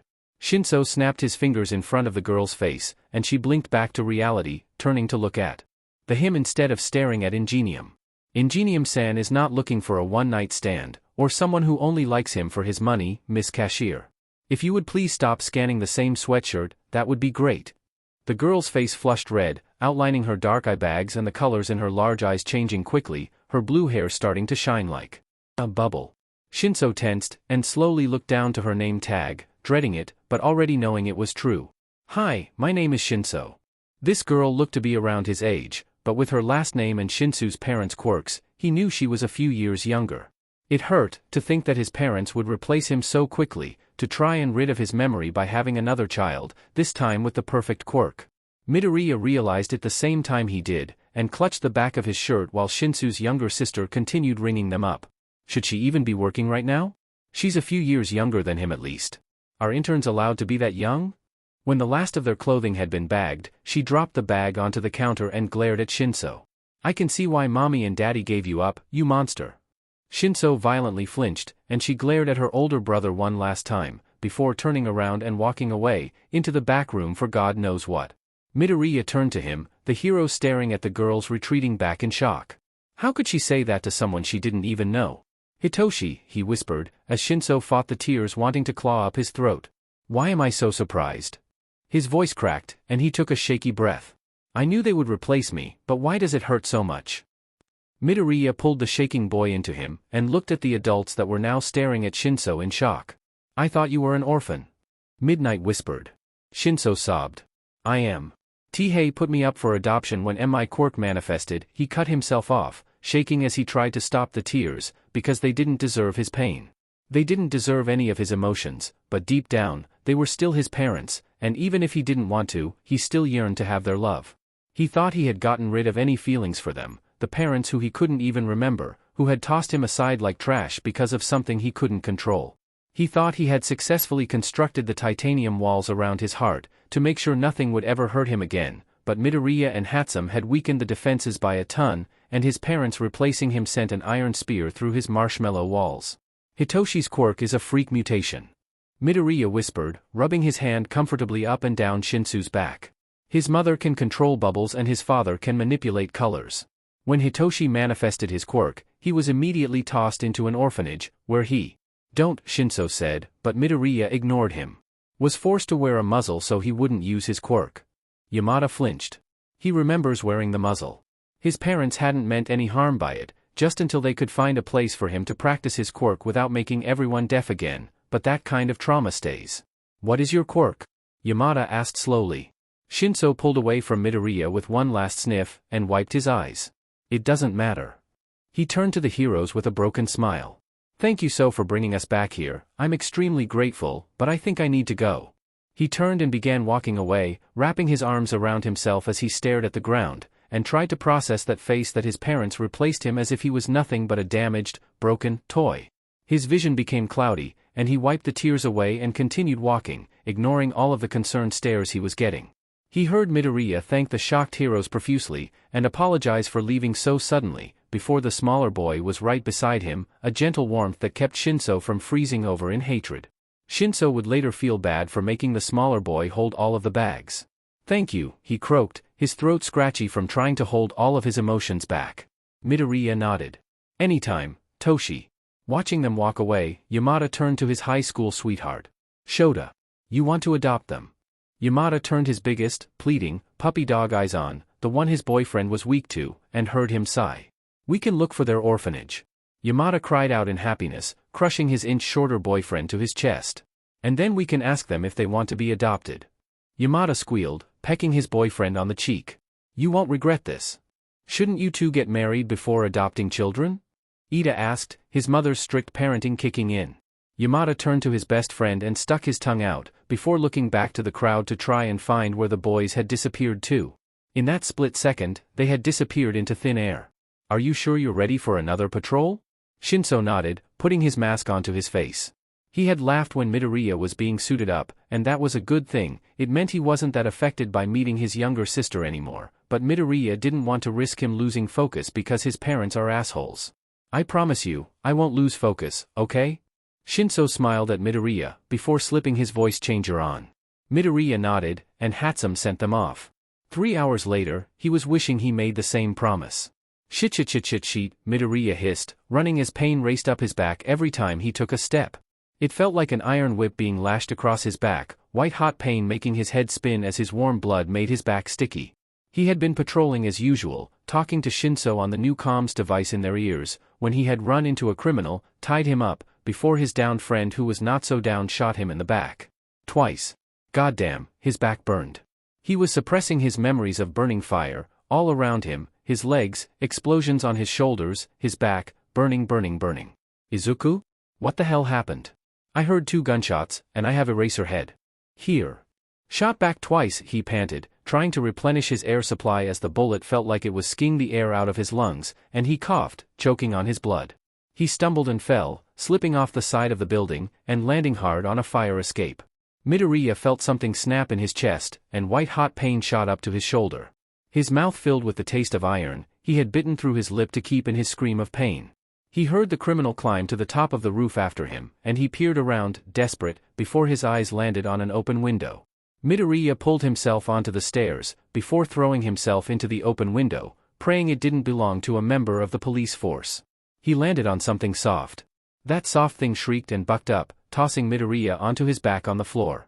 Pain made his vision go white, but he pushed through it and rolled onto his stomach, before his chest jabbed pain up to his shoulder and he collapsed, coughing up blood as he tried to look up at the person he landed on.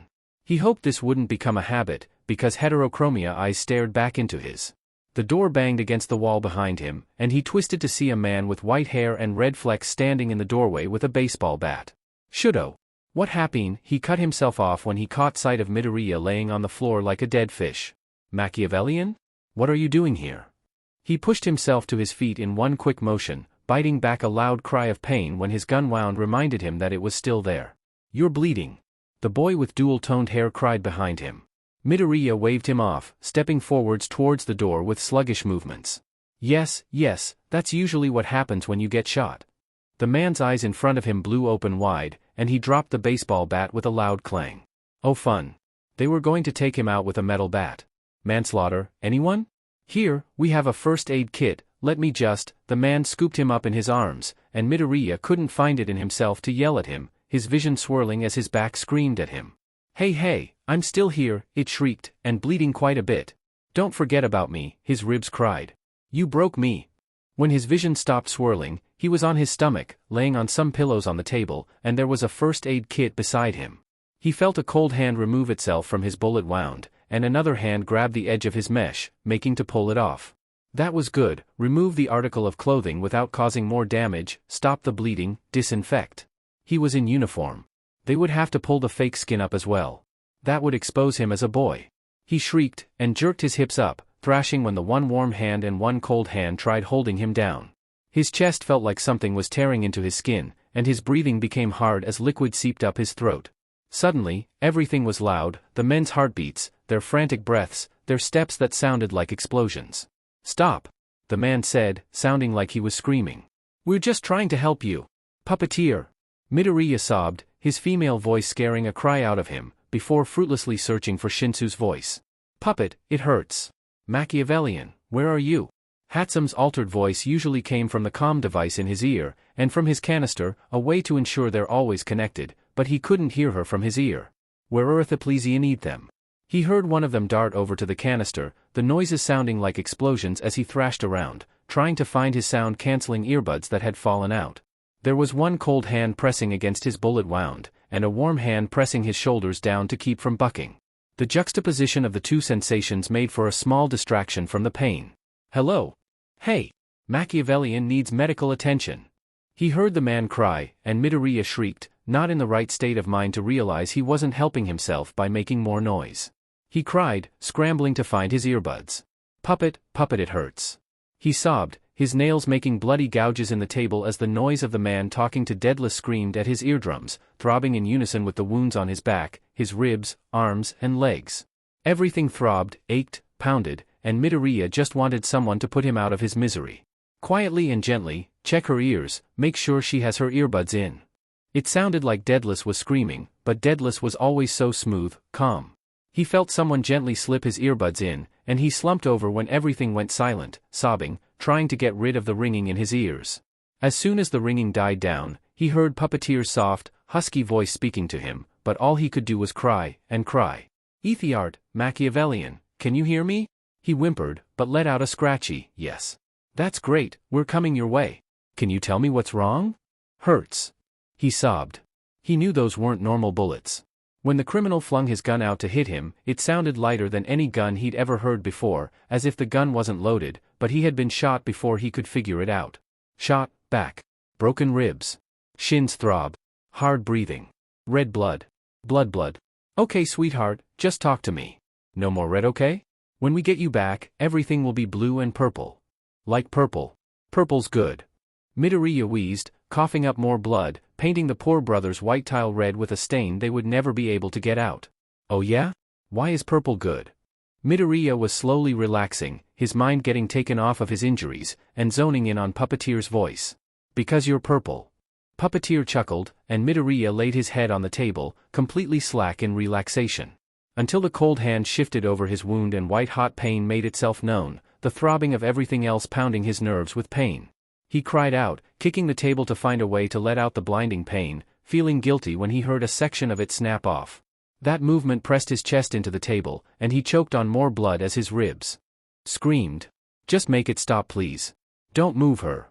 He heard Puppeteer say, and he was confused, because why would he tell him not to move himself?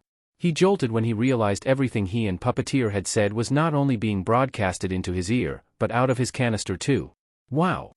Awkward? Puppet. He whined. And he had just been shot twice, fallen off of a building, and was having difficulty breathing without inhaling blood, so please forgive him if he just wanted to lay down and cry. "Hurts, hurry. We're outside, please let us in, Todoroki-san." The man started, before turning and running towards the door, and Midoriya started crying tears of relief when all he saw was purple. Purple means safe means no pain. "Hey, sweetheart, it's going to be okay, alright?" His voice was right beside his ear, and so calm, that Midoriya felt himself slowly go slack. He felt a hand run through his straightened hair, before the cold hand lifted from his back, and the boy sked in a startled breath through his teeth.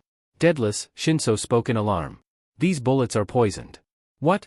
Hatsume said, Midoriya seeing her walk up to him with blurry vision, before her head disappeared over his back. Her voice became very scared. "Oh, sheet." That was the last thing Midoriya heard before his vision swirled and faded to black. He dreamt he was floating on a cloud in a sea of never-ending blue. A soft, warm cloud that wrapped him up in love and took all of his pain away. He floated on that safe cloud for a while, before it began to float him towards a bunch of other clouds. He allowed it to float him away from something. He was moving away from something, but he couldn't remember what it was. He shifted uneasily, unable to remember what he was forgetting, before the cloud snuggled him closer, promising him that in a little, all of his fear would go away. "Eat hard, please." He jolted. He knew that voice. He tried remembering, tried pulling himself out of the soft warmth of the cloud, but it felt like every time he tried to tug free, he was sinking deeper, away from that voice, away from what he was forgetting. "Uku, please Don." The voice sounded sad, like all of his joy had been sucked right out of him, and all that was left was his fear and pain. Everything that the cloud promised him would be gone if he just went with it, but if him going with the cloud promised him sanctuary, why did this voice sound so broken? "Zuku, please, please, don't." He was struggling against the cloud now, as it tried pulling him closer towards the others, frantically promising him everything he ever wanted would become so if he just let go. "Izuku, please don't leave me. Toshi." He thrashed against the cloud, and he slowly felt its grasp loosening. He struggled harder, throwing caution to the wind as he flung his limbs out and thrashed like a man on fire, desperate to escape. The cloud let him go. And he surged up, coughing buckets of blood from his lungs, choking on the liquid as it seeped past his lips and blocked his airway. He coughed and choked up blood for what seemed like forever, and once the blood finally ceased, he slumped back. He felt like he just ran a marathon with 100-pound weights on his ankles. Someone threw themselves at him, and he coughed harder when the pressure squeezed more blood past his lips, and down the person's back, painting it a dark red. The person was whispering into his ear. "Izuku, sweetheart, please, please don't do that to me," the person said, crying harder than Midoriya thought was safe, his body shuddering as his relief made his limbs jerk. "You scared me, don't leave me, ever, you can't, I won't let you." "I'm sorry," he whispered, throat hoarse from all of the hot blood that scratched against his throat. "What happened?" "You passed out from the poison." "Ah, that was who was behind him. And we ran you back to base, because I have a few babies who specialize in healthcare," and her voice trailed off, and Shinso shook harder, pulling Midoriya closer until there was barely any space left. "You drowned in your own blood." She took a shaky breath, and continued. "Neither of us knew it until you stilled, and blood began seeping out of your mouth, and Izuku, my fing god, we were so scared." That was what the cloud was pulling him towards? Death? He felt sick. He had almost willingly gone with it. He had almost fallen for that faulty feeling of warmth the cloud had given him. He had almost given up on everything he had worked for a fake feeling of safety and security, when he had it right here. Here in Hatsume's base, wrapped up in Shinsu's arms, was his real warmth, his real feeling of safety, of love. Here, in Hatsume's base and Shinsu's arms, he allowed himself to break, just enough for his two best friends to put him back together. And when they did, he was all the more prettier than before. "You're so fing grounded." "What?" Midoriya squawked, twisting around to stare at Hatsume, his ribs screaming in protest at the sudden movement, and his bullet wounds making themselves known like the little sheets they were. He hissed and twisted right back, allowing himself to breathe, and fixing his headphones that had shifted in the sudden movement. Hatsume sensed his problem, and walked around the little couch he was sitting on, something that was moved into the base for his recovery, and crossed her arms, glaring at him. "I said you're grounded." "Yes, I heard that." "Then why'd you ask?" Midoriya dropped his head against the back of the couch, rolling his eyes skywards with a groan, and praying to any deity for patience. Hatsume's voice was soft when she spoke again. "Because you almost died, that's why." They had all spoken about it, allowing themselves to realize that holy sheet, Midoriya Izuku, aka Machiavellian, their best friend, a vigilante since he was 9, now 15, almost died. He almost lost his life because he thought he knocked out a criminal with poison bullets. Hatsume had pulled the bullets out immediately after Midoriya passed out, and they ran him to the base, where one of her babies had found the smallest amount of poison in Midoriya's system. It was just under the amount to kill him, but she still panicked and began bleeding it out. Maybe bleeding out a poisonous substance from someone who was dying from blood loss wasn't the best idea, but they had been panicking, and Midoriya's heart hadn't given out until today, 3 days after he was shot. His lung had been punctured, thankfully, and not small enough to take 3 days to fill them up with blood. Thankfully, because he hadn't died from drowning in his own blood immediately, not because when Hatsume and Shinso had seen the traces of poison, it was ignored in favor for the lethal substance. When they had bled out all of the poison, Hatsume had began giving Midoriya her blood, something that Shinso feel like screaming at, because his blood type would not let him give to anyone but AB+. Anytime Hatsume had to stop and replenish her blood supply, Shinso would sit by Midoriya's side, worrying at the fact that Midoriya could die of exsanguination.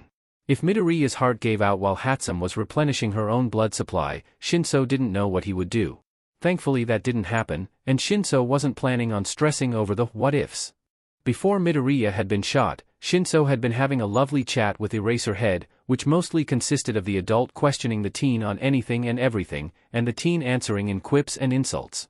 Hatsum had been surveying the street cameras for any criminals, when they had both heard the 2 gunshots. Hatsum had begun searching the cameras for Midoriya, and Shinso had whipped around towards the sound. Because Midoriya was cussing his head off in their comm, he had asked Midoriya if he was okay, before Eraserhead butted in, and Shinso took him under his quirk, and that was when Midoriya confirmed that it was him that had been shot twice. Shinso had sent Eraserhead to continue his patrol, before he began frantically talking to Hatsum to try and figure out his location.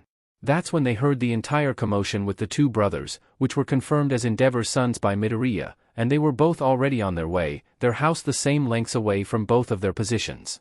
They heard the exact moment Midoriya's earbuds came out, the way he screamed and cried, begging for Shinso because it hurt so much. He had tried talking to him, but Hatsum had taken over and instructed the men to put his earbuds in, and only then did Shinso get to talk to Midoriya. That was around the time they arrived at the apartment, and they cleared all the stairs as if they weren't even there. Shinso would have said that the man's face was hilarious when he opened the door, but he instantly ran in, letting Hatsum explain the situation, and he had blanched when he saw Midoriya, still thankfully suited, but surrounded by so much blood. He looked at the boy who was obviously panicking, and recognized him as the boy from the store. Todoroki Shudo. He had comforted Midoriya, before waving the boy's hand away, and feeling all the blood drain from face when he caught sight of the green-tinged bullets. He had called Hatsum over, because he recognized that they were poisoned, and she instantly pulled them out, her gloves quickly staining a dark red while Midoriya's head hit the table hard. He had panicked, asking what was wrong and what he could do, the man standing behind him doing the same. Turns out, not all Todorokis are assholes. Hatsum had thanked the Todoroki boys profusely for not calling the cops, and told them they would pay for a new table and anything else Midoriya had damaged with his blood. The boys had waved her off, but she didn't bother to argue, her mind was made and she was going through all of her babies, trying to remember which one specialized in healing. Shinso had grabbed Midoriya when Hatsum began rambling about her babies, and he nodded to the Todoroki brothers, before they both slipped out of the door and ran to the base like their best friend was going to die. Wait. Shinso had quickly stripped Midoriya of his costume while Hatsum got any and all healing babies, and they scanned the unconscious boy.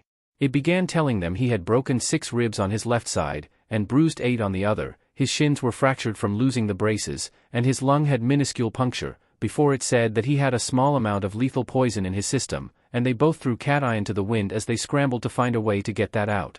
Shinso didn't know how much of said lethal poison could kill someone exactly, but he knew it could either be the size of a grain of salt or rice. Neither amounts were reassuring. Hatsum found a suction baby, and they had placed it over Midoriya's bullet wound, and trained the suction onto anything that didn't belong in his system. It had successfully drained all of the poison, but not without an excess amount of tainted blood. The scanning baby stated that Midoriya had lost 3¼ liters of his blood, and they were both now losing their minds. Someone could die from exsanguination by losing 2½ to 4 liters of their blood. Midoriya's blood loss was also not reassuring. He had been out cold for 3 days. They had been sitting by the mini bed he was laying on, talking to Midoriya about their day, and the Todoroki's reaction to their filled bank accounts, before the scanner baby very calmly stated that in 7.3 seconds, Midoriya would suffocate from blood in his lungs. They had enough time to think, wait, what? Before Midoriya began choking, blood seeping past his lips as his body convulsed, and they rolled him onto his side before googling what the F they were supposed to do, and following the instructions step by step.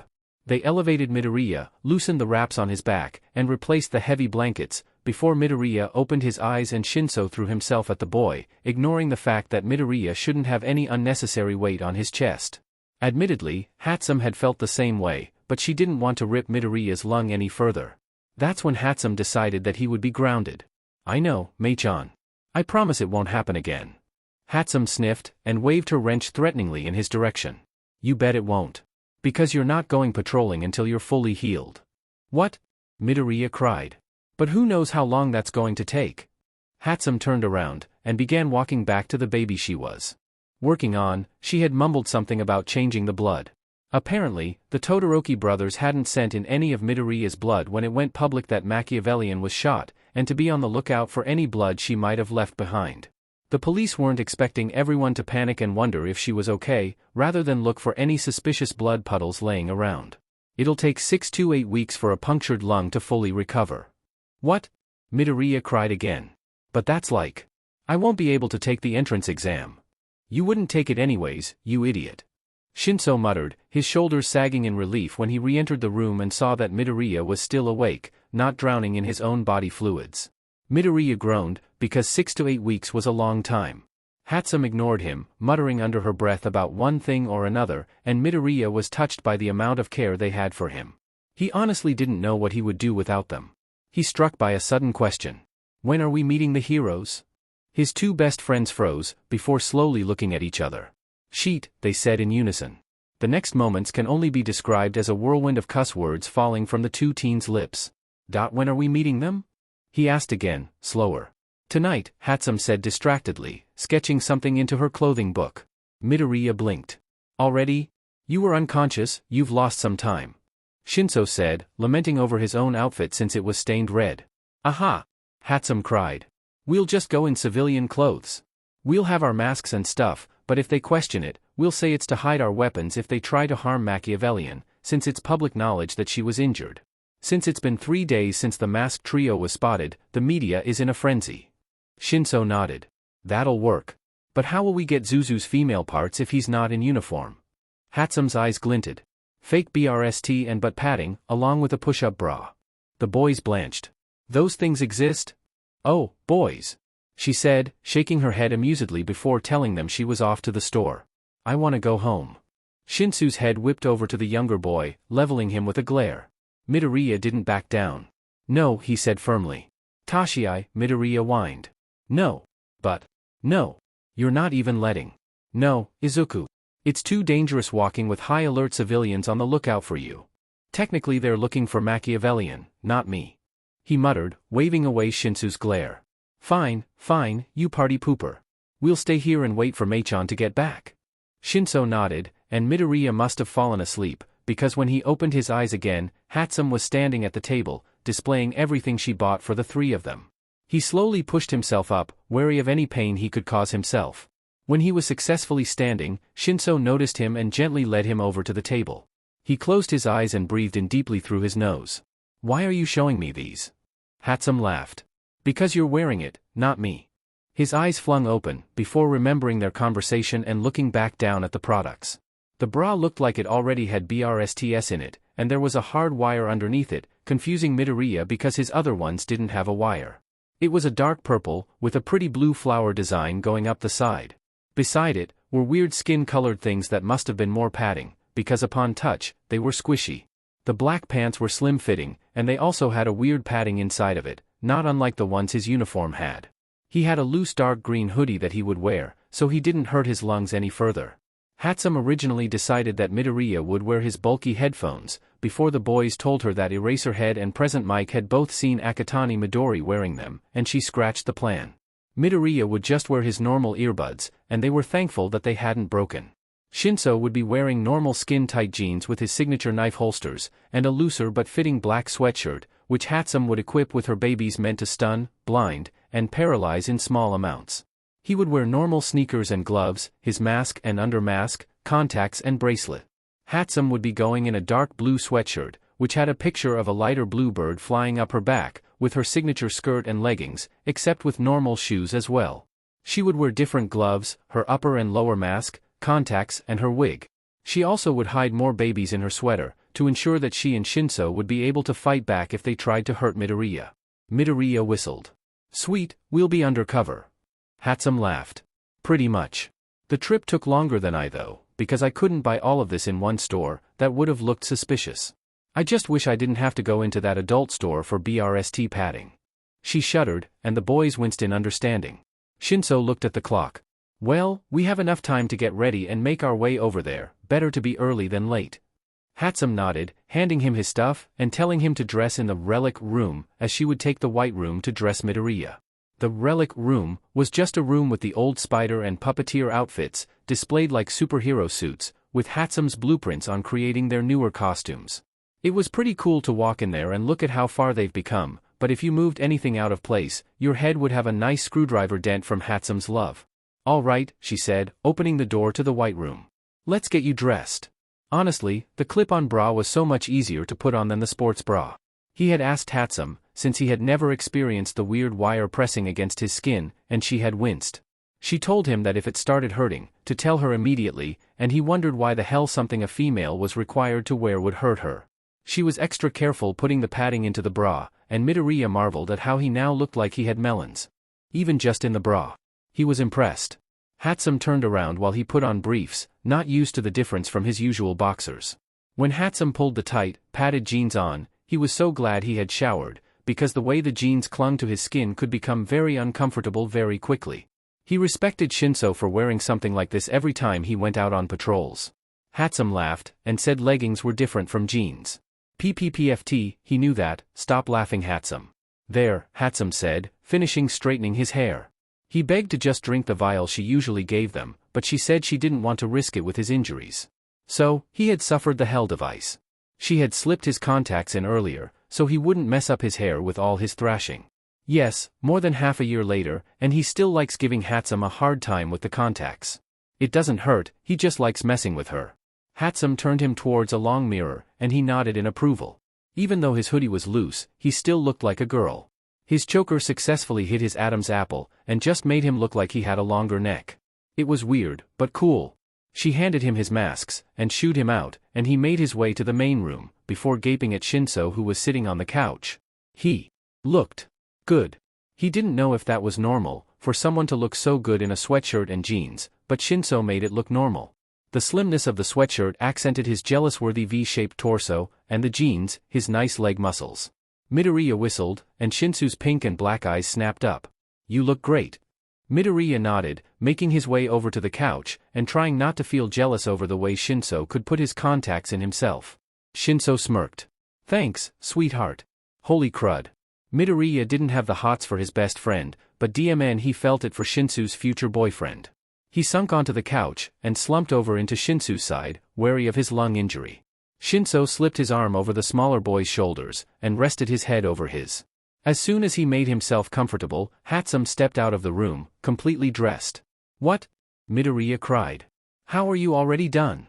Hatsum laughed as she walked over to the table and placed her stuff down. Because I've been dressing like this since I was born, and you have a lung injury. Midoriya pouted when he felt Shinso shaking with suppressed laughter. You too, SCK. I just realized something, Shinso said as they were leaving the base. I can't call Midoriya sweetheart because I called him that in front of the heroes. Hatsum breathed lightly through her nose. Well, DMN. Call him babe or something. Midoriya laughed at Shinso's flaming face. You seriously chose to meet on the roof of a round one? Hatsum nodded, and they sat in the shadows of a neighboring building. Yes, because it's high in the sky and no one can see us from down below. What if we need to run? Shinso said, before jerking a thumb at Midoriya. This a-hole can't. Hatsum paused. I forgot about that. Shinso groaned, and slumped onto his back, glaring at the sky. Midoriya touched the both of them gently, his signal that he could hear people approaching, and they fell silent. Across the roof, they saw 4 figures step into the light, and Shinso had to bite back a squeal at the sight of his 2 favorite heroes. Are you sure this is where they want to meet? Eraserhead asked as they made their way to the center of the building. Tsukachi sighed as if this was a common question. Yes, it was in the link. Then why aren't they here? Present Mike asked, softer than his boyfriend had. Nizu popped out of Eraserhead's scarf. Machiavellian was shot a few days ago, their caution is understood if she can't run. To be injured and meeting 3 heroes and a detective, anyone would be wary. They're the ones who scheduled the meeting. Eraserhead muttered. What time is it? Tsukachi looked at his watch. About time. For us to show up? The 4 adults whipped around to see Hatsum and Shinso in the light, standing protectively in front of Midoriya, who was still sitting on the ground. Midoriya's contacts were glowing, illuminating his form in the shadows. Hatsum and Shinso's contacts weren't glowing yet, they decided only to activate them as a warning, like if Midoriya was threatened. The masked trio, Tsukachi nodded at them. How are you guys doing? He always asked that question. It was a starter, to see if the people he was questioning would lie to him straight off the bat, or if they would be truthful. We're managing, Shinso said, his deep voice making Present Mick's eyes blow wide. Truth. With one of us down, please excuse our caution. Nizu waved him off. It is understood. How is Miss Machiavellian doing in her injured state? I'm doing pretty good for someone who drowned. Truth. Midoriya's voice sounded tired, scratchy. The changer had been ruined a little with all of his screaming, and Hatsum had been worried that it wouldn't change his voice, but all it did was make it scratchy, as if he had an extremely dry throat. The men all looked at Tsukachi, who was staring at the female sitting on the ground in shock. You drowned? In my own blood. Truth. DMN, I know that was a serious situation, but that feels so badass to say. You didn't go to a hospital? Tsukachi said, anger seeping into his voice. These children had witnessed their friend drown in her own blood, and they didn't get any professionals. Do you really think that would have helped us? Shinso asked, his voice darkening with his own anger, borderlining a growl as he activated his contacts for intimidation. The pink glow made the detective take a step back. With you guys telling the world that Machiavellian was shot, if a girl was entered into the hospital because she was shot, do you think they would have helped her, or put her in custody? The men shifted guiltily, unable to believe the fact that they couldn't help their friend because of their own meddling. I apologize. Tsukachi whispered. I didn't even think about that. It's in the past now, Hatsum said, putting her hand on Shinsu's shoulder. To calm his angry shaking. Her voice was smooth like silk, something that Midoriya could listen to every day. We're here because we want something from you, and in return, we won't spill the secret you guys are protecting with your lives. You three are entered into Yuuei on rehabilitation. It is your parole. Nizu said, sliding off of Aizawa's shoulders and onto the ground. We want wait, what? Shock colored Hatsum's tone. Do understand, Nizu said, smiling like he was talking about the weather. This was decided before you threatened the police. The vigilantes were shocked into silence. They were staring at the men with wide eyes, their black-colored contacts shining in the light. Really? Midoriya breathed. Nizu nodded. You would just need to tell us who you are. At that, Midoriya sked in a startled breath, and his lung twinged painfully, sending him into a coughing fit. Immediately, Shinso whirled around and dropped to his knees, putting his hand on Midoriya's shoulder and began gently rubbing his back. As soon as Midoriya had doubled over, the men had all taken a step forward in unison, but Hatsum had instantly pressed the button on her glove to make her contacts glow, bathing her in a bright red light as she whipped out one of her babies. She was most proud of this baby, mainly because it was fashioned to look like a stereotypical black detective gun. She had 8 rounds, and the first bullet was made of plastic, more for sound than to hit anyone, like a warning. The second and third bullet was a stunner. It would send a small amount of electricity into the person's system, paralyzing them long enough for the body to drop to the ground. The fourth, fifth, and sixth bullets were blinders. If she shot the ground, it would release a bright light that would blind her enemies. Her seventh and eighth bullets were real, and she hoped she would never have to use them. The men froze at the sight of the gun, and Nizu's eyes narrowed, like he didn't believe she would be able to pull the trigger. That was good, he thought it was a real gun. She had Midoriya test it out, making sure it looked like a real gun, looked heavy enough. She clicked the safety off, and pet it, reveling in the way Nizu's eyes blew wide. Good, he knew she was for real. I can't, Midoriya's voice changer cracked, dropping to his normal tone for a split second. I can't do that. I can't. I won't, I want. Breathe, sweet he, Shinso cut himself off, and Hatsum paled when Eraserhead's eyes narrowed. DMN that man, he was too smart for his own good. Breathe, okay? No one's forcing you. What's the matter? Tsukachi asked, confusion and worry written in his tone and on his face. I can't tell you who I am. It's too dangerous for her. Truth. For who? The boy froze, as if realizing his slip-up, before coughing, red staining his green mask a horrible brown color. Please, he coughed. Don't make me, he froze. Tsukachi had a lie-detecting quirk. A lie was only detected when the person asked knew they were lying. If they believed what they were saying though, it would not be a lie. He went by Akatani Midori. Akatani was his mother's maiden name, and Midori was a shortened version of Midoriya. If Akatani was his mother's maiden name, then that means it was his name too, if he wanted it to be. Midori was a nickname, meaning it was still his name. Machiavellian? Shinso asked. He looked up into his pink eyes, and was amazed to see his concern through the contacts. I can do that. What? Hatsum hissed, turning her head to look at the boy sitting in the shadows. He stood up slowly, Shinso adjusting himself to carry his weight. What a worrywart. My name is Akatani Midori. Truith. Tsukachi was majorly confused by his quirk, because he had never had that kind of reaction before, but he filed it away for later. He nodded. Nice to meet you, Akatani. Hatsum took notice of the way Eraserhead and Present Mike had gone stiff, and Nizu's eyes were glazed, as if he was off in another land. She really hoped he hadn't figured out their secret already. Shinso sighed in defeat. Shinso Hitoshi. Truth. Hatsum shifted, and lowered her gun. You actually cannot tell my parents. Tsukachi opened his mouth to argue, but Nizu cut him off. That can be arranged. Hatsum nodded in relief. Hatsum may. Truth. Nizu clapped his hands together.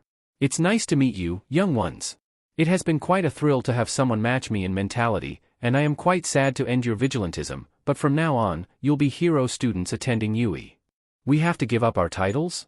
Shinsu's asked, 3 seconds away from brainwashing them.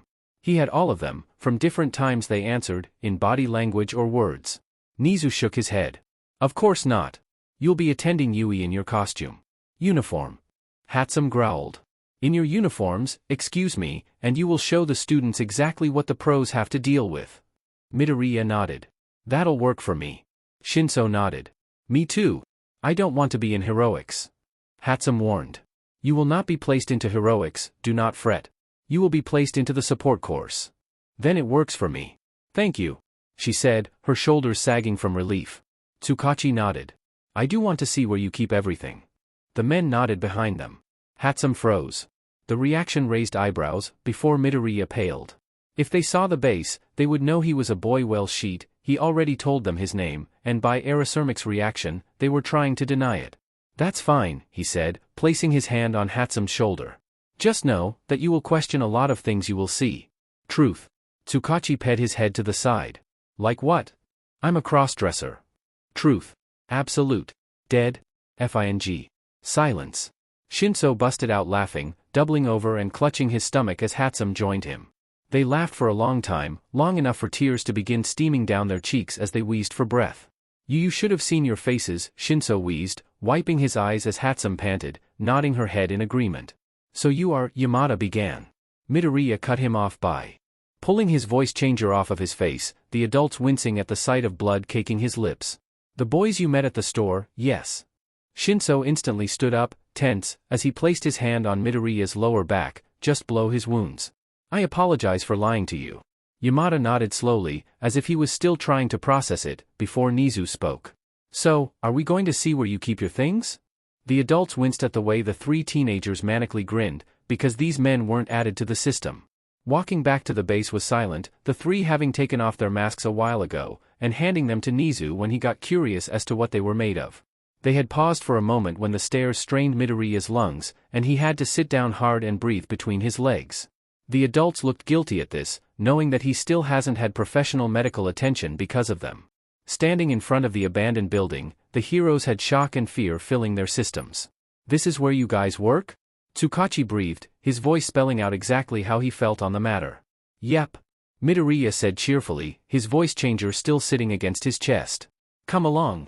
The adults followed the teenagers, albeit cautiously, as if they were waiting for the best friends to whirl around and cry, just kidding.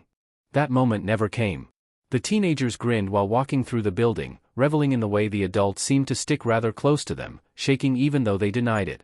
When they came to the hatch, Hatsum was the first one down, and she and Shinso helped the adults down, hesitance written even on Eraserhead's face.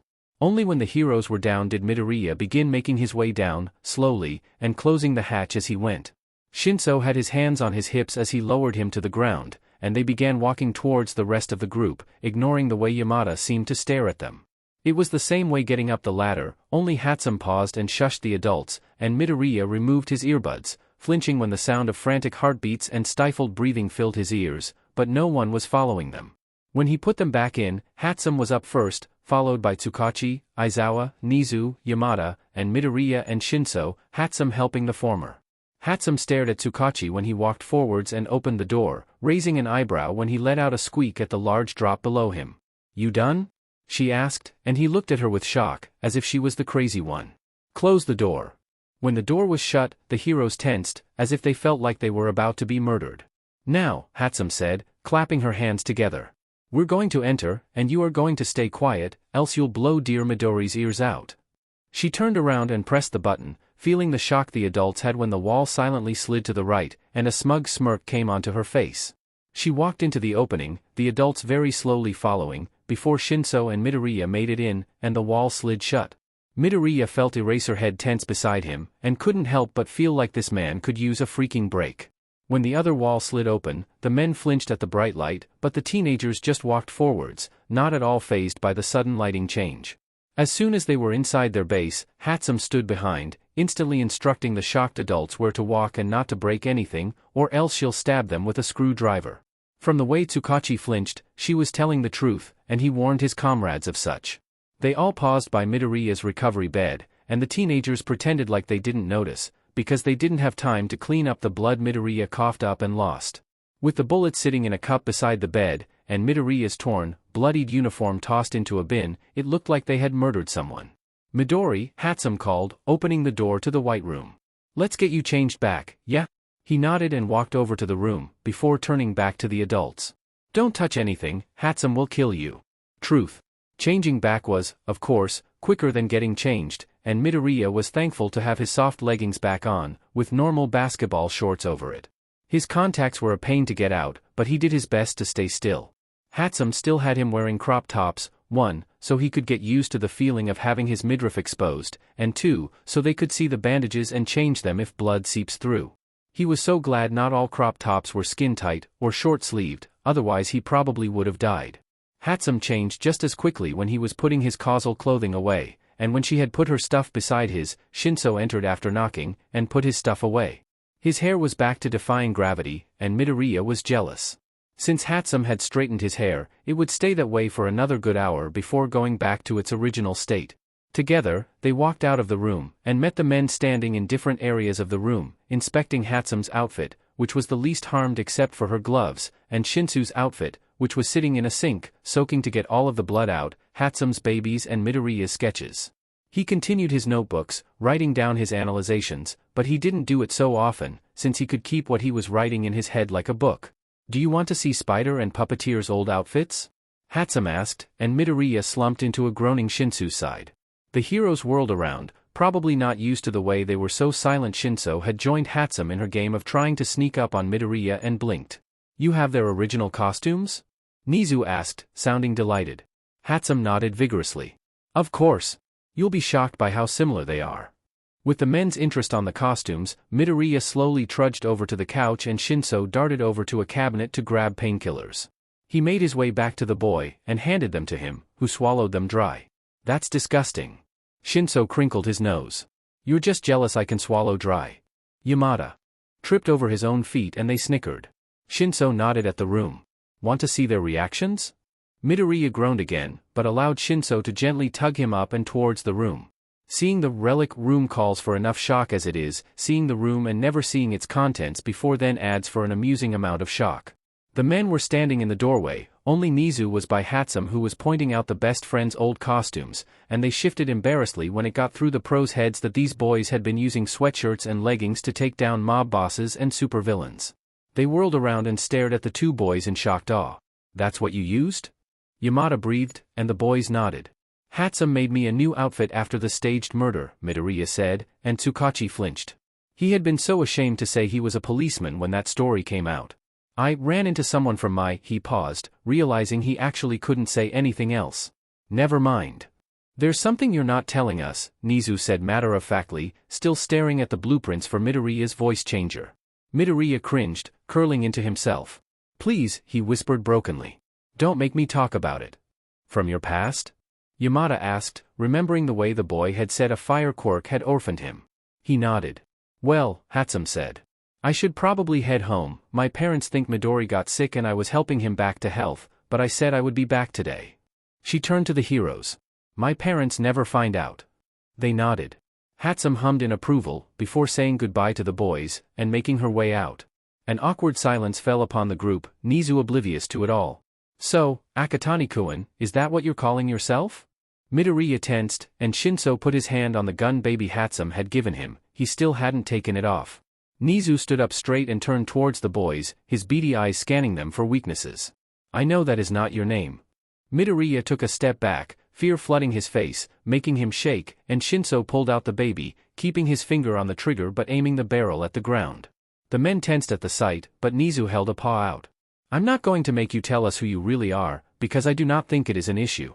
I will speak to you on the matter later, but for now, I think we're more concerned about your living state. Where are your parents? They're orphaned. Aizawa spoke, staring at the two boys his boyfriend still wanted to adopt. Okay, maybe he did too. Shut up. Nizu hummed, before turning to the two heroes. Well? Yamada instantly brightened. He turned to the two wary boys with a bright grin. We want to adopt you. Both boys jolted, shock making their jaws drop and eyes blow wide. Tsukachi mirrored their expression. Aizawa instantly whirled around to his boyfriend. You can't just drop the bomb like that. You have to ease into these things. I'm sorry, Yamada said hotly. We've been looking for them for how long? You want me to be calm? Yes. You can't. Are you serious? The couple turned to see Shinso fighting back tears, Midoriya shaking with his head dropped beside him. You really want to adopt us?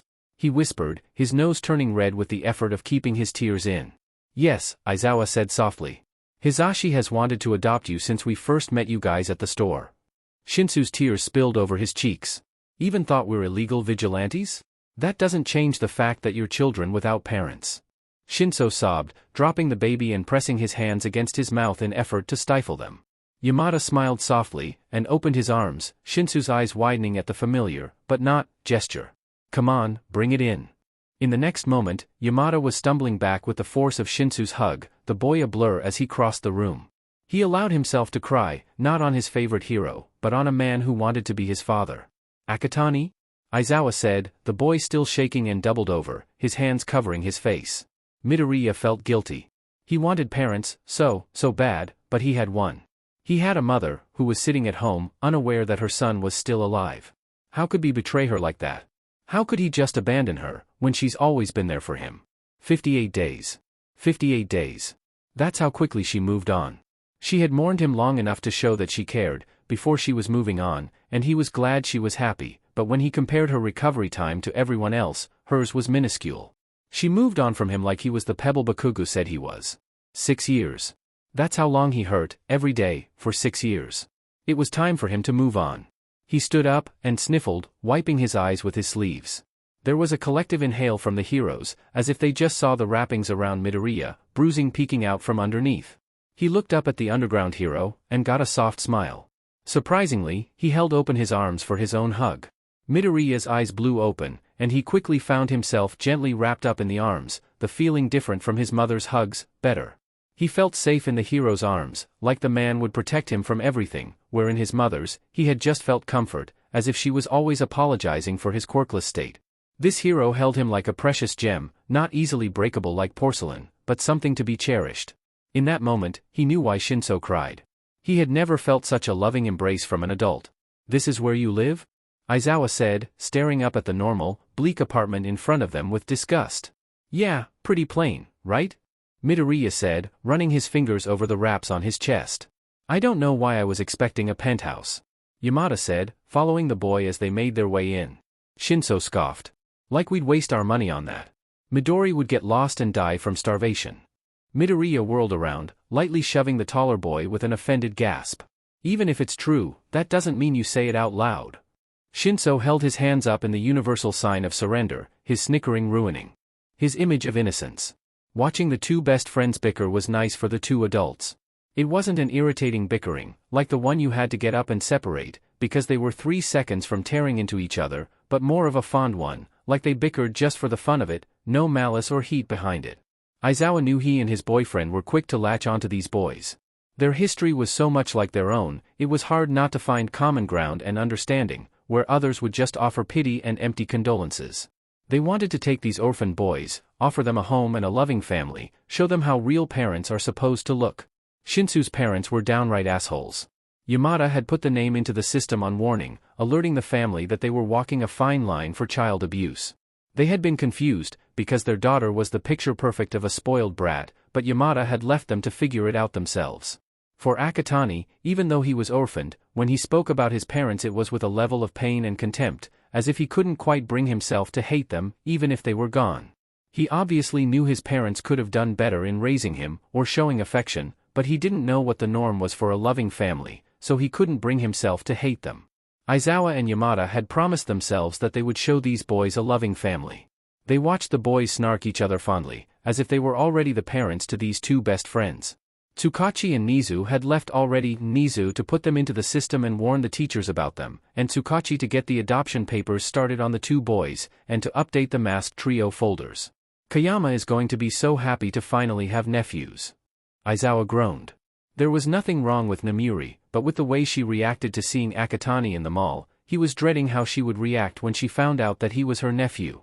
She would probably suffocate the poor boy, before showering the two best friends with love and affection, something neither men were opposed to, but one could only take so much of Namuri Kayama's love.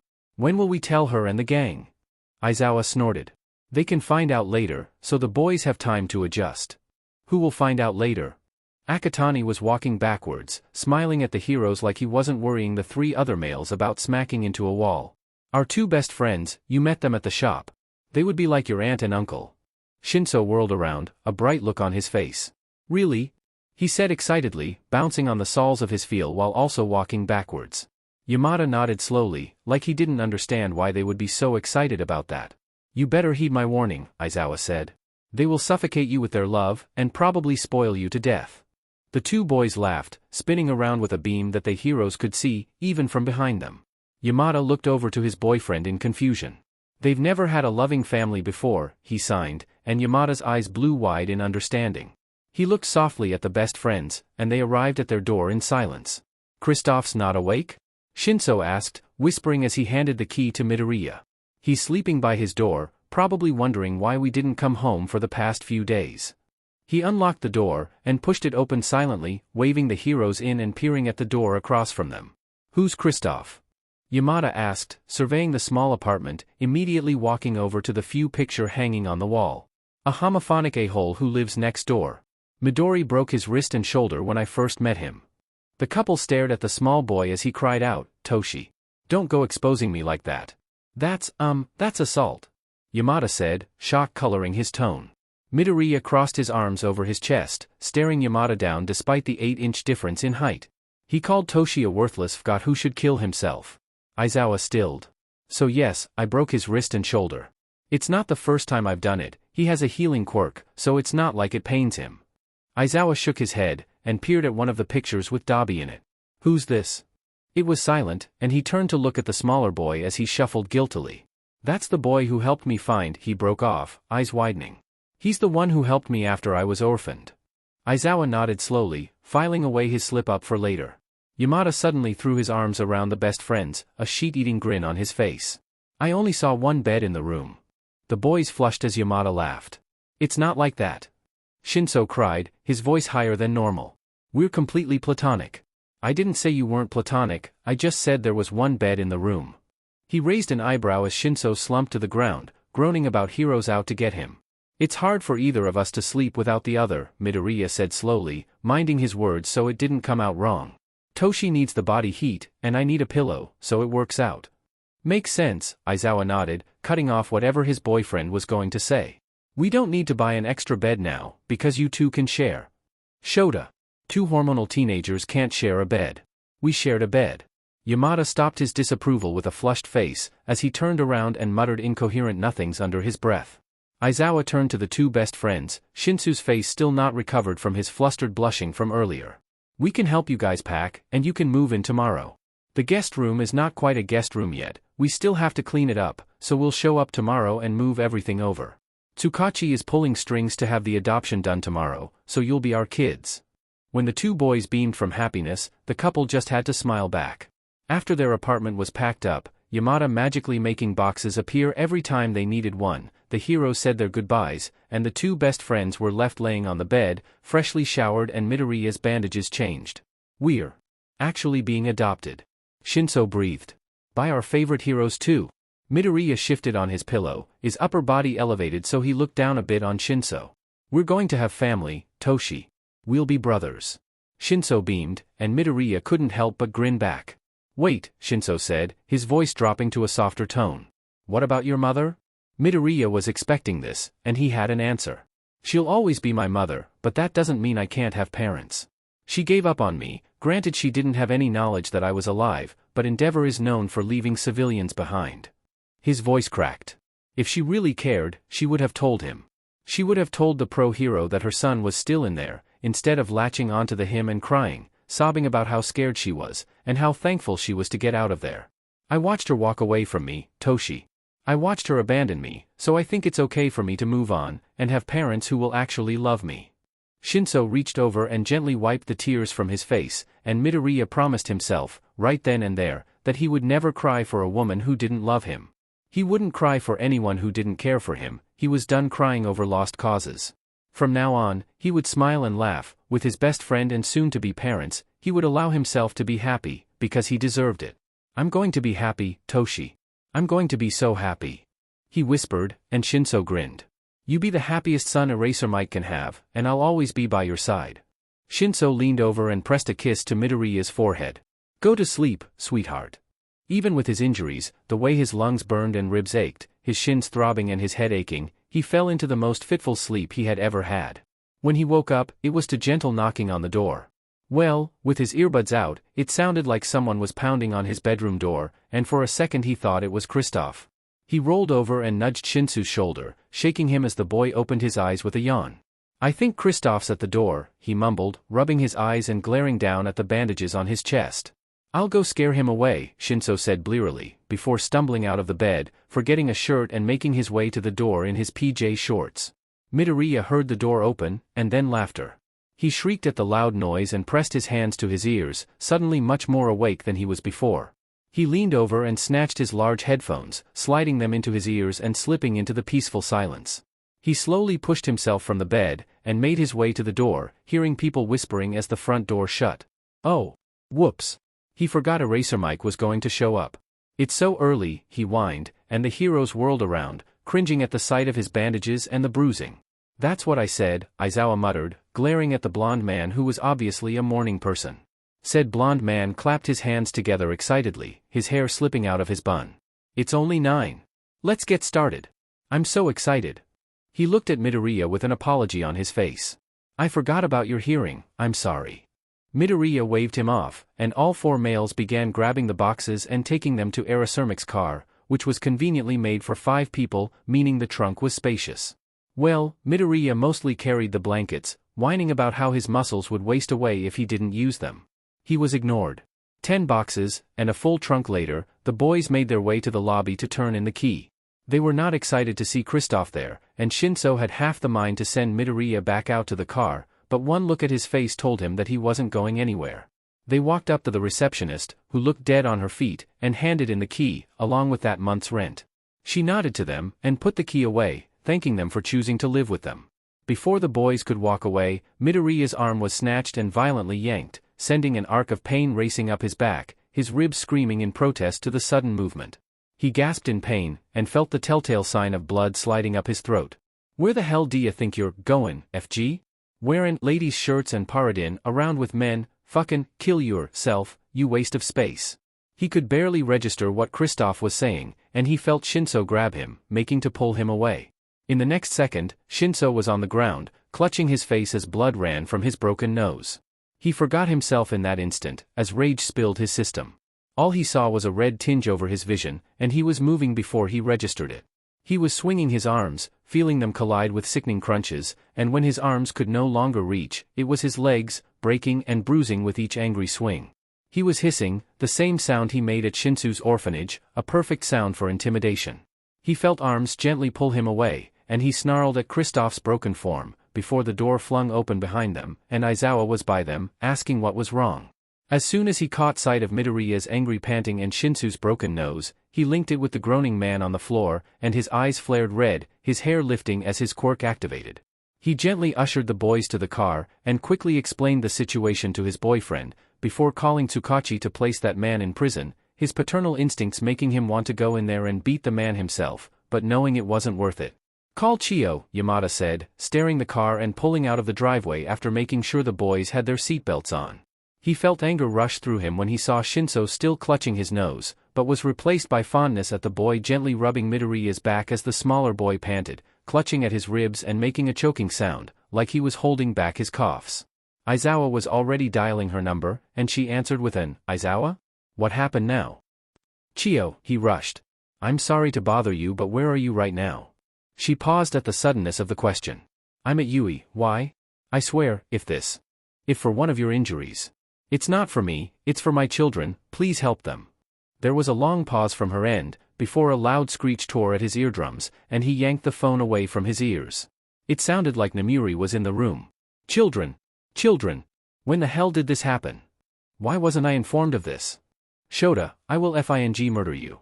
The phone was snatched out of the indignant woman's hand, and Chiyo was speaking again. Bring them in, I am quite excited to meet my grandchildren. She hung up. Grandchildren? Aizawa looked into the rearview mirror, and met Shinsu's eyes. He was still clutching his nose, and Aizawa was pained to see it was more to stop the blood than to stop the pain. He nodded. Chiyo Shuzenji. Recovery girl, Midoriya gasped, before clasping his hand over his mouth, making more of the choking noises. Aizawa lurched forwards and grabbed one of the bags they kept store in the car for instances like this. It was more common than you think, when it comes to heroes. He handed the bag to Midoriya. Cough all of it up. We'll have Chiyo heal you when you get there, but for now, get all of the blood out of your lungs. Midoriya nodded, and the coughing made Yamada cringe in sympathy. It sounded like he was choking on a metal knife lodged in his throat. Yamada would never admit it, and Aizawa would never tell, but they broke so many traffic laws getting their children to Yuuei. Their children. That made Aizawa smile, and Yamada glanced at his boyfriend from the corner of his eyes. Our children, he signed, and Yamada grinned. They had always wanted children, and considered adopting many times, they just couldn't find a kid who wasn't stuck up or hated everyone. When they met the two boys, they instantly liked them, and hope soared in their chests when they said they were orphaned. More than half a year later, they finally adopted them, but they couldn't complain. They had been worried about not being able to raise a child due to their schedules, but knowing their two sons were vigilantes soothed them a bit, knowing they weren't completely defenseless. It also helped that he had been seeing said vigilantes almost every night, and he held a grudging respect for them, which quickly turned into fatherly love when they were linked to the orphans. What are you two smiling about? Shinso asked suspiciously, but not rudely. Aizawa grinned at him. You're our children. Purple eyes blew wide open, and tears sprang into them. Midoriya sat up and grinned, the action not lost, even with the red staining his teeth. Who's who? Aizawa ped his head to the side in confusion. Let's not rush into names unless you're comfortable with it. Yamada said, but his eyes were alight with excitement. Wouldn't suggest it if it wasn't okay, Midoriya said, before clearing his throat, and nudging Shinso in his unbroken ribs, the little sheet. Shinso nodded. Oh. Yamada said, before he was practically buzzing in his seat. I'm Papa. Yamada called cheerfully, and the two boys grinned happily. Aizawa stared at his boyfriend in shock, and got a cheeky smirk in return. That's what he meant by names? Guess I'm Dad. He said, turning to look out of the window into his flushed cheeks. Yamada laughed at him the entire way to Yuuei. The boys stared at the giant building in front of them, marveling at just how ginormous it was. Wow, Midoriya whispered, before doubling over and choking on the knife again. Yamada winced, and parked the car. Does it hurt bad? He asked, gently guiding the boy out of the car, and handing him a new bag, as the old was overfilling with his blood. He handed the filled bag to Aizawa, who glared at it in disdain. A lot, Midoriya whispered, smiling gratefully at Shinso who rubbed his back. They began walking into the building, their car cleared by Nizu himself to get into the gates. But I'm used to it, and it doesn't make me want to die anymore, so don't worry. Papa. Yamada's worry melted away as a warm feeling filled his chest, a bright beam making its way into his face as he ruffled his son's hair. Shinso shook his head. Disgusting, he teased, and squawked when Midoriya tripped him. The boys marveled at the building when they were walking in, the heroes having half a mind to give them a tour, before Midoriya began emptying his lungs, and Aizawa settled for snatching the boy up and dashing to Recovery Girl's office. Shinso ran behind with Yamada, because the man could not keep up with underground speed. Upon arriving at Chiyo's office, he unceremoniously flung the door open, the women in there starting at the loud noise, and he apologized.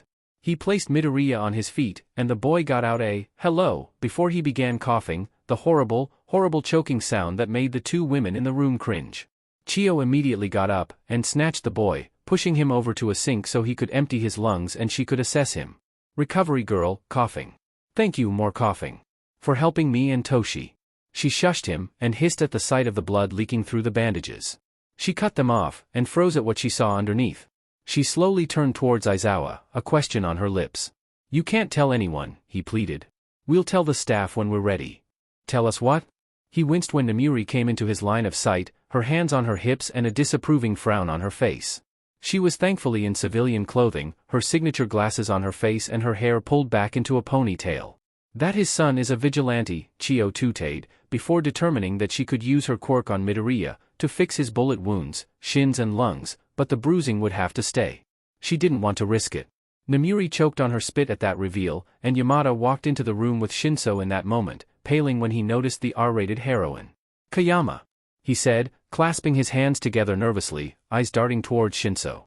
Chiyo had somehow made her way from Midoriya and over to Shinso in record time, pressing a kiss to his star-struck forehead and walking back to Midoriya as his nose set back into place. As soon as he was sure Shinso's nose had completely healed, he gently shoved the boy towards the woman, not at all above sacrificing his son. "Meet one of your nephews, Shinso Hitoshi." Shinso shot him a betrayed look, and like a lioness to a gazelle, Namuri snatched the boy up, not at all fazed that he was taller than her, and smushed him into her chest, twirling around and squealing like a little girl would to a doll. Midoriya began laughing, before Chiyo shushed him so she could work her magic. At his laughter, Namuri zeroed onto him like a target-locked missile, and he smiled at her. "Hi, Auntie." She pressed her hand to her face, chest welling up with happiness as a wide grin made its way onto her face. The only thing stopping her from running over to the smaller boy was Recovery Girl's glare, which could and would make even All Might sweat in fear. "Wait a minute," Namuri said, pulling Shinsu's face from her chest. The boy's face flushed the darkest red Yamada had ever seen it. "Oh, you boys are the ones from the store." He nodded as well as he could with her hand smushing his cheeks together. Oh, call me Wonchan. Or Nemi-chan. Or, just choose one," Aizawa chuckled, and his best friend stuck her tongue out at him. "I'll call you Wonchan." Midoriya nodded in agreement, sagging against the counter as Recovery Girl's quirk began healing his lungs. The bullet wounds healed over, but in danger of ripping open again. She prioritized his lungs over everything. He could live with not moving swiftly for a bit. Namuri pouted. "Boo, you're no fun." "Okay," Recovery Girl said, guiding Midoriya to a bed and gently laying him down. She wrapped his torso back up and explained that it was healed, it could just rip easily, as she focused on his lungs. She then grabbed some gummies and handed them to the tired boy. "Take a nap, please, replenish your strength so I can fix the cracked shins. Your lungs took much more than I thought." Midoriya ate the gummies, before pausing, and scooting over on the bed, Shinso sliding onto it without being prompted. As soon as his arms were wrapped around his best friend, the boy was out like a light, his snores filling the silent room. Shinso looked up at the silent adults and flushed. "You two are absolutely adorable," Recovery Girl said, smiling over at the boy. "You can call me Obasan, or whatever's on the line." Shinso shifted, and Midoriya curled closer, Namuri silently cooing at the sight. "Can I call you Baba?" Chiyo beamed, the smile making her wrinkled face appear many years younger. "Of course, dear." Tears welled up in Shinsu's eyes, and he began crying softly into Midoriya's hair. Namuri stepped forwards, but Aizawa waved her off. "Do you want to take a nap?" he asked, and Shinso nodded softly. Namuri took the hint, and used her quirk on the boys, both of them falling into a deep sleep. Why did he react like that? Recovery Girl whispered, staring at her self-dubbed grandchildren. Aizawa sat down on the bed by his children. God, that felt amazing to say Yamada doing the same, and he began to explain. Hitoshi was put into an orphanage when his quirk manifested, because it was a freak mutation compared to his parents. As far as I can tell, he can control people to do his bidding, something he used to become puppeteer. Namuri opened her mouth, and he silenced her with a glare. When we were looking for his orphanage, we found that every single one has had him. They just tossed him around because of his villainous quirk, and every single one forced him to wear a muzzle. He has not experienced a loving family, since both his parents became abusing when he turned 4, and that is much too young to remember anything. He took a deep breath, and continued. Midori was orphaned at the age of 9, we don't know much except for the fact that a fire quirk orphaned him, and that's why he fears fire. He has some sort of grudge against his parents, like they did something to him that made him angry, but it wasn't enough for him to despise them. It's not exactly hatred, but it's not exactly love. He grew up on the streets, where a teenager named Dabi took him in and taught him the ropes of the hard life. It was then that he became the vigilante spider, now Machiavellian. Wait a minute, Namuri cut him off, ignoring the deadly glare Aizawa shot her. Both of your children are vigilantes that you've been complaining about for how long? Them being vigilantes doesn't change the fact that they're both hurting orphans who yearn for a family. Yamada said softly, brushing the tears off of Shinsu's face. You should see the way they act, Kayama. They're so touch and affection starved. No one should have to crave love that much, it should just be given. Poor dears, Chio said, her mother instinct kicking in strong. That won't happen, the entire staff will love and cherish them, and if not, they can take their complaints to their new job. Yamada chuckled wetly, thanks, Chio. It's no problem, she waved him off. The small one, Midori, kept apologizing for being a burden as he coughed blood out of his lungs. He was so shocked when I said he had no reason to apologize, and I would treat him 1,000,000 times over if it meant I got to see him smile. Yeah, Aizawa said. He hasn't had a good relationship with any adults before, I just arrested a man who had been assaulting them for a while, and I'm making sure he's staying in jail for a long time. Namiri's jaw dropped. Shota losing his cool? He directed his gaze towards her. He's the reason Midori was spitting up blood and Hitoshi had a broken nose. Hell if I'm going to let some a-hole hurt my children without suffering. They're already your children. Yamada smiled softly. They were our children as soon as they said they were orphaned. It was silent except for the two brothers' snores, before Namiri popped out a question that made the newly parents groan. Do your parents know? Maybe I should call them, Yamada mumbled, and Aizawa groaned, slumping down onto the bed and throwing a hand over his eyes like a damsel. Go on without me, he said dramatically, and Namiri laughed at his suffering as Yamada yanked him up and dragged him outside, Aizawa praying to any deity who would hear him. Where sh ad? ND Papa? The two women turned around at the sound of a sleepy voice, and saw Midori rubbing his eyes and blinking them. Trying to gain his bearings. Who? Namiri asked, her chest welling at what she was 100% sure he had called her best friends. The boy blinked at her, his small nap still allowing red lines to show on his cheek where it was resting against his best friend's arms. Dad, ND Papa. Namiri squealed, pressing her hands to her cheeks and throwing herself at the smaller boy. He screamed and threw himself out of the bed, adjusting his headphones as he ran for his life, throwing the door open and ignoring Recovery Girl's angry screeching. He ran through the halls at top speed, looking for his parents, before turning a corner and colliding with another person, the force of his sprinting sending the both of the tumbling backwards, Midoriya clenching his headphones to his ears like his life depended on it. When they had stilled, Midoriya pushed himself up and leaned over the other person, a boy, and groaned. Dual-colored eyes stared back into his. This cannot become a habit. Midoriya's eyes blew open wide. He had a pleasing voice. It was soft and smooth, in the way someone who could sing was, like they were about to break out into melody. I'm so sorry, he said, hauling Todoroki back up with a fluid movement, accidentally adding too much strength and pulling the taller boy into him, knocking his headphones off. He shrieked, but couldn't hear that much, and he was thankful that the building seemed to be pretty empty except for a man below them muttering about finding a Shudo. Shoot its endeavor. Scram. He quietly kneeled, hissing when Todoroki moved to help him, and he froze at the sound, allowing Midoriya to slip the headphones on without any other pains. Todoroki opened his mouth to say something, but Midoriya shushed him, and began dragging him away from where he heard Endeavor walking. Where are you taking me? Midoriya looked back at him as they walked. Do you want to go back to Endeavor? Because he was looking for you. Todoroki instantly dug his heels into the ground, and Midoriya stopped walking, even though he could probably drag the boy wherever he wanted, kicking and screaming. You're taking me to Endeavor? Don't sound so betrayed, you'll hurt yourself. Of course not, pretty boy.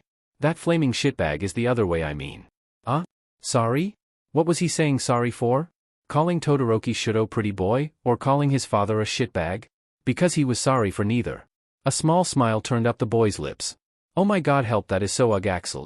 I apologize, he said, and Midoriya would do anything to keep him talking.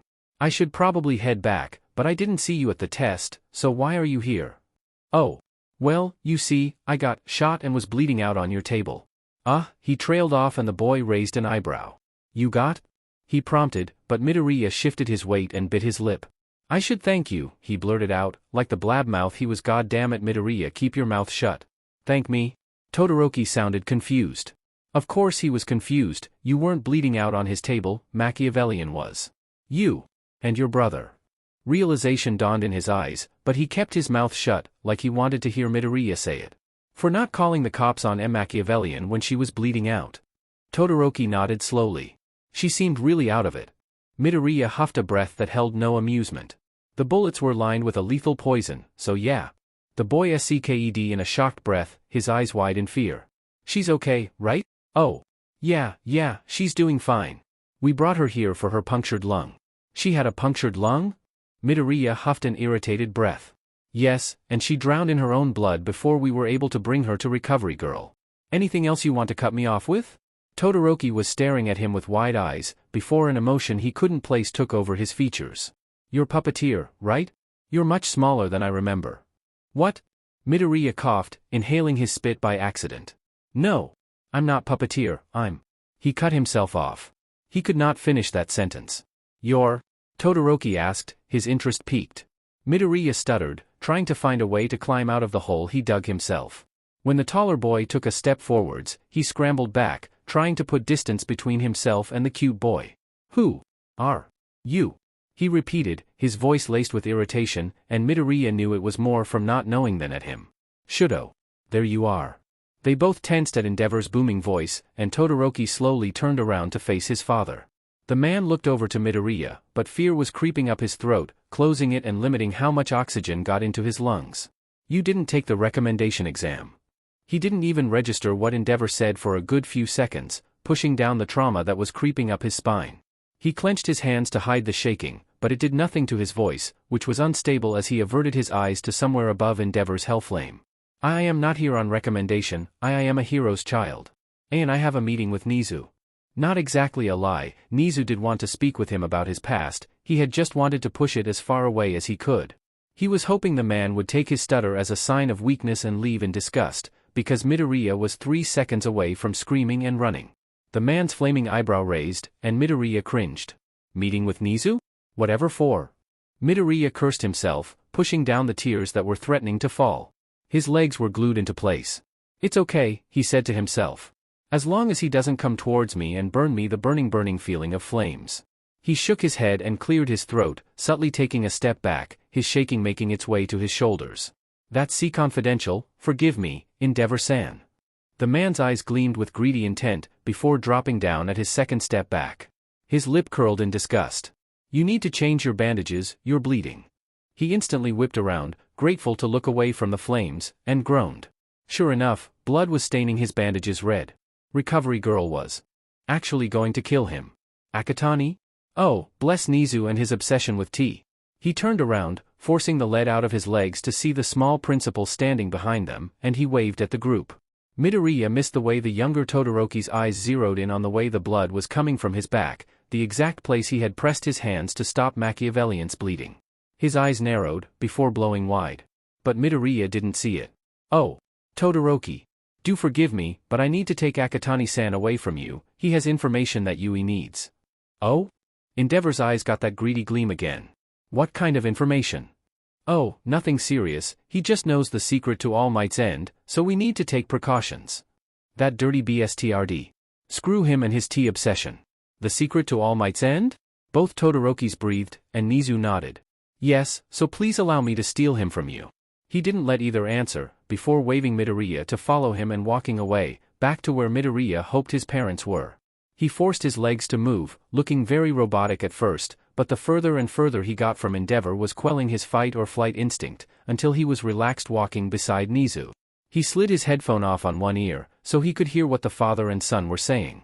That right there, Shudo, is someone you need to look out for. He had a look in his eyes, the same one I've seen in many villains. He heard Todoroki make a questioning noise. The cold determination to get exactly what he wants, no matter the costs. That right there, is someone you want to take down early, so that they don't stab you in the back when you look away. He heard Endeavor turn and walk away, so he slipped his headphones back on. You are most lucky, Nizu said. If I did not happen to see you and the pretty boy on the cameras, I would not have known to come and help you. Midoriya groaned loudly, dropping his face into his hands. That is besides the point. I see you ruined your back again, and Shuzenji is not going to pleased. I do not think she will kill you, though. This is the end for me, he groaned. Shuzenji is not going to be pleased, Nizu said. I do not think she will kill you, Nizu said. Standing in front of the shaking old lady wielding her cane, he couldn't help but feel as if Nizu was a dirty liar. Why did you run? She asked, her voice calm, not betraying the rage he knew she was feeling. When my headphones are taken off, I can hear everything at a much louder level, and when people jump at me, I can't help but worry they're going to take them off. He shifted his weight uneasily. I'm sorry. Is it your quirk? He curled into himself, and wished for Shinso. No. I'm quirkless. My dear boy, Midoriya looked at the old lady. That doesn't make you less of a human.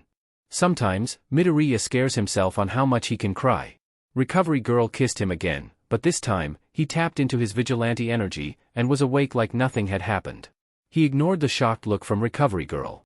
Where's Toshi? Toshi? Oh. He went looking for you. Namiri seemed to sag over, and Nizu chuckled. I'll look for him on the cameras, and I'll guide you to him. She nodded reluctantly, but at that moment, the door slid open and Shinso walked in. I just did something I don't regret, but I probably should. Dread crept up Midoriya's stomach and Nizu's face. What did you do? Shinso collapsed onto the bed they had napped on earlier, and said, I may have made Endeavor believe his name is Chicken Nugget? Both heroines stared at the boy in horror, but Midoriya doubled over, laughing his butt off at the thought of the number 2 hero screaming that his name was Chicken Nugget, not Endeavor. Nizu just looked at the boy like he had never seen him before. He's actually going to kill you, he wheezed, laughing harder at the thought of when the media catches up with it, until he's rolling on the floor, clutching the ground like it was his only lifeline. He didn't hear the door open, but he did hear Aizawa say, I was gone for 10 minutes? Your son made Endeavor believe his name was Chicken Nugget. Nizu said calmly. Instantly, Aizawa whipped around to stare at his not-so-guilty son. Hitoshi. You can't do that. Unless it's on video. Chiyo, who had been nodding along with what Aizawa was saying, did a double take. Wait, what? Shinso sat up with a mischievous grin. You want the video? Send it to me, and I'll convince Hisashi to make it a family heirloom. Shota! Namiri cried, and Yamada walked in. He looked at Midoriya laying on the ground, Namiri and Chiyo glaring at Aizawa, who was leaned over Shinsu's phone, and finally over at Nizu, who had the most done face he could make. What did I miss? After recounting the entire story, including Midoriya's talk with Endeavor, the entire room was caught up and Midoriya's lungs, shins, and cracked ribs were healed, but for some reason, her quirk wouldn't work on the bullet wounds, so she still recommended minimal movement and wrappings. She also refused to heal the rib bruising, saying it was what he got for being such a reckless boy. Now, I need to discuss something with Akatani, so I need to borrow him.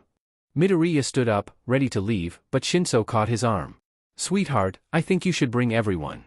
Midoriya whipped around with fear-filled eyes. Shinso raised a hand.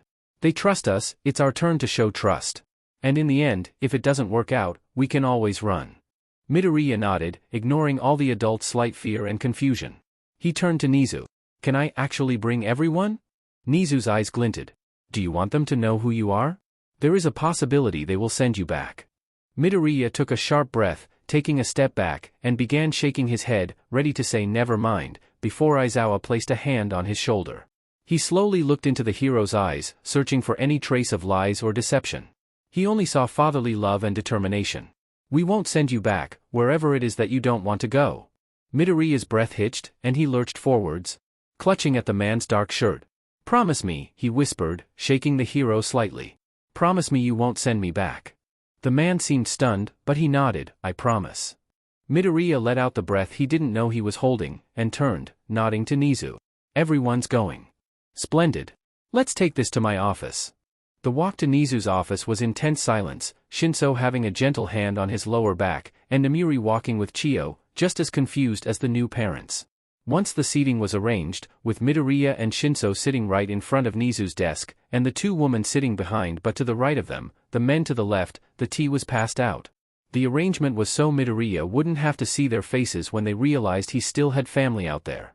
Will you stop me, if I run? He asked, completely serious, and ignored Yamada's sharp intake. Nizu clasped his hands together in front of him, right behind his teacup. I will not stop you if you run. Midoriya took a deep breath, and nodded. Now, Midoriya Izuku, let's get this started, shall we? After Midoriya's explanation, Nizu refilled his teacup and took a sip from it, his mind running a mile a minute to digest what he just learned. Midoriya had emphasized that Midoriya Inko had cared for him, but had borderlined a helicopter parent. How she never let him do anything for himself, and living with Dabi was a harsh slap to the face from reality. You have a mother. Instantly, Midoriya was out of his seat, his chest constricting with fear as he whirled around to stare at Aizawa in shock. You promised me, he cried. You promised me. His eyes were wide as his breathing started picking up. He couldn't go back, he wouldn't go back. Now that his eyes were clear, no longer shadowed by the pain of missing her, he could see that how she was raising him would have stripped him of his confidence, of his very own independence. He would have depended on her more than on himself, because that was how he was raised, he wouldn't have known any different. I didn't say we were giving you back. The man said, eyes wide when he realized why Midoriya was afraid. I just think we should tell her. Not you too! He cried, burying his hands into his hair, curling into himself as his ribs groaned in protest to his harsh breathing. The cracks may be gone, but the bruising sure wasn't. No, you don't understand. If you tell her I'm alive, she'll want me back, not because I'm her son, but because it'll be her charity case. I don't want to be treated like glass when I've fought supervillains. I've fought the mafia, villains, criminals, I can handle myself. She won't let me do anything. Anything. You're not sending me back. Shinsu's arms were suddenly around him, and he was sobbing, clutching at his best friend, a silent plea to never leave him. Midoriya. No! He screamed. Don't call me that. I'm my own person. Don't tie me to her. I want to be my own person, he whispered, before slumping over, Shinsu's arms holding his weight as Namiri's quirk wafted through the air. The only reason Shinso didn't go under was because he was holding his breath. That could have gone much better, Nizu mused, his teacup making a clinking sound as he set it back down. Yamada stood up and took a step towards the two boys, but Shinso snarled at him. He couldn't quite get the same high-pitched inhuman sound that Midoriya could, but it was still dangerous, still elicited fear, the sound of a cornered animal. We're not going to hurt him, he whispered, taking another step forwards, pausing when Shinso sunk low to the ground, hunched protectively over his best friend. You already did, he growled. When you promised him a home and took it away. We're not sending him back. I just think it would be wise for her to know her son if alive. Aizawa spoke, moving to stand by his boyfriend.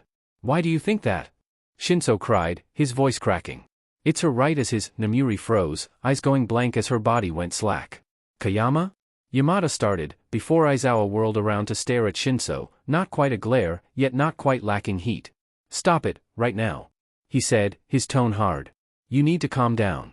Shinsu's head was bowed, his hair shadowing his face. It's funny, that you adults think I won't do everything in my power to keep him safe, he paused, and the heroes could hear the guilt creeping up on his voice. Even if it means I have to turn you on each other, one by one. Namiri moved then, she shouldered her way in front of the couple, and pushed them away, the same blank look in her eyes. When they moved to go around her, she held her hands out, her quirk swirling around her fingers in warning. Only once the heroes were out of range, unable to move due to Namiri's quirk, did Shinso stand. Tears were streaming down his face, a look of pain twisted onto his features, but he made his way to the door, and as promised, Nizu wasn't making any move to stop him. Young man, why do you run? Shinso paused, and turned his face towards Recovery Girl, who was standing by Nizu's desk. Izuku is all I have left, he choked out, more tears leaking from his eyes. And you want to take him from me? No one is threatening to take him away. Yamada spoke, and Shinso felt guiltier when he also took control of him. Just as Yamada's eyes went blank, his body slack, did Aizawa's eyes turn red and his hair raise, and Shinso cried out when he felt his connection violently sever. His legs gave beneath him and he collapsed, panting heavily and pressing his head against Midoriya's chest to quell the migraine pounding against his skull. Controlling two people was nothing, he could control up to 29, but controlling people without speaking his commands puts a major strain on his brain. Even if it didn't seem like it, he made Namiri do a lot. Oh my god Shota, what did you do? Was the last thing he heard before the migraine violently stabbed his brain, and his vision turned black. When he opened his eyes, he was in the infirmary. He shifted onto his side, wary of the injured boy pressed to his side, and surveyed the room. It was empty, but there was a slip of paper sitting by the edge of the bed. He shifted to look at Midoriya, and saw him. Peacefully sleeping, no trace of the fear or distress that was on his face earlier. As gently as he could, he slipped between the boy's arms, sliding his body down the bed like a water slide, before grabbing the folded piece of paper. It had their names on it. He glanced at the still sleeping Midoriya, and crossed his legs underneath him, unfolding the paper to meet neat but hurried handwriting. Boys, if you're reading this, it's because we had to go to the conference room to watch the recommendation students, to choose the ones who would be entered. 1. We sincerely apologize for not being there when you wake, but I promise you we will be back. 2. I am so sorry you felt as if you needed to brainwash us to stay safe, Hitoshi. It was never our intention to scare you guys, and even if we still think Midoriya Inko should be told, we will not tell her until you two are ready. Do not think, for 1 second, that either of you are leaving us, we've already signed the adoption papers, so you're stuck with us now. Zashi is cackling like a villain in the background, but we'll discuss the last name business when we get back. Please do not panic, or run, because honestly, Chio is scary. We will see you both when we're done. Your parents. Shinso closed his eyes, letting a few tears slip loose. They still wanted him. Even after he brainwashed Yamada and Namiri, they still wanted him. He felt the hope in his chest blossom into joy, because now he was certain. He was certain that this family would love and cherish him, even with what everyone would call a villainous quirk. He chuckled, his joy eating his tears away as he began laughing, relief spilling into his being and finally allowing him to relax, because it was okay. He was safe here. Toshi? He looked over into bright green eyes, and smiled. He waved the mini letter in front of Midoriya's face, his eyes darting across it in vain to try and read it. It's okay, Izuku, he whispered. They're not giving us up. Midoriya's eyes went wide, and he snatched the letter to read it himself, as if he couldn't believe someone would still want him after his outburst. His eyes became more and more misty the closer he got to finishing it, the happiness wafting off of him in waves. He huffed a relieved breath, before wrapping his arms around his best friend, his brother, reveling in the newfound family they both had, before Shinsu's phone rang, ultimately ruining the moment. He hissed in annoyance, before reaching over into the nightstand, and plucking his phone out from underneath Midoriya's, something the smaller boy does as a habit. He brought it to his ear. Hello? Hito-chan, you better put me on speaker, 'cause I know Ziyu-chan's there with you. He cringed away from her loud shouting, but put the phone on speaker, ignoring Midoriya's pleading eyes. Hey, Mei-chan, he said meekly. How was your day? How was my day? How was my day? I wake up, have a normal morning, before seeing the both of your phones at Yuuei. What the hell was I supposed to think? Izuku wasn't answering his phone, and this is the 4th time Yuuei tried calling you. Mimi, Shinso said, cutting of her rant. Even if she sounded mad, he could hear the underlying tone of relief, as if she expected them to be on their way to execution. We just fell asleep. I'm sorry. You guys always answer your phone, even if you're in the middle of taking a nap. Shinso chuckled nervously. This was a quirk-induced nap. Midnight? In her defense, Midoriya cried, not wanted Hatsum to get a biased opinion on the matter. We both panicked and went ballistic, so. Yeah. Why did you panic? Oh God, please stop speaking in monotone, you're scary. Well, Shinso said, rubbing the back of his neck and skiing air through his teeth. They want to tell Midoriya Inko that Zuzu's Ali. After you trusted them with that information? There was a loud bang from her side, not the sound of something exploding, but the sound of something very heavy smashing against metal. I'm going to murder them. It's okay, Mei-chan, Midoriya said. It was a giant misunderstanding, and they want to adopt us. Hatsum's angry muttering ceased. What? Aizawa and Yamada. They adopted us. We have parents, Mei-chan. Are you sure they're saying this even after I brainwashed Yamada and Namiri? They still want us. Shinso put all of his emotions into those 2 sentences. He wanted to make sure Hatsum knew they were in good hands. Wow. I'm so happy for you too. Oh my God. I want to meet your parents, I have to approve of them. Have to make sure they're right to raise my baby brothers. Both boys cried out indignantly, but she ignored them, cooing about parents like they were babies. Midoriya thumped back onto the mattress with a grumble, crossing his arms and rolling onto his side as Hatsum spoke about when he was but a young babe, fresh into the life of a vigilante and already drinking alcohol. That was one time. Midoriya screeched, launching himself at Shinsu's phone, pushing the both of them off the bed with a war cry. Shinso shrieked when his bare back touched the cold floor, the blankets tangled around his legs to slow his descent. He was unable to move, because Midoriya was laying on his chest, holding the phone over Shinsu's head, his back bent in a perfect C as he scorpioned off the bed. That was because your dad put sake in the cup that I usually use when I go over. How was I supposed to know it wasn't water? He was yelling, before the door was opened, and they both looked up unison. What are you two doing? Chio asked, amusement coloring her tone. Baba! Shinso cried, wiggling from underneath Midoriya. The floor is cold. Get this gremlin off me. Gremlin. Gremlin. Midoriya jerked up and snatched a pillow from the bed, before smashing it into Shinsu's stomach like it was a gravity hammer, a war cry spilling from his lips as Chio laughed. Chio leaned down and picked up the phone, the girl on the other line apologizing, saying she had to leave, but she would meet her soon. Chio set the phone down, and sat at her desk, watching her self-appointed grandchildren. Midoriya had jumped onto the other bed, snatching up the other pillows and making a quick mini-fort as Shinso recovered from the pillow attack. As soon as he had recovered, he was running towards the smaller boy, a pillow raised over his head and another pressed to his chest. He launched one at the smaller boy, who had to slip off the bed to escape, and was getting ready to throw the other, but Midoriya sprang up from behind the bed, snatching the blanket and tossing it over Shinsu's head, before jumping on him and clinging like a monkey. "Get him off! Get him off!" Shinso screeched, stumbling to the side from the weight of his friend, before falling onto the bed with a screech. "Ah!" Midoriya shrieked, shoving at the blanketed boy as he rolled onto the smaller boy, pinning his legs into place. "What are you two doing?" Chio turned to look at Aizawa standing in the doorway, and she smiled. "Boys being boys. Help me!" Midoriya shrieked playfully. "I'm gonna suffocate." "Oh? What's in it for me?" Aizawa said, surprising Chio as he crossed his arms and leaned against the doorway, a small smile on his face. "I'll be your best friend." Aizawa chuckled, and shook his head. He looked over at Chio, and raised an eyebrow at her expression. It had been a long time since she had seen Aizawa Shota this relaxed. When she usually saw him, it was right after his classes, and that was when he was most exhausted. The most rested she'd ever seen him was when he started dating Yamada, or when he expelled his entire class, leaving him with nothing to do but sleep. "My children!" a voice shrieked. They both turned in time to see Yamada run into the room, throwing himself onto the bed beside Shinso and Midoriya, the boys laughing when he smushed them both into a hug, whining about how tired he was. "So, who's getting in?" Midoriya asked, wiggling under Shinsu's weight, who had given up ever escaping the sheet and was laying against Yamada like a dead fish. "Probably Endeavor's son and a girl who can create anything." Midoriya sat up quick, his eyes sparkling with excitement. "Anything? Inorganic or organic matter? Created from what, her energy levels, lipids, or can she make anything with everything around her? Is it limited to what materials she uses, or can she change the chemical compound to create a new? Zuzu, air is vital to human survival." The sheet ghost Shinso spoke, and Midoriya sked in a large breath at the reminder.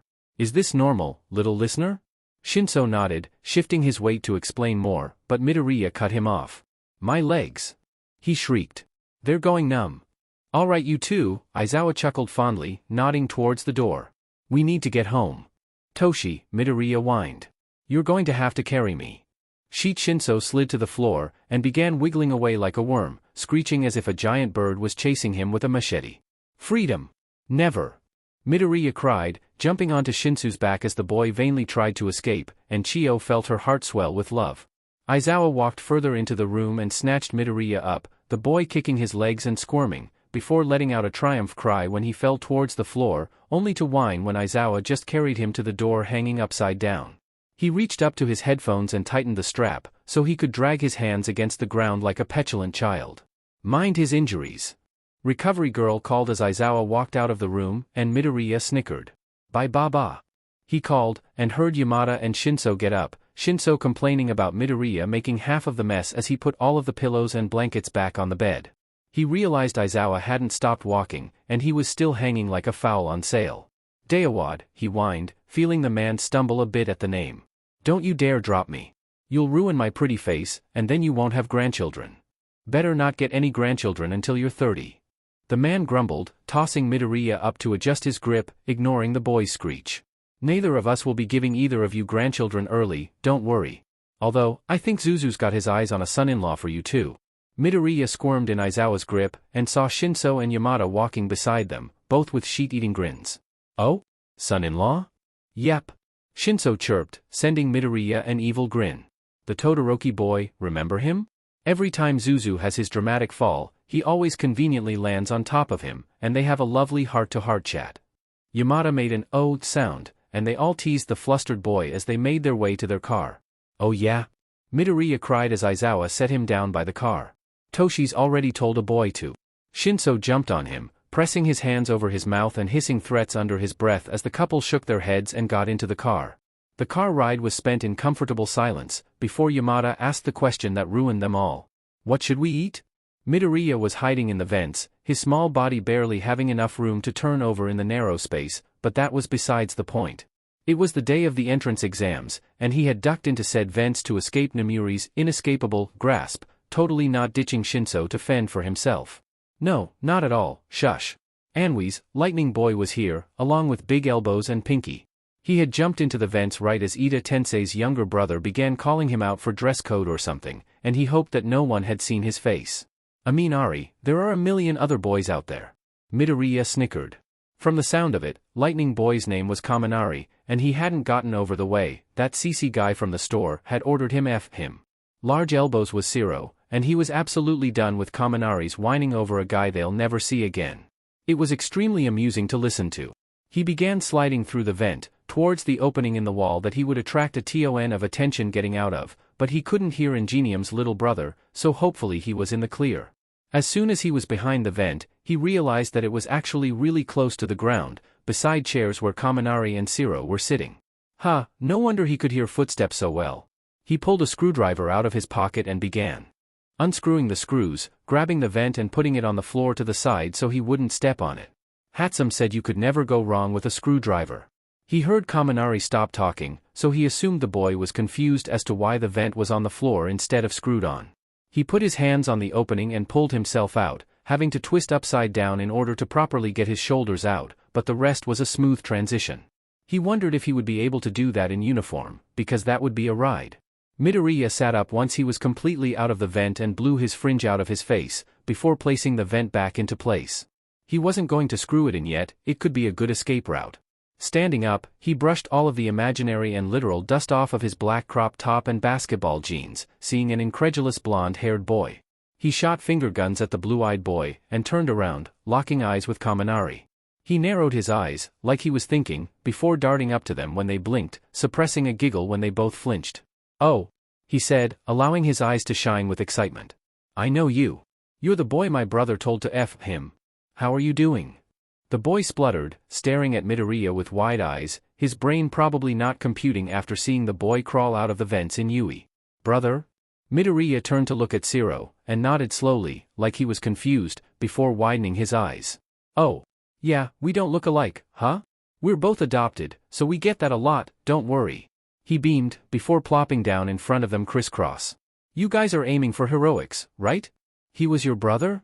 Kaminari whispered, and Midoriya inwardly snickered. Outwardly, he pet his head to the side, feigning innocence. "Yeah, Toshi's my brother. I thought I said that." "Oh. Yeah you did, don't worry." Zero waved his hands, trying to save Kaminari's pride. "He's just a little shocked from using his quirk." Midoriya decided he was going to mess with them a little more. He blinked innocently, before scrunching his features in a way Shinso always said was adorable. "I thought electricity users couldn't get shocked. Is your skin not resistant to the electricity you generate? Do you use an outside electricity, and therefore your body is not used to the way it runs through your veins? Or do you generate your own electricity?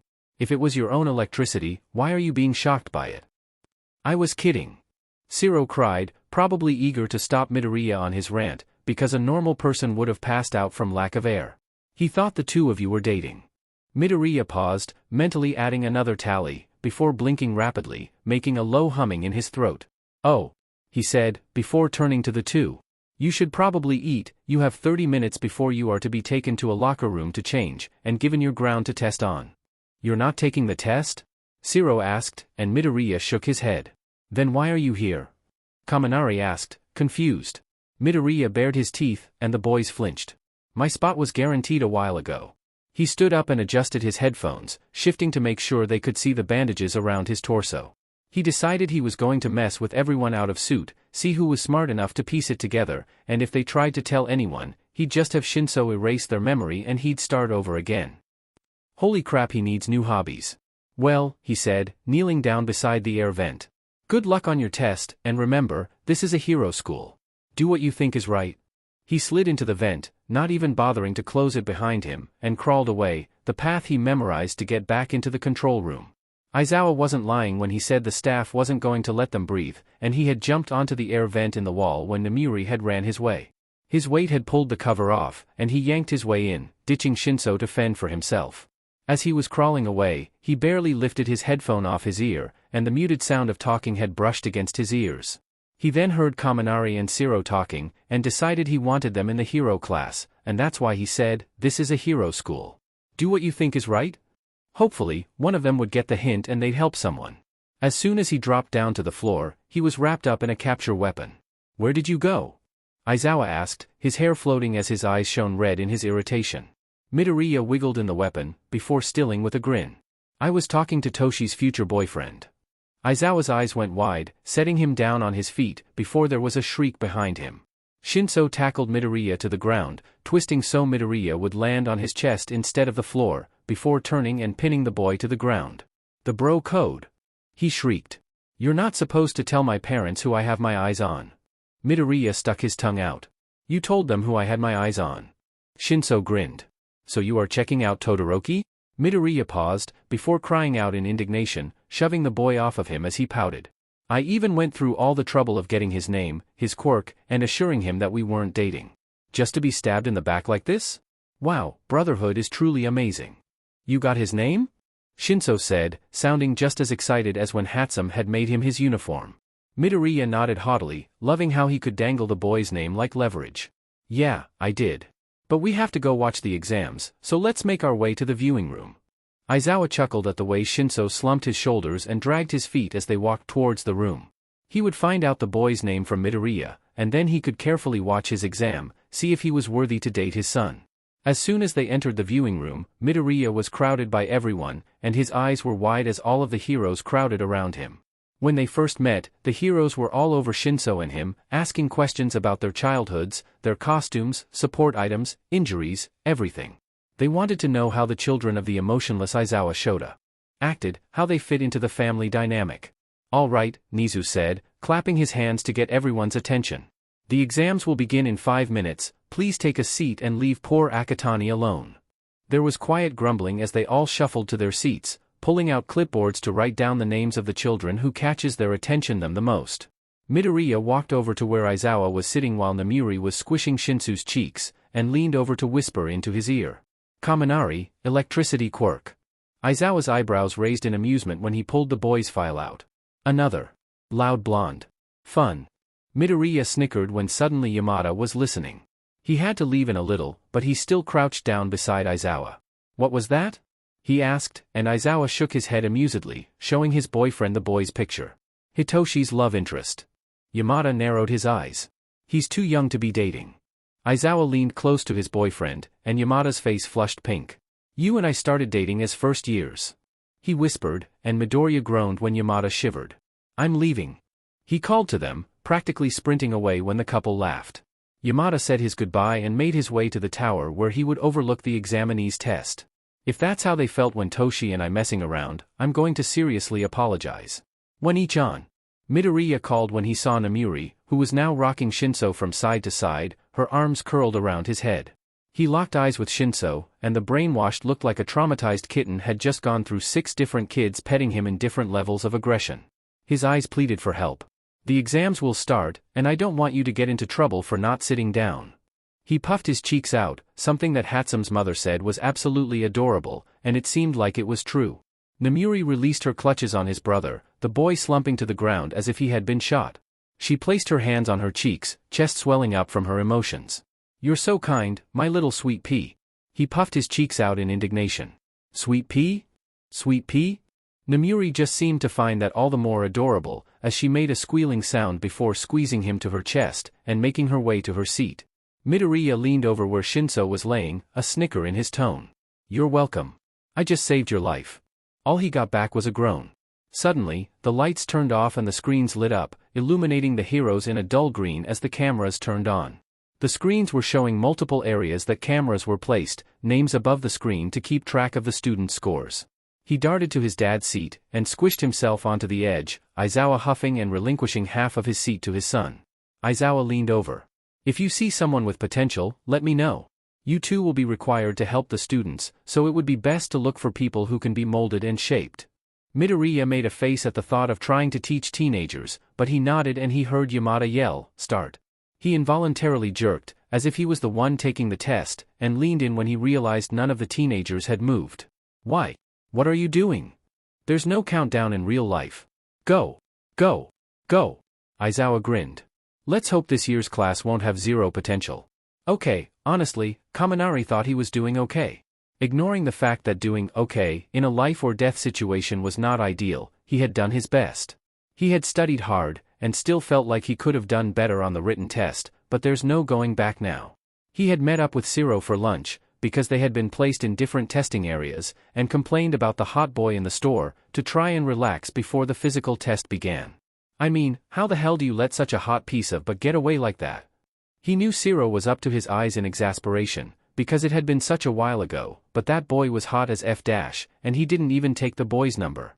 If there was a list of things Kaminari Denki regretted, that would make the number one with a gold star, hands down. Then, the boy who was with said hottie crawls out of a vent, and calmly says that hottie is his brother, they're both adopted, and their spots in Yuuei's heroics course is guaranteed. Recommendations then? The boy had then stood up and adjusted the headphones he always seemed to wear, and Kaminari had seen the bandages around his torso. Why does a 15-year-old boy need his torso to be bandaged? Is it his quirk? What kind of start? Kaminari jolted, and looked up at where Present Mike was standing. What are you doing? There's no countdown in real life. Go. Go. Go. He turned and bolted towards the entrance. It was a shame he and Zero had been separated, because they could have had each other's backs. Too bad, he'd have to make do on his own. He quickly broke away from the groups, taking a major risk as he tried to skirt around the edges to find robots, as opposed to running to the middle, where everyone else was going. If he didn't find any robots, then he would go to the middle and pray there were robots left for him. Robots were mechanical, meaning they're made with electricity, and would be easy to take down with electricity. If said robots did not have lasers. He shrieked and ducked underneath the laser beam as it tried to take his head off, before launching himself at the robot as if he was going to hug it, and sending electricity into it until it broke. He stepped out from underneath it and blinked in shock, noticing that if he brought the robot's attention to him, all he had to do was dodge and shock one of them, and the electricity would run through all of them. Okay, he thought. You can do this. Stick to the plan. When Present Mike was saying how much time they had left, it was lost on his ears due to the giant zero-pointer that had just appeared, a loud booming noise alerting him of its entrance by destroying a ton of buildings. Everyone ducked down and covered their ears with cries, shielding their heads from the worst of the rubble, and all Kaminari could do was stare at it in shock. The sound it made when it stepped was a horribly loud explosion noise that made Kaminari feel like the sound was shaking his entire being, and left him feeling dizzy. As soon as it took its second step, he forced the ice out of his legs and turned to run away, before he tripped like a FING damsel over some stupid rub. That was not rubble, that was a human. A human boy. Kaminari instantly snatched the boy's collar, yanking him up and trying to run, but the boy's legs gave out, and they both fell back to the ground. Hey! Come on! We have to go! He yelled, shaking the boy's shirt, but his red eyes were frozen on the giant robot in front of him, and Kaminari yanked the boy to face him, his eyes still dazed. Please forgive me. Kaminari pulled his hand back and brought it down hard on the redhead's cheek, the force sending the boy's head to the side. The sound was covered by the crashing sound of cement smashing into the ground behind them. We have to go. He yelled again, and the boy looked at him in shock, before they both heard someone cry out behind him. He whirled around, and spotted a girl laying on the floor, legs crushed by some rubble. Her face was twisted in pain as she shifted, another cry falling from her lips when she realized she couldn't move. The robot took another booming sound, and she looked up at it in horror, like had accepted the fact that she couldn't escape. He knew that look. The look of utter acceptance. She knew she wasn't getting out, and she accepted the fact. Hell if he let another person feel that way. He instantly snatched the back of the redhead's shirt, and yanked him around. The boy's eyes were wide with fear. What are you doing? What's your quirk? He asked, frantic. That girl didn't have much time. What? God damn it, just tell me your quirk. I can harden any part of my body. Kaminari nodded, and began tugging the reluctant boy towards the girl. There's a girl trapped underneath that rubble, and we're going to get her out before that robot crushes her. The boy looked shocked, before respect shone on his face. That's so manly. What? Come on. We need to hurry. They ran over to the girl, and she looked up with wide shocked eyes when they crouched beside her. Are you okay? Kaminari asked, shaking as he shot a look at the advancing zero-pointer. Why yeah, but I can't feel my ankle. She said, before her eyes went wide. What are you doing? Run. You'll lose points because of me. This is a hero school. Do what you think is right. He remembered the boy saying. Right now, saving this girl seemed right. Screw the points, I'm not leaving you here. That's not what heroes do. He said, panic turning his thoughts frantic as the robot took another booming step. He heard the other boy whisper, so manly, before he was sliding his hands underneath the rubble, and his arms turned to what looked like rock. I'm going to lift this, and you're going to pull her out. He said, all traces of fear gone, and Kaminari nodded, gently grabbing the girl around the waist to yank her free. As soon as the boy pulled the rubble off of her, with much strain, Kaminari pulled her out and the boy dropped the rubble. They tried grabbing each of her arms, but the robot took another large step and was suddenly 3 seconds away from squashing them like bugs. Kaminari gently grabbed the girl and tossed her over his shoulder and took off, the boy running right beside him to make sure no rubble fell on the girl. Aeon, time's up. Instantly, the robot ceased movement, and Kaminari and the boy slowed, before he dropped to his knees in relief, his heart still racing in his chest from the adrenaline. The redhead slumped to the ground beside him, completely exhausted, and groaned. The girl squeaked when Kaminari gently pulled her off of his shoulders, and immediately began spouting apologies. "Oh my gosh!" she cried. "I'm so sorry. You guys probably lost so many points because of me. You didn't have to. This is a hero school," he recited, and the other two looked at him. "Do what you think is right?" "Someone said that to me before I took the test, and in that second, nothing else mattered but making sure you didn't get crushed by that robot." The girl looked shocked, and the boy muttered another, "So manly." They sat there and caught their breaths, waiting for their hearts to stop trying to jump out of their chests, before they heard an old lady ask if anyone had any injuries. "Oh, over here," he called, waving his hand and gaining everyone's attention. "Oh dearie me," the lady said once she saw the girl's ankle. "What happened?" "I was crushed under some rubble, and these two got me out from underneath it," the girl said, and the old lady nodded, before planting a giant kiss on the girl's forehead. Immediately, the girl's ankle glowed a light teal as the ugly purple color began receding, and it gently twisted back to the normal angle. "Wow," the 3 teens breathed in unison. The nurse reached into her pocket and handed all 3 of them gummies. "Alrighty dears, make your way back to the locker rooms please." Kaminari got back to his feet, feeling much more energetic, and he helped the girl up. "Thank you so much," she said again as they began walking towards the exit. "To the both of you. Is there any way I can repay you?" Kaminari hummed. "I'm gay, but you can buy me coffee." The girl threw her head back and laughed, while the other boy nodded in agreement. "All right," she said once she had stopped laughing. "I'm Uraraka Ochako, who are you guys?" "Kaminari Denki, at your service." He playfully bowed and pressed a kiss above Uraraka's hand, the girl giggling at his action. "I'm Kirishima Ijiru, nice to meet you too." The 3 of them walked back to the locker rooms, talking about anything and everything as they got to know each other better, and promised to meet outside the gates to exchange numbers. "So, how do you think you did?" Kirishima said once they were in the male locker rooms. He was shocked to find that Kirishima's locker was right beside his, and when he checked Ciro's, he was disappointed to find it empty. He probably already left. "I don't know," he sighed. "I think I passed, and if I didn't, I'll just apply for general studies, you know?" "Oh me. Too," the redhead agreed. "I was kind of." Kaminari pulled his backpack out of the locker and turned to look at the boy who had gone silent, only to find him staring at something behind him. He turned around and followed Kirishima's gaze, landing on a boy with spiky blonde hair, his muscles tensing under his black t-shirt as he opened his locker to grab his change of clothes. Ah! He had seen this boy. When they were walking to the testing grounds, he had been making little pops in his hand, which looked like mini firecrackers. He didn't know how the boy would be able to get into with tiny little explosions like that, especially since Kaminari himself can use a lot of electricity, and he still had a hard time. He turned back to Kirishima when blonde boy walked to the bathrooms to change, but Kirishima was still staring at him, watching the boy walk away like he'd never see him again. And Kaminari understood that look. He clapped a hand on Kirishima's shoulder, and the boy jerked, whirling around to stare at him in confusion as Kaminari shook his head. "My dude," he said dramatically. "Staring isn't going to get you a man. You gotta go over there and take him yourself." Kirishima's face flushed, and he opened his mouth to deny it, but Kirishima just shushed him, shaking his head. "Go get your mans," he said, before shoving Kirishima, who stumbled back and knocked into someone's chest. Kirishima whirled around to apologize, and met red eyes. Kaminari bolted after that, and even if he really wanted to see how that played out, he didn't want Pop Boy to get mad at him.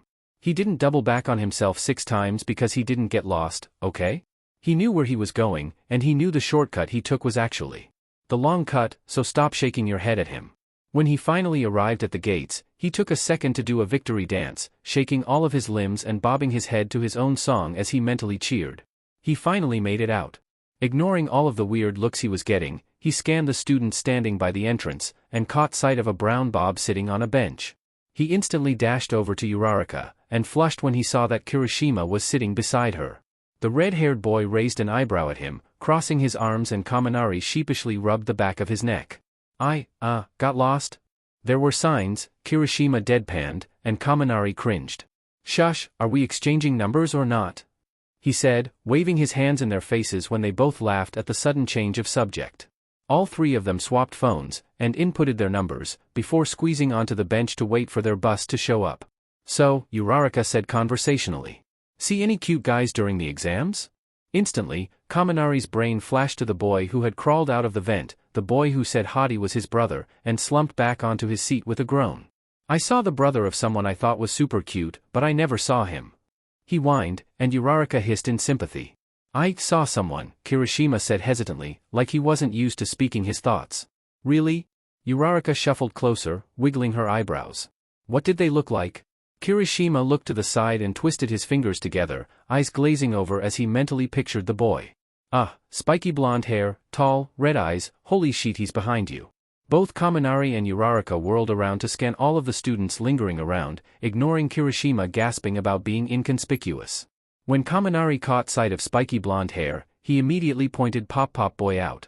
Uraraka whistled, her head going up and down as she scanned the boy. My bisexual but approves. Better hurry and claim him, Kirishima, or I might just do it for you. As Kirishima stuttered excuses as to why he couldn't do that, his face rivaling his hair color, and Uraraka saying of course he could, Kaminari laughed.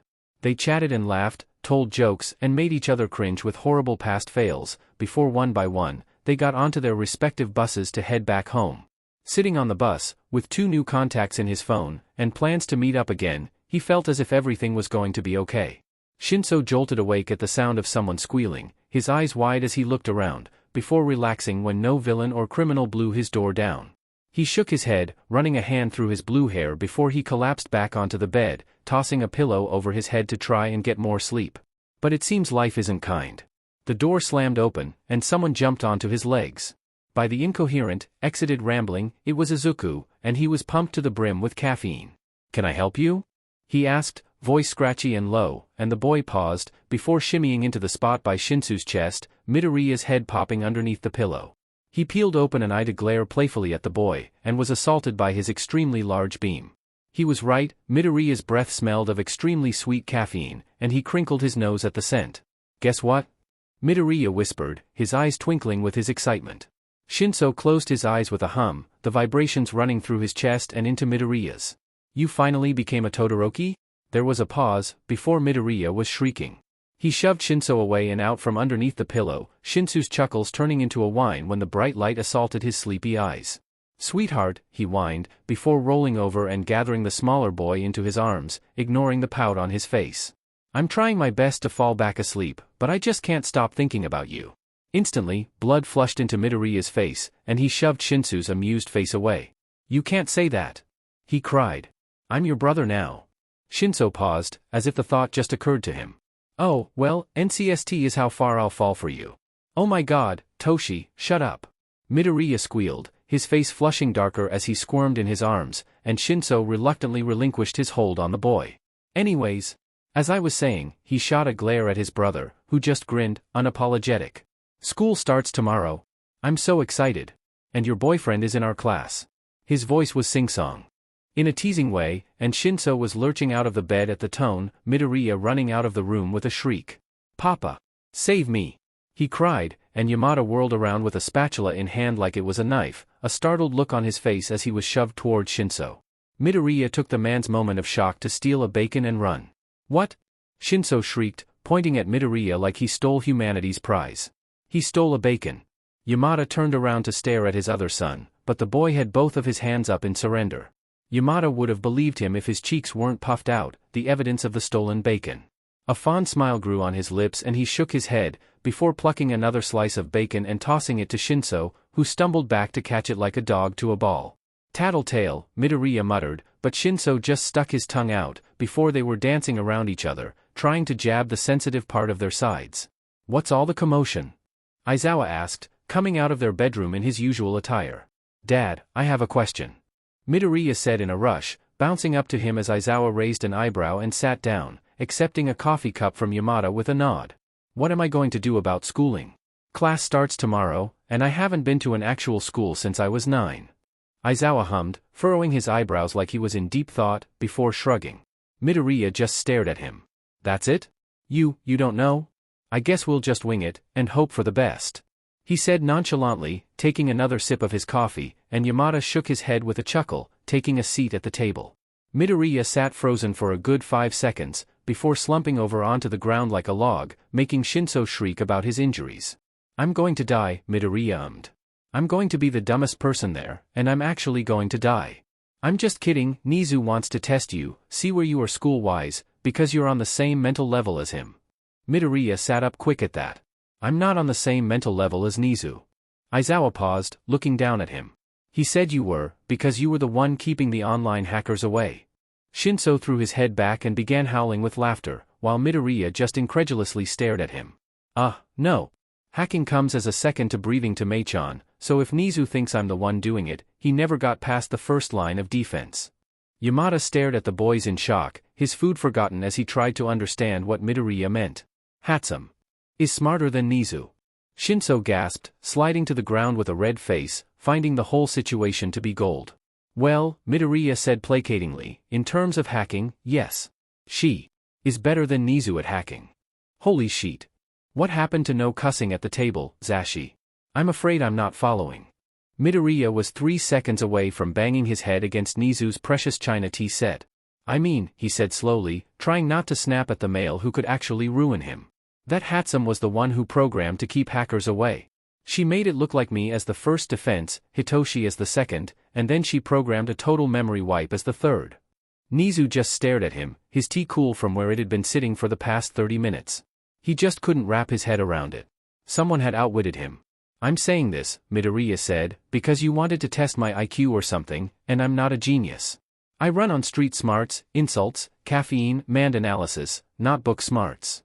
Nizu nodded slowly, taking a sip of his cold tea, before leaning over and sliding his desk drawer open. "I would still like to see where you are, so I know how much to expect from you in the classroom." He pulled out a thick packet of papers, and Midoriya was waiting for him to slip one to him, but Nizu nodded to the entire thing. "Wait," he said, pulling the entire pack towards him. "You want me to answer all of these?" Nizu's eyes glinted, and he took another sip of his tea. "You have 2 hours." 2 hours later, and he was stomping to the teacher's lounge, muttering incoherent threats under his breath as he clenched his hands. That test was over 200 questions long. That may not be a lot for normal students, but the last time Midoriya went to school was when he was 9. So yes, 200 FING questions was a lot. And Nizu just stared at him, watching his pencil scratch against the paper as Midoriya got increasingly frustrated. History was terrible, he couldn't remember the names of the important people, and the dates kept slipping his grasp, leaving him writing down the dates of all of his old favorite movie releases. Math was okay, the numbers always made sense if you looked at it a different way than another brain expects you to, and he did that a lot when he was patrolling, trying to find an escape route that won't end up with him becoming a bloody splatter on the floor. Science was the same, he needed to know what body parts he could smash with a pipe and not kill someone, where he could land from a high drop without killing himself, and how much the body could take from a certain element before it shut down. Chemistry, it could die in a FING hole for all he cared. Japanese was a pain, because he couldn't remember how to spell words that the real world doesn't use, or where to place a comma, because villains aren't going to ask you to correct their grammar. English, piece of cake. He picked it up on the streets as a way of communicating so the villains are more confused as to what you're planning. How ironic. He was doing worse in his native tongue than he was doing in his second language. When he finally arrived at the teacher's lounge, he went to open the large sliding door, but his phone rang in his back pocket. He slipped away from the lounge and pulled his phone out, a smile making its way onto his face when he saw it ID. "Hello?" he said. Phone calls made him feel stupid, because with his headphones, he pressed his phone against it like it was against his ear, and it looked extremely counterproductive. "You scared me." Kota's voice rang out, and Midoriya winced when he heard the boy begin crying. Izumi, hey, I'm sorry, I'm okay, I promise." He cooed, walking away from the lounge, but the boy kept crying. "Auntie said Machiavellian was S-shot and you didn't answer why your phone, IW was so scared," the boy sobbed, and Midoriya sat down in front of the large window walls, staring out onto the property with a soft smile. He and Kota have been keeping in touch, the little boy calling whenever his aunt let him have the phone, and they grew a brotherly bond. Kota was the third person he told he was Machiavellian, after he made the boy swear he couldn't tell anyone. He didn't have any of the wild pussycats busting down his door, so the little boy had kept his promise. Izumi, Midoriya cooed, and the boy sniffed. I promise you I'm okay. I'm sorry that I scared you. Did you really get shot? The boy sounded so scared, and Midoriya felt like an butt, because he had gone and disappeared off the face of the earth for a week after publicly getting injured, and Kota was probably worried sick that he had lost another family member. I did, twice, the boy's breath hiccuped, and Midoriya rushed to comfort him. But it was nothing but a scratch. A measly bullet can't take the great Machiavellian down. He threw his hand up like Kota could see him, and he heard the little boy giggle. Pinky, promise me you're okay? God, this boy was so adorable. Pinky, promise. He took a breath and blew air into the microphone, hearing Kota screech and yank the phone away from his ear, before laughing. There, did you feel that? That was me sending my promise over to you, okay? The boy giggled again. Okay, Zu and I, but when I see you again I want the biggest hug ever. Midoriya gasped and jumped to his feet, putting on hand on his waist and leaning over, as if he was towering over the boy in person. Do you think you can handle my biggest hug ever? I can. I super can. The boy sounded excited, and Midoriya could hear a slight rush of air, as if the boy was bouncing on his feet in excitement. Midoriya pretended to think, humming to let Kota know that he hadn't made up his mind. The boy whined, and Midoriya turned when he heard someone walk behind him. All right, little bro, he said, ping his head at Aizawa, who was leaning against the wall.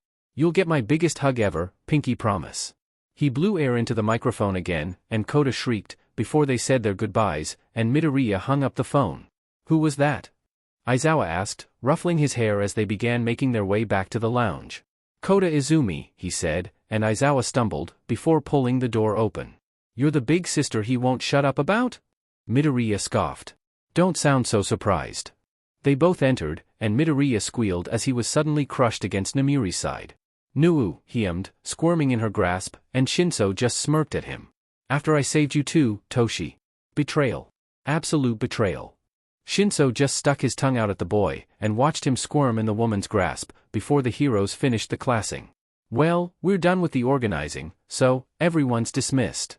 Midoriya pouted when all of the heroes in the room ran over to him, laughing at his misery, cooing and pinching his cheek as if he was a child. I'm not a baby. He screeched, but the image was ruined by him crossing his arms and being carried by Namiri. Oh, who's this? Midoriya froze at the voice, and Namiri set him down at his sudden tenseness, where he slowly turned around to meet the owner of the voice. Blue eyes, blonde hair, gangly limbs, and a sunken-in face. It was Fing All Might. The man paled, and took a step back when he got a proper look at Midoriya's face. All of the heroes standing around them froze at his reaction, the tension between hero and hero's child palpable to everyone. Oh, All Might said, shifting uneasily, his eyes darting past all the heroes. I didn't know. You were a hero's child. Would it have stopped you from saying what you did? Midoriya's voice was cold, harsh in a way none of the heroes have ever heard, and they turned to look at him in shock. The man's head dropped, his blonde hair shadowing his usually bright eyes, but they held no regret. No. Midoriya scked in a breath, and he turned around, ignoring the concerned heroes as he covered his face with his elbow, trying to keep the tears in. No matter how many times it's said to him, it still hurts to be told he couldn't be a hero. Living with his mother, he had had people telling him he couldn't do it all the time, and he had forgotten what that horrible feeling felt like, since vigilantism was his escape from everything.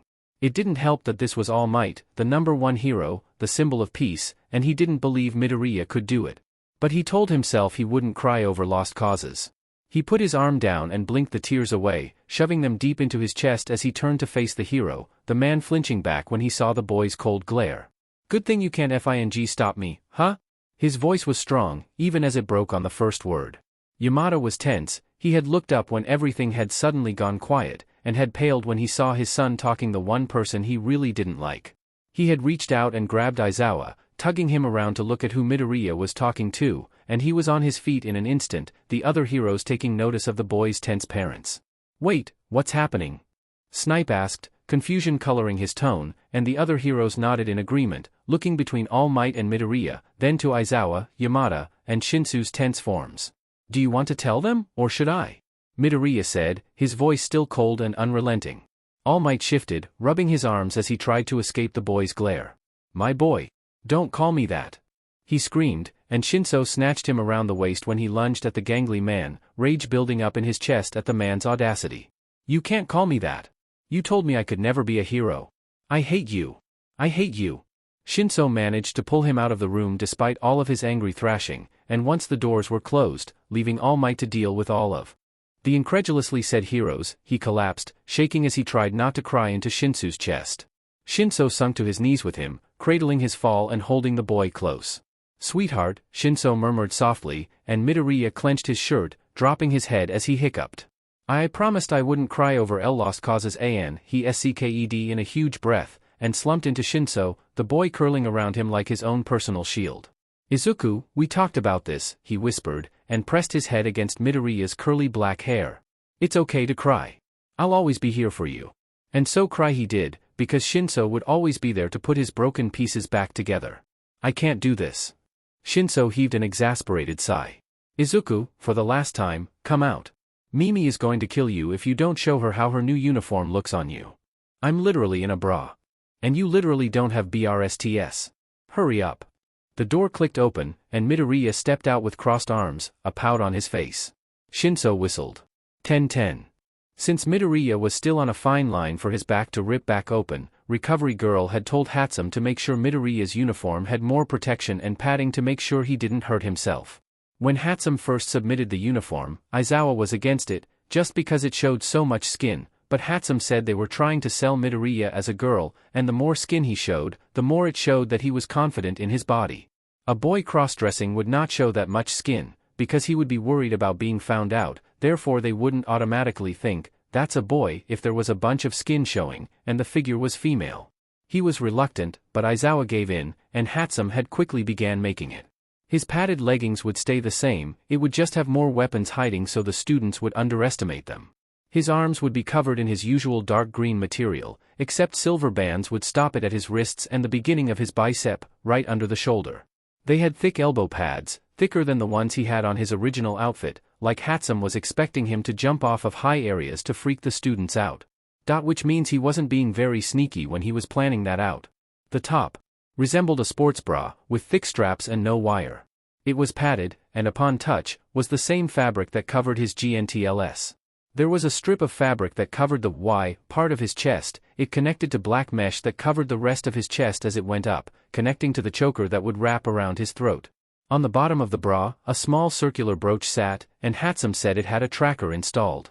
Hatsum had also created wrappings that would wrap around his bullet wounds, and they were thick and strong, flexible like Aizawa's capture weapon, but softer so as to not irritate the wounds.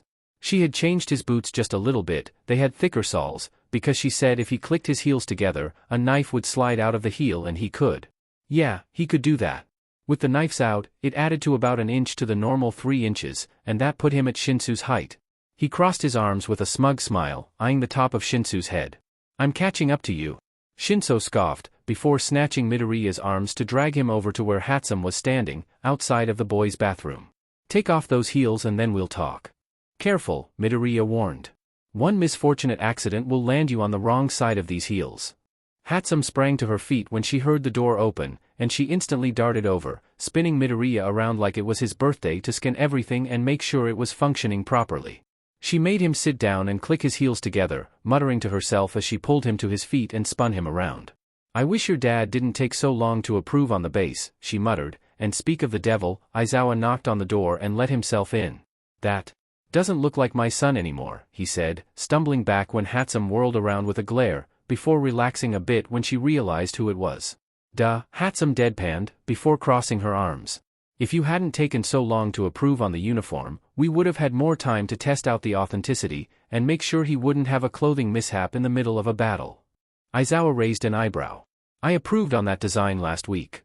"Exactly," she screeched. "A week ago. A week. I had to make Hito-chan's and my uniforms as well, along with the broken babies, and you gave me a week to do so. What if one of the shock absorbers malfunctions and Zuchan breaks an ankle because he decided to jump off the roof? What if his earbuds break? What if their voice changers break? You didn't think of any of this, did you?" "Mimi," Shinso said, placing a hand on the girl's heaving shoulder as Aizawa held his hands up, a shocked expression on his face. "It'll be okay. You can fix it while the week passes. School starts in 2 hours, and you think everything will be okay? Ugh. I'm gonna murder you." "Mei-chan," Midoriya said, and the girl whipped her angry gaze his way. "It'll be okay, I promise. We won't be doing anything too strict, it's just the first day." Aizawa coughed, and shifted uneasily, as if he had a secret to hide. Hatsum slowly turned around, anger coming off of her in waves, ready to murder someone, but Shinso grabbed her arms with a nervous laugh before she could orphan him again. My uniform. Tell me you fixed it. She turned to him with an offended scoff, tossing her hair over her shoulder, and Aizawa got to live another day. Of course I fixed it. Come on, let's go get it. Zuchan, put your contacts in. She tugged Shinso back to where she had their uniforms displayed, and Midoriya mocked her command in a scary accurate imitation of her voice. Still, one would have to be suicidal to defy the words of Hatsume. He snatched the contact case and glared at the abominations they held, before looking up when Aizawa sagged to the floor. What? He asked, and the man turned to him with eyes that have seen everything. Is she always like that? Midoriya nodded. And opened the case, memory telling him he didn't need a mirror as he pulled out the large contacts. She only gets like that when someone messes with her babies, or when Toshi and I are in danger. He cursed loudly when he finally got the contact in, blinking rapidly to set it into place before moving to the next eye. Could you really have a clothing mishap? Midoriya hummed, working on the other eye. Yeah, the first time I tested the original uniform was for mishaps as well, but it was dark outside, so it wouldn't have mattered if something happened, I could always just slip away. She's worried that I'll have a mishap in the middle of class or a training exercise. I didn't think about that. He muttered, and Midoriya chuckled, hissing once the contact was in. And that's why she was 3 seconds from killing you. He blinked his eyes, before putting his hands up to shadow them, and he pressed the brooch that had a tracker in it. Instantly, his contacts began glowing, and he hummed in awe when he saw they were brighter than his original ones. He pressed the brooch again, and the glow faded, leaving traces left. Oh yeah, he said, stretching his arms above his head, and twisting to the side gently, nodding his head when he didn't feel his wounds irritate. Since I'm Machiavellian, and you're my homeroom teacher, I'm going to have to sass the hell out of you, like before you adopted me. He began going through some basic defense moves, slowly moving quicker and quicker when he realized it wasn't going to hurt, until he was a blur of green, twisting and twirling around the room while Aizawa lamented over his son's uniform ego. The door was thrown open, and Shinso walked in, fully attired in his signature purple uniform, twisting his bracelet around his skin and making his contacts glow. He looked up and nodded at Midoriya's wrappings. Doesn't irritate anything? He said, stepping forwards with his hands out when Midoriya did a twirl. Nope. He chirped, and Shinso grinned. Good. Ready to mess with some kids? Midoriya bared his teeth. Born ready. They had actually planned to scare the students, like drop down from the ceiling and land on a desk, or pop out of the vent like a mole, but Aizawa had made them wait in one of the grounds that was used for the upperclassmen training. Apparently, he was going to put them through a small test to see how well they could do in staying alive for an hour. He called Midoriya and Shinso taggers, and they were intrigued. Aizawa had shown them the white fabric that the students would be wearing wherever they pleased, and were easily removable if you grabbed it and yanked, much like a capture the flag belt. The students would be sent into the grounds after Midoriya and Shinso, although the students didn't know that. All they knew was that they needed to protect their life, no matter the cost, because once it was taken off of them by one of the taggers, they would automatically fail. They could protect themselves of any means, but once their flag was removed, they were out. How long does a normal physical exam take? Midoriya whined into the comm in his ear, his female voice still weirding him out, and he heard Shinsu's puppeteer chuckle, deep and husky, like he had just woken up. Depends, he hummed, and Midoriya huffed. On what? The teacher and the school. Fun, Midoriya sighed, leaning back to sit on his padded bottom to let his bent legs get circulation back. The last thing you need is dead legs on the run. Like the a-hole he was, Aizawa took that moment to come over the intercoms. Taggers into place? Midoriya stood up and leaned off the side of the building, flashing a thumbs up at one of the cameras he had spotted earlier. He guessed Shinso did the same thing, because he had to duck back down to the roof quickly when the doors opened. Students, you have 1 hour to stay alive. Start. Midoriya shook his body out, getting the blood going as he gently pulled out his earbud, and was immediately hearing everyone's pounding footsteps, their stifled breathing and clothing flapping in the air. He scoffed. The last thing you need is breezy clothes on a hero's job. If you had to choose between flashy and thorough, you always go with the latter. After all, pride means nothing to a corpse. He turned, hearing someone come up the stairs, and he quickly scanned his surroundings, making sure there were no other students in sight, before he ran to the edge, sliding off of it but catching the rim below it, effectively leaving him hanging off the side without being seen from above. He heard the person panting heavily, and by the light footsteps and slight shifting, it was either a female or a boy with long hair. He couldn't hear clothing though, so maybe a skin-tight suit? He heard them walk to the edge and sink low, on the other side of where he was hanging, and he stifled his breathing, before calling upon his mighty bicep muscles as he pulled himself to the top. He completely abandoned his feet, because using them would have shoved his lower half away from the wall, therefore making him stand out from below, and making him noisier as he got up. He got himself onto the roof silently, and was more than a little startled to see nothing but a white belt floating in air, but still low to the floor, like they were still trying to stay out of sight, despite their invisible status. As he crept closer, when he was at least 5 feet away, a high-pitched scream rang out from the other side of the grounds, and the person instantly stood, as if they were trying to see what had happened. Satirikido, fail. DMN. Shinso got to the first person before he did.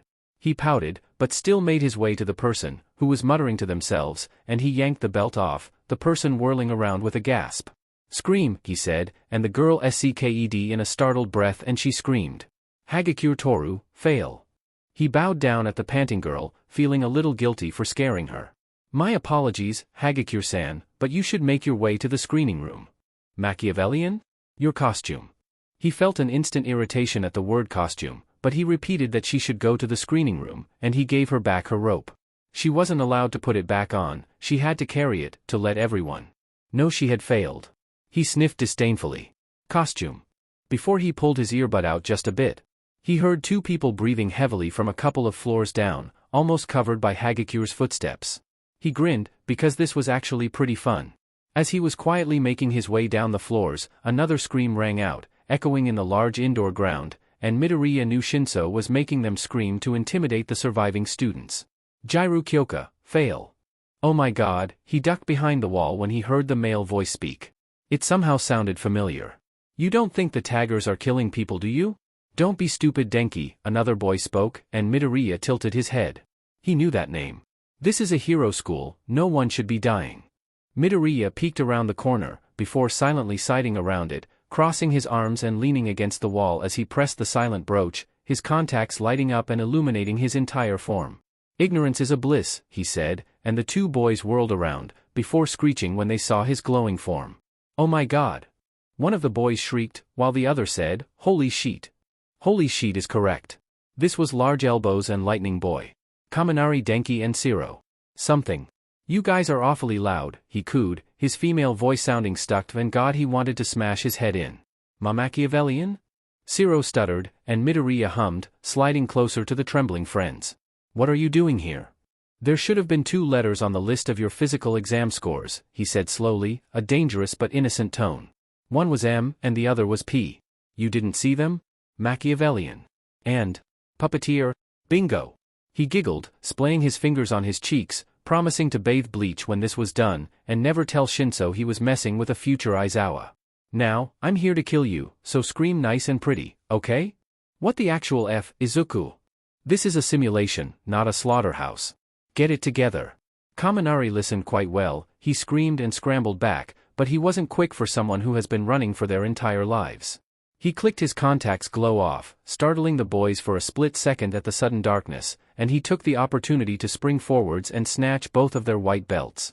He then twirled around to dart back to the wall he had been leaning against. Kaminari was on the floor, and Siro was standing, but both were frozen, staring at Midoriya in shock. Kaminari Denki, fail. Siro Hanta, fail.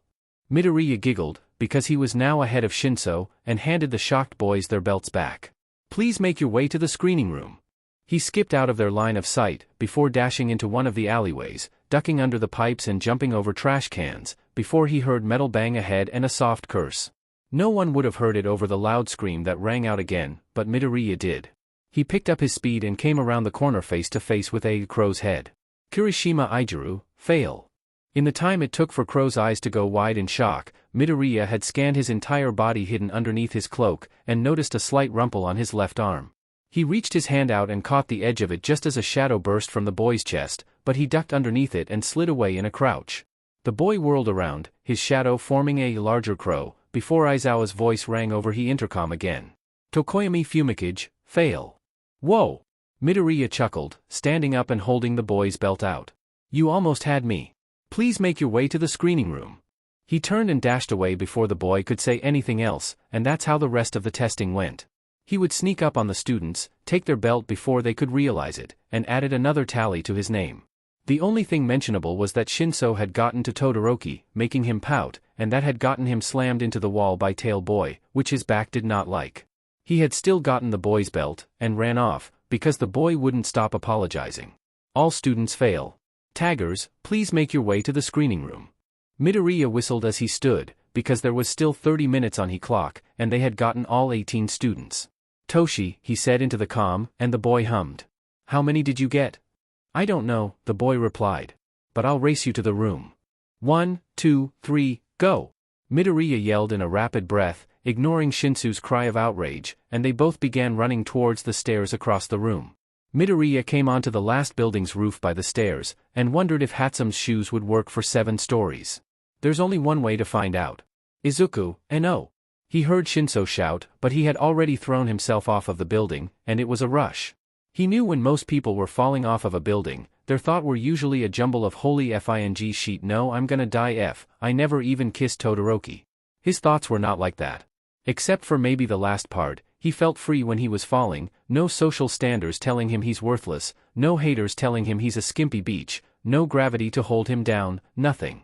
He could just fall, and enjoy the feeling. But eventually, falling usually meant you were going to hit the ground. Unless he was falling in space. That's an idea. He bent his knees as the ground approached, and as soon as they were touching the ground, he sprang forwards, launching himself diagonally across the ground where he could duck and roll to expel the 7 stories of adrenaline. No pain in his legs, or sound from the fall, sweet. Hatsume's babies work magic. As soon as his rolling speed was normal, he pushed himself to his feet and sprinted to the door. He heard Shinso right on his heels, so he pushed himself faster. Opening the door was what slowed him down the most. Once he got it open, he got one look at all of the stunned students before Shinso tackled him, and he fell to the floor with a female screech. Hey! He cried, before snatching Shinsu's leg when the boy got back up, sending him tumbling to the floor as he rocketed to his feet and jumped onto the wall, the tips of his shoes the same sticky substance as last time from when he tore them off from his fall. Cheater! Shinso hissed, and Midoriya stuck his tongue out at him, although action was lost behind his voice changer. Are you two done? Aizawa asked in his most done tone ever, and before Midoriya could laugh, he remembered to stay in uniform. Are you asking me to stop or continue, Eraser? He said sassily, crossing his arms as his feet stuck to the wall, and the man took a deep breath. If you don't listen to me, I'll expel you. You're only here to keep talking, Midoriya said, waving his hand dismissively, praying to everyone above that he would still have parents after this. I yawn when I'm extremely interested. Ingenium's little brother gasped as if he had just cursed his grandmother in 7 different languages. You should never speak to a staff member like that. Apologize immediately. Midoriya took a big breath, because Machiavellian was a sheet to heroes, not children.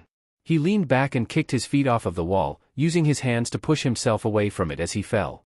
Just because he wanted to, he did a tight back flip, landing in a completely silent crouch that made Aizawa's eye twitch. He stood up and bowed down in front of Ingenium's little brother. I apologize for my rudeness, Ida-kun. I was not raised with adults, and I understand that I am uncultured. I hope you will find it in yourself to forgive me. Midoriya only stood up straight once the boy had stammered out an acceptance, and he was back to his cheery self. All right. We're watching the screening, right? Yes, Aizawa said simply, turning to the giant screen behind him. He turned on the monitor, and immediately ran through everyone's fail, pointing out what they could have done better, and Midoriya cringed when Ojiro's came on, the way he snatched the belt and ducked to the side, forgetting that the boy had a tail. The boy had whirled around, shocked, and his tail had smashed Midoriya into the wall, where he had collapsed to the floor, the wind knocked out of him. Instantly, Shinso whirled around to him. Are you okay? Did you open your wounds again? Is the bruising okay? Did you rip your lungs again? Is that why you didn't get up? Why didn't you say anything? As he continued his mama bear rant, he had snatched Midoriya by the shoulders and was examining his stomach and back, spinning the exasperated boy in a slow circle. Puppet, I'm okay, he said, sighing when he was completely ignored. He grabbed Shinsu's head and shoved it into his side, ignoring the way the mask pressed against his stomach uncomfortably. You can continue, he said to Aizawa, who slowly turned back to the monitor to ask what Ojiro did wrong. Midoriya nodded his head along with whatever Aizawa was saying, and released Shinso, because he really wasn't paying attention.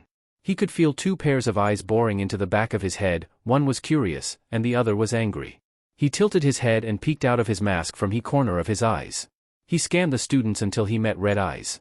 They were angry, simmering but not overly so, like Midoriya had wronged them, so it was justified. Bakugo Katsuki shouldn't have that look, Machiavellian didn't do anything to him. Bakugo shouldn't stare at Machiavellian like he couldn't believe she was there, like he was upset about something she did, like he knew something she didn't. He froze, dread creeping up his stomach and twisting it into a dark chasm that made him cold sweat. A small smirk grew on Bakugo's lips. Holy sheet, please no. Fing hell, no, no, no. Machiavellian? What's wrong? Shinso whispered, and Midoriya stiffly turned to face Aizawa wrapping up the lesson and dismissing them. Bakugo knows. He whispered, and Shinso made a soft strangled noise in the back of his throat. Bakugo knows. When the entire class was making their way to the door to change back, Bakugo brushed right past Midoriya, his shoulder touching his, and he whispered. Whenever you're ready, Izuku, I'll be waiting. I think. You should talk to him. I can't do that. Midoriya cried, lifting his head from his hands as he stared incredulously at Hatsum. What would I say? Well, she said slowly, polishing her favorite monkey wrench. You could start by saying, sorry. Sorry, he deadpanned. Sorry. Well, yeah, she tilted her wrench in the light, furrowing her eyebrows when she caught another smudge. You know, for erasing his memory, and messing with his emotions. Midoriya dropped his head onto the table, and groaned. He could be the same, Mei-chan. What if he still wants to tell my mother? If he wanted to tell her, he would've, she smiled at her wrench, before setting it back into her toolbox, a new one Shinso had bought for her birthday. He has known long enough to come to terms with your living, and vigilante status, along with accepting the fact that you altered his memories. If he wanted to tell your mother, he would've. He felt her ruffle his hair, and he huffed. I hate it when you're smarter than me. He heard her gasp. So, you always hate me? Mei-chan. He cried, sitting up with a pout as the pinkette laughed. You're so mean. Don't hate me because I'm right, Zu-chan. She cooed, picking her box up and making her way to the new shelf in the base to put it away. Now, you've been moping for exactly 6 hours, so you can either man up and talk to him, or you can wuss out and hide here. He stuck his tongue out at her, but she wiggled her fingers in his direction and slipped out of the back exit. Midoriya had shown up to the base because he had missed Hatsum when they were leaving, due to him and Shinso being adopted. He had been freaking out after what Bakugo had said to him, and he needed to know what she thought he should do, before he could make up his mind. Shinso had been extremely helpful. Midoriya had asked him what he thought he should do, and all he got was, Kaminari. Denki. Super helpful. Midoriya sighed again, before pushing himself out of the chair, his mind made up. It was late at night, so he would swing by Bakugo's room and pray that he was sleeping. Why did that sound creepy when Midoriya repeated it in his mind? He slipped his headphones over his ears and snatched his old uniform boots. They were dull and well-worn, but the stickiness that kept him stuck to vertical walls worked just fine. He slid them on under his jeans and stood up, slipping into his civilian sweatshirt, thankful Hatsum had allowed him to start wearing normal clothing. He got out of the base and ran down to the train station, and when buying a ticket, he steeled his nerves, because he was really going to do this. He had already done it before, but he had banished it to the back of his mind to forget that he had wiped his best friend's memory. He got plenty of weird looks on the train, because it was late at night and he was short, young-looking, and sitting on the train with sound-canceling headphones. He ignored them all as he wondered what he was going to even say. How do you start a conversation with someone who's bitter about you brainwashing them? How do you apologize to someone for wiping their memory clean? How do you talk to your old best friend who you had a falling out with? How do you even look at them?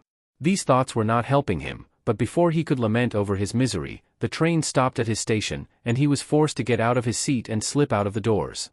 He took a deep breath, and looked around, at everything he had left behind at the age of 9.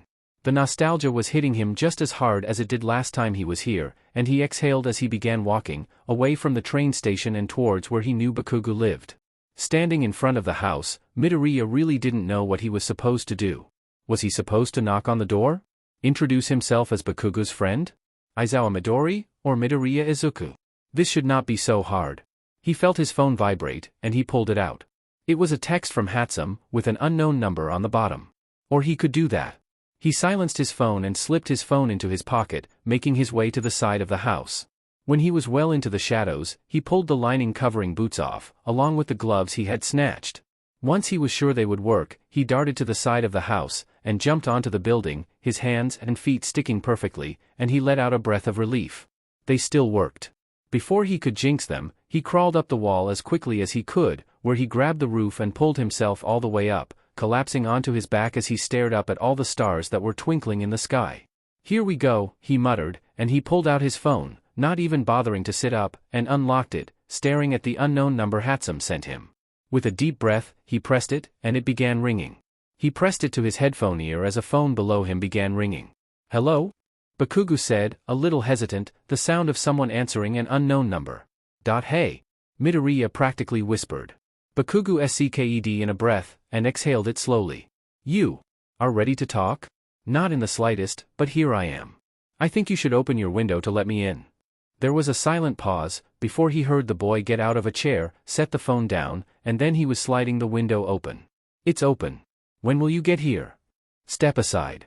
He hung up, and waiting until he heard Bakugo step away from the window, and only when he did he secure his phone in his pocket and slip off the edge, swinging himself clean through the window. He heard Bakugo make a tiny squeaking sound, and he pushed himself to his feet, wiping off imaginary dust as he turned back to close the window. "I want to be mad at you," Midoriya faltered, but succeeded in closing the window. When he turned around, Bakugo was staring into space, a broken expression on his face. "You made everyone believe you were dead. You made me believe you were dead. Do you know how painful it was to learn you never died? You just ran away?" "That didn't happen," he snarled, and Bakugo flinched back when Midoriya advanced. He grabbed the taller boy's arm and tossed him onto the bed, the startled look turning into one of confusion. Midoriya sat down heavily on the chair and adjusted his headphones, trying to calm himself. "Why do you wear those?" Midoriya sighed and dropped his hand, leaning his head back against the chair. "My eardrums will burst if I don't." "Oh." Bakugo trailed off, awkwardness seeping into his form as Midoriya organized his thoughts. "What did my mother," he said slowly, "say about me?" "Well," Bakugo twisted his fingers together and bit his lip. "She said you didn't make it out of the building, that Endeavor told her he found your ashes." "That beach?" Midoriya snarled, before he slapped a hand against his mouth. He closed his eyes and prayed to every deity above that Bakugo's parents didn't hear that. He was in the clear. He removed his hand and looked into Bakugo's shocked eyes. "She left me there, Bakugo. She walked away from me, she knew I was there." "No she didn't." Bakugo cried, and Midoriya felt his eye twitch in irritation. "She was so upset when she found out." "Bakugo," he flinched. "Who was there? Me or you?" "You." Bakugo whispered, sinking back onto the bed. Midoriya nodded. "Don't interrupt me." At Bakugo's nod, he continued. "She walked away. I watched my mother leave me for dead, Bakugo. If she really did love me, she would have told Endeavor that I was there, that I had ran in there to find her." She had shaken her head when Endeavor asked her if anyone else was in the building. He looked up into Bakugo's teary eyes. "She mourned me for 58 days, where you still cried at my grave 6 years later. How does that sound right? You, my childhood bully, mourned me longer than my own flesh and blood." Bakugo cringed at the reminder, and Midoriya took a moment to realize just how much the boy had changed.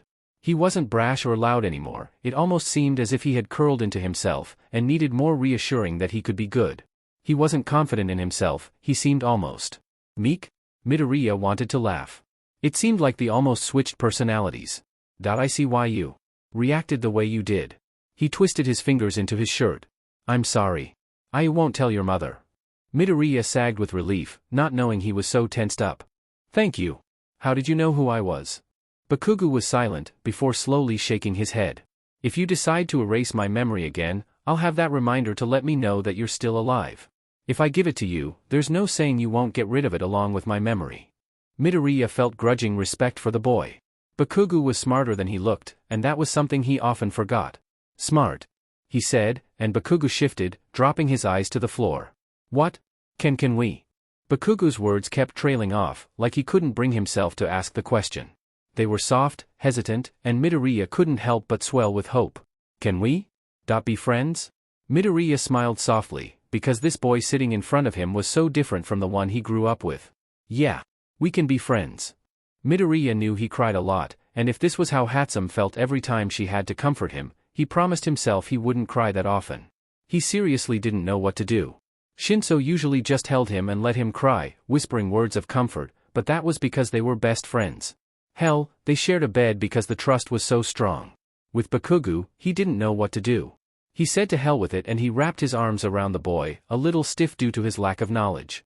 Bakugu sunk into his side as if he was a soft blanket, curling his arms around his waist and burying his face into Midoriya's shoulder. To say Midoriya was shocked would be an understatement. It really sunk in. Bakugu had changed.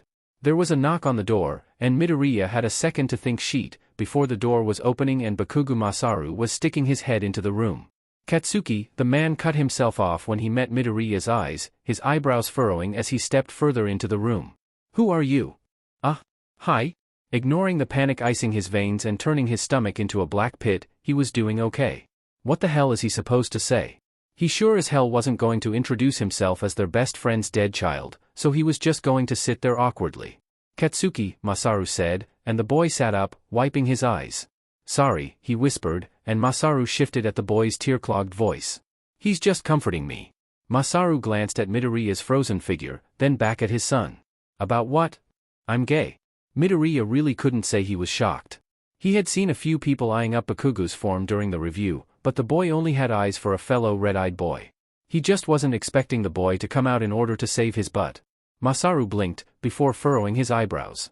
"And?" Bakugu looked taken aback. "And? That's what you're worried about?" Masaru smiled softly. "It's okay. Just be yourself." Midoriya was said. He was said. He felt like punching through the wall and screaming off the top of his lungs, or setting Shinsu's most hated song on repeat. Bakugu was a pretty crier. He still looked beautiful, what the f-. When Midoriya cried he looked hideous. He had snot running down his nose as his face turned red, but not Bakugu. What the actual hell? How was that fair? Masaru walked into the room, and sat down by his pretty crier of a son.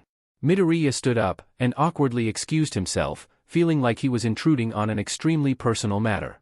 "You'll see come back, right?" Midoriya paused by the door at Bakugu's voice, and he sighed, before nodding. "I'll see you around." He closed the door behind him, and turned to stand face to face with Bakugu Mitsuki. "Who are you?" Bakugu's friend. "I have to go, I'm sorry for intruding." He bowed at her shocked face and inwardly cried. He was running down the stairs and in the house with his outside shoes on. That went against everything he had ever been taught. When he made it to the door, he slipped through it silently, and dashed away from what had almost been his utter doom. He was running for a bit, just trying to rid himself of the paranoia in his chest that said Bakugu would tell the world who he was, and slowed to a stop in a park. The park he and Bakugu used to play on as kids. Nostalgia slapped him hard in the face, and he smiled softly as he walked up to the playground, looking much smaller than he remembered it. He ran his fingers against the slide and tunnels, remembering all the games of heroes and villains, running around with Bakugu like nothing else mattered. If tears slid down Midoriya's face, he ignored it. He pulled out his phone, and saw multiple missed calls from his parents, before one text message from Shinso saying to hurry up, because Aizawa was 3 seconds from tracking him down. He chuckled, and wiped his eyes, telling himself it was just sweat. His phone lit up again, and he saw a new message on his screen. It was an unknown number. A little curious, because Hatsum made sure to check all of the unknown numbers for hackers and viruses, he clicked on it. Unknown number. Me. The beginning of you. Midoriya's heart stopped. Before he knew it, he was running, his phone clenched tightly in his hand as he sprinted away from the playground, tears making his vision blurry. He almost got his by 3 cars, but he ignored all of their honking and angry screaming as he dashed away. None of them had crashed, so he wasn't worried. As he was running, he didn't even need to wipe his eyes, his speed made the wind rid of the tears as they fell, like a windshield wiper. His chest was tightening, from his sprinting or lack of breathing, he didn't know. It was a tight, cold feeling that gripped his chest and told him he was seconds away from passing out if he didn't breathe. He ignored it, the feeling in his chest making his head spin as tears and his lack of air swirled his vision around the corners, but he arrived at his destination. As he stumbled to a stop, he slipped on a puddle of what he prayed wasn't blood, colliding with the ground and skinning his hands and cheeks, shredding his jeans. He shakily pushed himself to his hands and knees, and stared into the alleyway, feelings welling up in his chest as he gritted his teeth in an attempt to push them back. "This, right now, is the beginning of you. The new you." Midoriya sobbed as he grabbed the wall and yanked himself to his feet, everything aching from his fall and sprinting. He was shaking as he wrapped his hands around his body, stumbling further into the alley as his nose stung and tears choked his throat. "When you're older, Squirt, I'll tell you who I am." He was sobbing hard as he walked further into the alley. His body was shaking from the adrenaline fading and the pain kicking in, but he ignored it as he cried, the air he was getting smelling like trash and stale blood. He was choking on said air and tears when he saw movement in the corner of his eyes. He whirled around, his eyes crinkling as a new wave of tears spilled from his eyes, his ears burning and nose red as the man stepped into the light. A barely suppressed wail spilled from his mouth as the man opened his arms, and he was colliding with his chest in the next second, curling his fingers into the black coat, burying his face into the white shirt. The smell of a campfire burning wafted up to his nose, and sent another broken wail clawing out of his throat. "Miss me, squirt? Todoroki Tuya. Todoroki Tuya." Dabi had held Midoriya for a while as the younger boy's body was racked with sobs, his comforting presence just as he remembered it when he was younger. He had waited so long for Dabi to contact him, every day was spent with a hopeful feeling only to be crushed when nothing happened. He had yearned for Dabi to contact him more than he had yearned to see his mother, and that was only apparent to him once his eyes were clear. Once Midoriya had been able to breathe properly, Dabi had picked him up like he used to when he was a child, and it sent him into another wave of tears. He had carried him to an apartment, Dabi's apartment, and set him down on the bed, before leaving to get a first aid kit. Midoriya had curled into a ball on the bed, breathing in the scent of someone he had seen as an older brother, someone he had yearned to see again for almost 6 years. Dabi had always said that once Midoriya was ready, once he could handle himself, he would leave him to his own devices. At the ripe age of 10, Midoriya had told Dabi he could handle himself. If he knew it meant Dabi would completely disappear from his life, he would have never said he was ready. He would have stayed with Dabi and pretended it took him longer to understand things due to his quirkless state. He would have begged to stay with the boy, begged him to not leave him. But he didn't. He had told Dabi he was old enough, and the boy had hugged him, said he'd tell Midoriya who he was when he was older, and he had left. Midoriya had spent so long trying to find him, but every time he was even close, Dabi would disappear off the radar, and Midoriya would be left to regret. Dabi had come back with the kit and began patching together Midoriya's injuries with the same gentleness that nostalgia sent tears spilling onto his freshly bandaged cheeks. He had gotten Midoriya's favorite sweatshirt, the one that was originally Dabi's, and Midoriya had slipped into it, promising himself he wouldn't give it back. Then he had sat down beside the sniffling boy, and said, "Todoroki Tuya." And that's where they were now. "Todoroki?" Midoriya whispered, and Dabi hummed, laying down and crossing his arms behind his head. Shocked? Midoriya snuggled into the sweatshirt and inhaled deeply, cherishing the scent of a campfire. "A little. Your little brother." "Shudo," Dabi breathed, and Midoriya could hear the yearning pain in his voice. "He was so young, I don't think he remembers me. That I could always ask him." Dabi shot up and whipped around. "What?" Midoriya hummed softly. "We go to the same school. We're in the same class. You go to Yuuei?" Midoriya looked up to Dabi at the tone, and tilted his head. "Yeah? Why?" Dabi exhaled and sagged back down onto the bed. "I've done some bad shit, squirt. Really bad shit." Midoriya was up, alert in an instant. "Dabi, you're not on drags, are you?" Dabi choked on his breath, before it turned into a humorless laugh. "No, no. Much worse." Midoriya paused, and thought, what would Dabi do to PSS off his father? Dabi always had a major hatred for him, and only today did he learn that his father was the shitbag Endeavor. So, what would PSS off Endeavor the Mose? Midoriya scked in a breath. "Dabi. No." Dabi's face twisted. "I'm so sorry." "No." He cried, bolting up and turning to the older boy, dread pooling in his stomach. "Please, you're lying." Dabi's eyes were sad, regretful, but they held no lies. "Why?" Tears were pooling in his eyes just like the dread in his stomach, and his heart was clenching in pain. Dabi, the only one who was there for him at his lowest, was a villain. "Izuku," Dabi sighed, and reached out, but Midoriya stumbled back. He didn't want to believe it, first his mother and now Dabi? His heart wouldn't be able to take it any longer. Pain flashed in the older boy's eyes, but he dropped his hand. "I was so angry. I had fallen in deep, was drowning before I even realized what I was doing. There's no way out for me anymore, I'm stuck. Stuck with people who enjoy what they're doing." He sighed, but looked up at Midoriya, his eyes holding no deceit, only the truth. I promise you, I will never hurt you." Midoriya felt a weird emotion drain everything else he had been feeling, and the urge to cry came crashing upon his chest like tidal waves, coming and going but always getting stronger. Fighting against a tide desperate to drag you under and drown you was useless. He was in Dabi's arms again, tears spilling from his eyes and into his mouth, so he could taste his own sorrow, his own heartbreak. His mentor, someone he had trusted with his entire life, was a villain. It hurt so much more than his mother could have ever hurt him. It was a stinging pain that snatched his heart and wrapped it in metal wire, clenching and drawing blood every time his heart beat, letting him know that he would always be in pain. "I'll never hurt you, ever, I swear on my life." Dabi whispered again, and the wire clenched harder, tightening and squeezing more tears out. Dabi may be a villain, but what villain promises someone to never hurt them? Is he really a terrible villain if he vows to never hurt Midoriya? Would he break that vow? Dabi, Midoriya sniffed, and the boy hummed softly. Midoriya took comfort in the rumbling. It told him that Dabi was really here, in front of him. "You know, I think I like why your brother." Dabi choked, and began laughing, squeezing the smaller boy closer to his chest. "Okay Squirt, I'll show you how to woo the F outta a Todoroki." Midoriya listened to Dabi talk, his voice riveting as it swirled around Midoriya's ears, comforting in a way only someone you trusted could get. The rumbling in his chest soothing the pain in Midoriya's heart as he relaxed, slowly going slack in the older boy's arms. No matter how much he may trust everyone in his new family, no matter how safe he felt with them, nothing could get him in Dabi's arms. "Squirt. Hey, Squirt, wake up, your phone is beeping." Someone was shaking Midoriya, and he heard a familiar heartbeat pattern. For a split second, his brain thought he was 9 and sleeping in a box beside that heartbeat. "Dabi," he whined, before bolting upwards, awake. "Dabi?" The black-haired boy smiled fondly, and slipped his headphones back over his ears. "Come on, your phone has been blowing up." Midoriya gasped at the reminder, and snatched his phone, before paling. He had 54 missed calls and 26 missed text messages. "Oh gosh," he whispered, and Dabi snickered. "I answered one, and the moment they heard my voice, they were threatening me for kidnapping you. I hung up, and that was almost an hour ago." "Dabi!"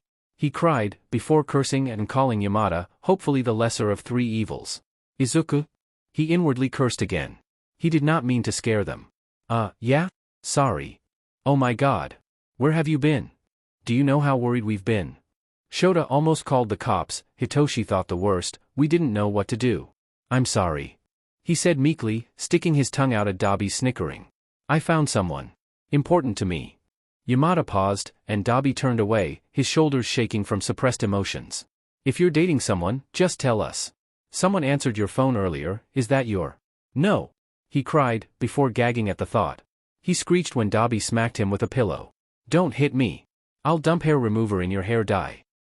"I'll burn your fucking katsudon," Dabi said back, and Midoriya muttered threats underneath his breath. "Izuku? I'm here. Sorry, I didn't mean to fall asleep, it won't happen again." "Who was that? Remember Dabi?" Dabi whirled around to stare at him in shock. "Yes, I told them about you, they need to know who I hold dear to me." Dabi blinked, and that expression seemed to stay in place. Midoriya stuck his tongue out. "I'm with him. I fell asleep.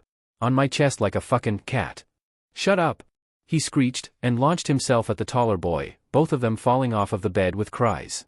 "Stop snitching on me. You're so heavy," Dabi heaved, and Midoriya slapped him with a pillow. "Shut up. Suffocate on the pillow." "What is happening?" "I'm suffocating Dabi with a pillow." Midoriya chirped, voice way too bright for someone admitting to murder. "I'm being suffocated with a pillow," Dabi said sadly, as if he had no control over the situation. "I'm going to call your father, call your brother, he's worried." "I'm glad you're okay." He hung up the phone, and Midoriya sagged over onto Dabi's chest. "I'm dead." Dabi hummed thoughtfully. "That sounded like an adult. Why's your brother scarier?" "Oh, ignorance is a bliss," Midoriya whispered, before pulling up Shinsu's contact. "Izuku?" His voice was soft, sounding like a child when they're lost in a large mall, realizing that the cart they were following wasn't their mother's. The fear creeping up and tears right around the corner. "Yeah," he whispered, and Shinso broke down. It wasn't often that Shinso cried, but when he did it was usually a few quick tears, and he was done. It was never sobs, broken and choking, struggling to breathe. "You scared me," he cried, and Midoriya winced. "Why you said you're going to talk to Bakugo, the boy who wanted to tell your mother why you're alive, and then you just fing disappear. What the F, Izuku?" Midoriya sat up, and rolled off of Dabi, the boy sitting up himself and removing the pillow from his face. He crossed his arms over his knees and tilted his head, watching the emotions flit over Midoriya's face. "I'm sorry Hitoshi," he whispered, and the boy sobbed. "I didn't mean to scare you. I fell asleep, my phone was muted. I'm so sorry." "I hate you so much," the boy cried, and Midoriya winced. "Don't do that to me." "I won't, I'm sorry," Midoriya said placatingly, and the boy told him to hurry up before hanging up. Dabi whistled. I can see why you're more scared of him. He's fucking deadly. Told you. Midoriya muttered, before realizing the sweatshirt Dabi put on him was gone. He whipped around to scan the room, not spotting it. He turned back to Dabi. Where's the sweatshirt? Dabi blinked. Oh. I washed it. What? Midoriya cried, launching himself to his feet as Dabi held his hands up in surrender. Why? Dabi looked confused. Because it smelled? It smelled good. Dabi. He whined, and Dabi stood to walk to the washer, where it pinged like a cue. He opened it and pulled out the wet sweatshirt. Midoriya felt his heart clench when he realized it would no longer smell like Dabi. That was one of the main reasons he kept stealing it from the boy when he was younger. He loved the way it smelled. It smelled like Dabi, and that always brought him comfort. Dabi rolled his eyes at Midoriya, and he jolted. He didn't realize his emotions were so connected to his face. He pinned the hoodie up on a line and set his hand on fire, holding it around the sweatshirt so it would dry and smell like his flames. That was weird about Midoriya. He hated fire. Hated the way it looked and consumed, burning everything around it until the beautiful colors were blackened, charred beyond help. Dabi's flame, although it was fire, never bothered him. It was a pretty blue color that smelled homey. It was a campfire smell, different from the smell of burning houses and flesh, burned corpses and bloody bodies, the screaming pain. Screaming burning bleeding fire. His face was pressed into Dabi's side, and he blinked away the tears he didn't realize were pooling in his eyes. Don't force it, Dabi said, and the smell of his beautiful fire filled the room. You're traumatized, Izuku, don't force yourself to get over it. It'll happen in your own time. But I love your flame, Midoriya whispered, and felt Dabi ruffle his hair behind his headphone strap. That doesn't mean your brain is healed from what you went through. Give yourself time. Forcing it will only hurt you more.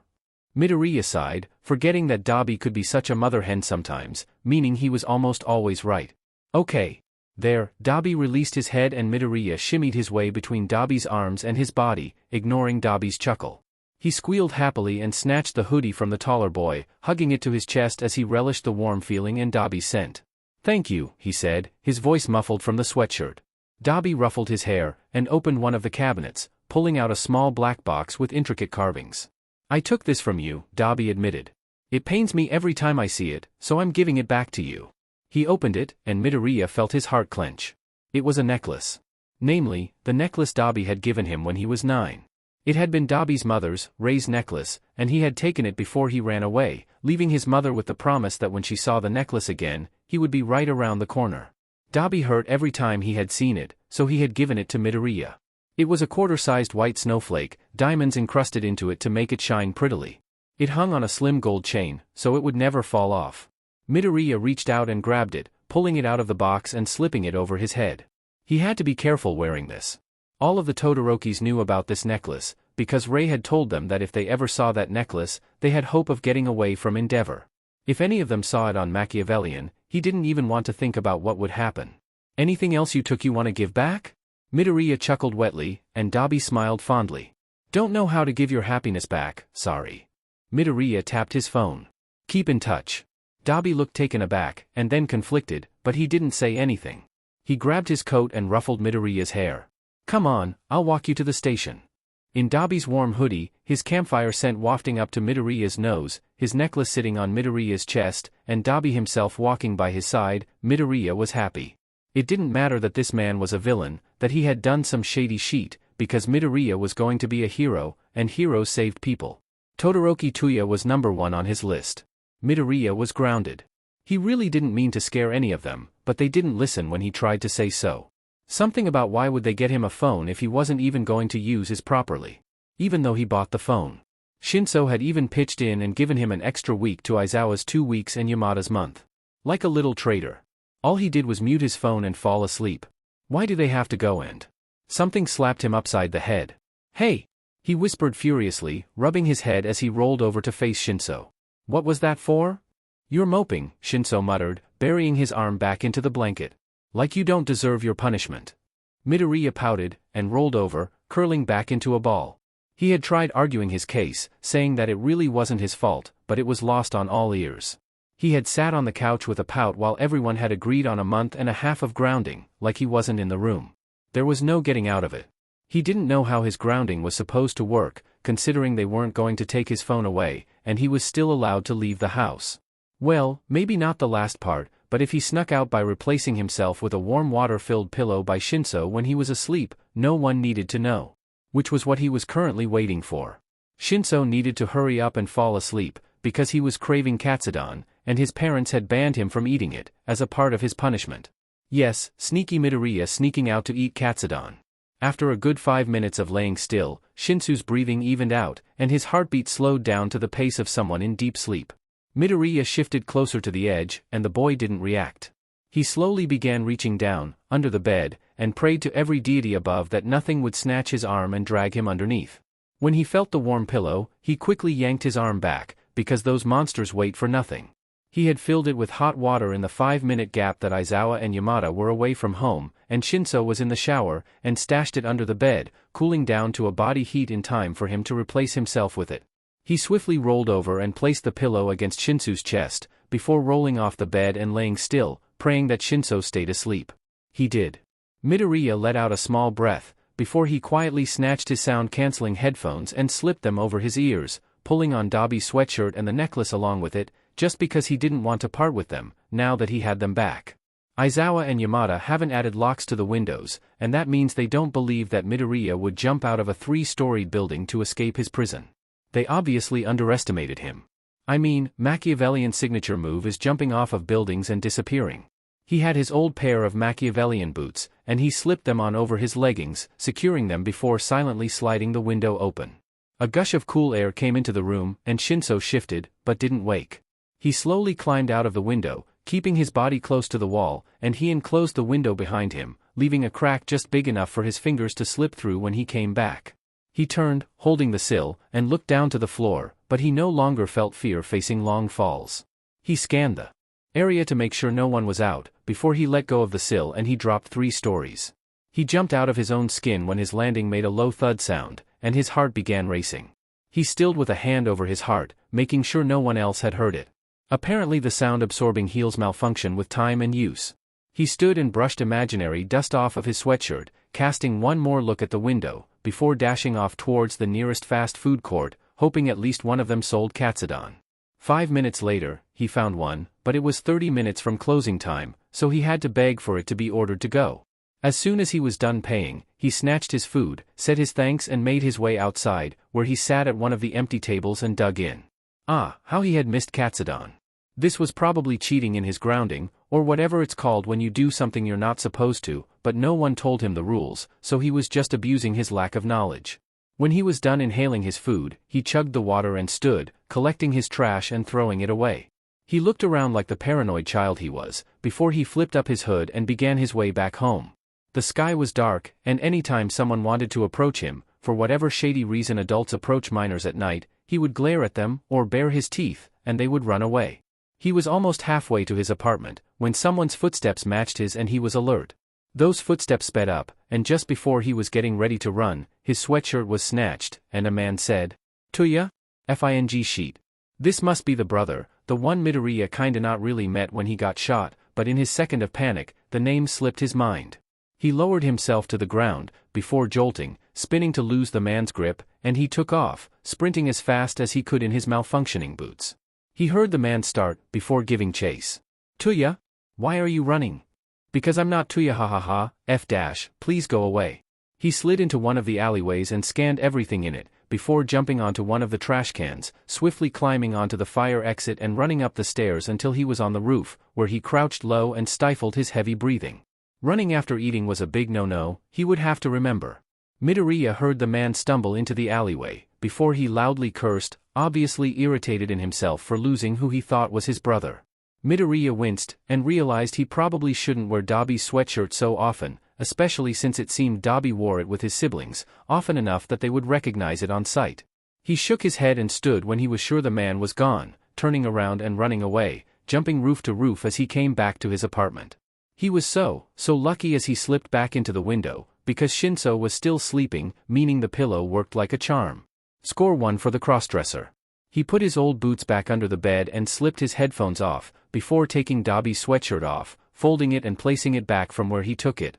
When they were still deciding on his punishment, Aizawa had made to take it away, but Midoriya had snatched it back, saying Aizawa could take anything but the sweatshirt.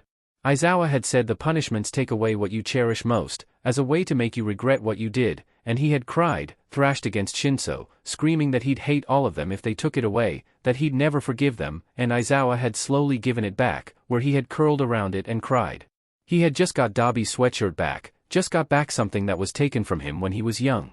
Now that he had it back, it was his reminder that Dabi was still alive and in need of saving. Midoriya was glad they promised to never take it, because that means he could wear it and be reminding of Dabi, but it seemed he needed to be more careful whenever he put it on. Now that he was calm, he could remember that the brother's name was Natsuo, and he recognized the sweatshirt on sight. Would that mean the sister, Fuyumi, and Shudo would remember it? He decided to deal with it when the problem arose. Midoriya slipped back into the bed, and removed the water pillow and chucking it underneath the bed, before snuggling into his brother's arms as he fell asleep, comforted by his heartbeat and the faint smell of Dabi's flame. The next day, Hatsum felt a little bad about getting him in trouble, before he showed her his necklace, and she was squealing. He had told Hatsum about the necklace, back when they were younger and fresh into vigilantism, and had begged her to be on the lookout for it. She had promised, but all throughout these years, Dabi stayed under the radar. But now that it was sitting on his chest, in its rightful place, he felt nothing but joy. Joy that something he had cherished was back in his hands, his to love and care for. He also felt a challenge. He had to keep Todoroki from seeing it, all Todorokis, else they track Midoriya down and demand for answers. At least, until he and Dabi have enough evidence to take Endeavor down. Midoriya looked up, his straightened hair slipping into his eyes as he blinked at the door. He had been staring off into space, but had become alert when he heard someone walking towards the door. He normally couldn't hear Aizawa with his earbuds in, because the man was silent on his feet, so who was coming? Machiavellian? Someone said. What's wrong? He hissed when the footsteps got louder, already knowing who it was, and the entire class turned to look at the door when it was flung open. I am coming through the door like a normal person. All Might shouted, and the entire class was suddenly on their feet, shouting at each other in shock and awe as the number one hero took his place in front of the class. All Might went on about something or another, but Midoriya was staring into space, in his own world, while Shinso had his hand on his seat, leaning over his desk as casually as he could. Midoriya wanted to laugh. All Might had said he didn't think Midoriya could be a hero, and repeated it when he found out Midoriya was a hero's child, as if being quirkless was his demise, something he could never go past. And yet, here he was, sitting in All Might's class, one of the most talented students, and the man doesn't even know it. Machiavellian meant cunning, scheming, and unscrupulous, especially in advancing in one's career. Honestly, right now, sliding underneath All Might's radar, he felt like that was pretty freaking on point. Suddenly, small compartments holding the students' costumes slid out of the wall, jerking Midoriya back to the real world as all of the students began clambering over each other in order to get there first. Oh yeah. Machiavellian, puppeteer, you can either help the students with their gear or follow me. Midoriya cringed at his loudness, resisting the urge to roll his eyes, and turned to Shinso. You follow him, and when the students are done dressing, I'll lead them to the grounds, that way no one's late. Shinso paused, uneasiness written in his black and pink eyes, before he shook his head. No. Midoriya reached over and placed a reassuring hand on the boy's shoulder, looking into eyes that almost matched his. I'm not going anywhere. You'll see me once they finish dressing, okay? I'm not going to disappear. Shinso stared into his eyes, before slowly nodding, and he pushed himself out of his seat. Don't leave. At Midoriya's nod, Shinso walked towards the door and left the room, Ashido turning around to watch him go with a lovesick look. He's so dreamy, she sighed, falling into the invisible girl with a sigh, clutching her case to her chest as the girl giggled. All he did was walk, Sata said, sounding confused, and Ashido was on her feet pointing at him in an instant. Exactly. And you could see the grace in his movements. He's so beautiful. Midoriya giggled, and the class turned to him when he pushed himself up and made his way to the door. He's also hella gay. Good luck with that one, Ashido-san. He glanced at the class's shocked expression and laughed, before motioning towards himself. Come on. I need to take you to the locker room so you can change. He was so lucky he could fit through the vents, because he could hear both of the locker rooms' conversations at the same time, and monitor the rumors going around. Not in a creepy or perverted way, but he couldn't help either of them if they needed help. The men would freak if he came into the lockers, and he would freak if the girls dragged him into their lockers, so hiding in the vents seemed ideal to him. He told them to wait outside of the lockers when they were done, and he was most interested in Bakugo's conversation with Kirishima. He needed to get these names down, he couldn't just call all of them by nicknames. Or could he? When the last person finally exited the locker room, almost 10 minutes later, he shimmied his way out of the vent, and listened to them tittering in confusion, not seeing him anywhere. He had crawled into the vent backwards, so he pushed the opening out with his hands, and the entire class jumped when the metal lid clattered to the floor. Oops, he giggled, before sliding smoothly out of the vent like a snake, high above the students' heads, and their confused shock amused him. Hatsum had added the sticky substance. If he pressed his brooch twice, it would slide out of his shoe like a hidden compartment and come forwards to help him stick. So, he climbed down the wall slowly and jerkily, like something out of a horror movie. Did he do that on purpose? Yes, he did. Once his feet were on the floor, after he crawled his way out, he stood and he pressed his brooch twice before turning to the students. Ready? He asked, and all of them opened their mouths to bombard him with questions, but he wasn't in the mood, so he turned on his heel and dashed away. That, and Todoroki Shudo's eyes had been drawn to something shiny sitting on his chest. It seems as though he was always on the lookout for Rei's necklace, and Midoriya felt joy when he realized this would be a real challenge for him. He already had proof on Endeavor's child abuse, and he knew he could get Tuya and Rei to stand up against him. The rest would follow suit. He would have to speak with Tsukachi soon, to start a case on the number 2 hero, so they could get out of his abusive clutches.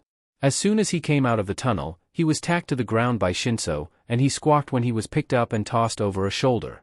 There's no way they're not dating.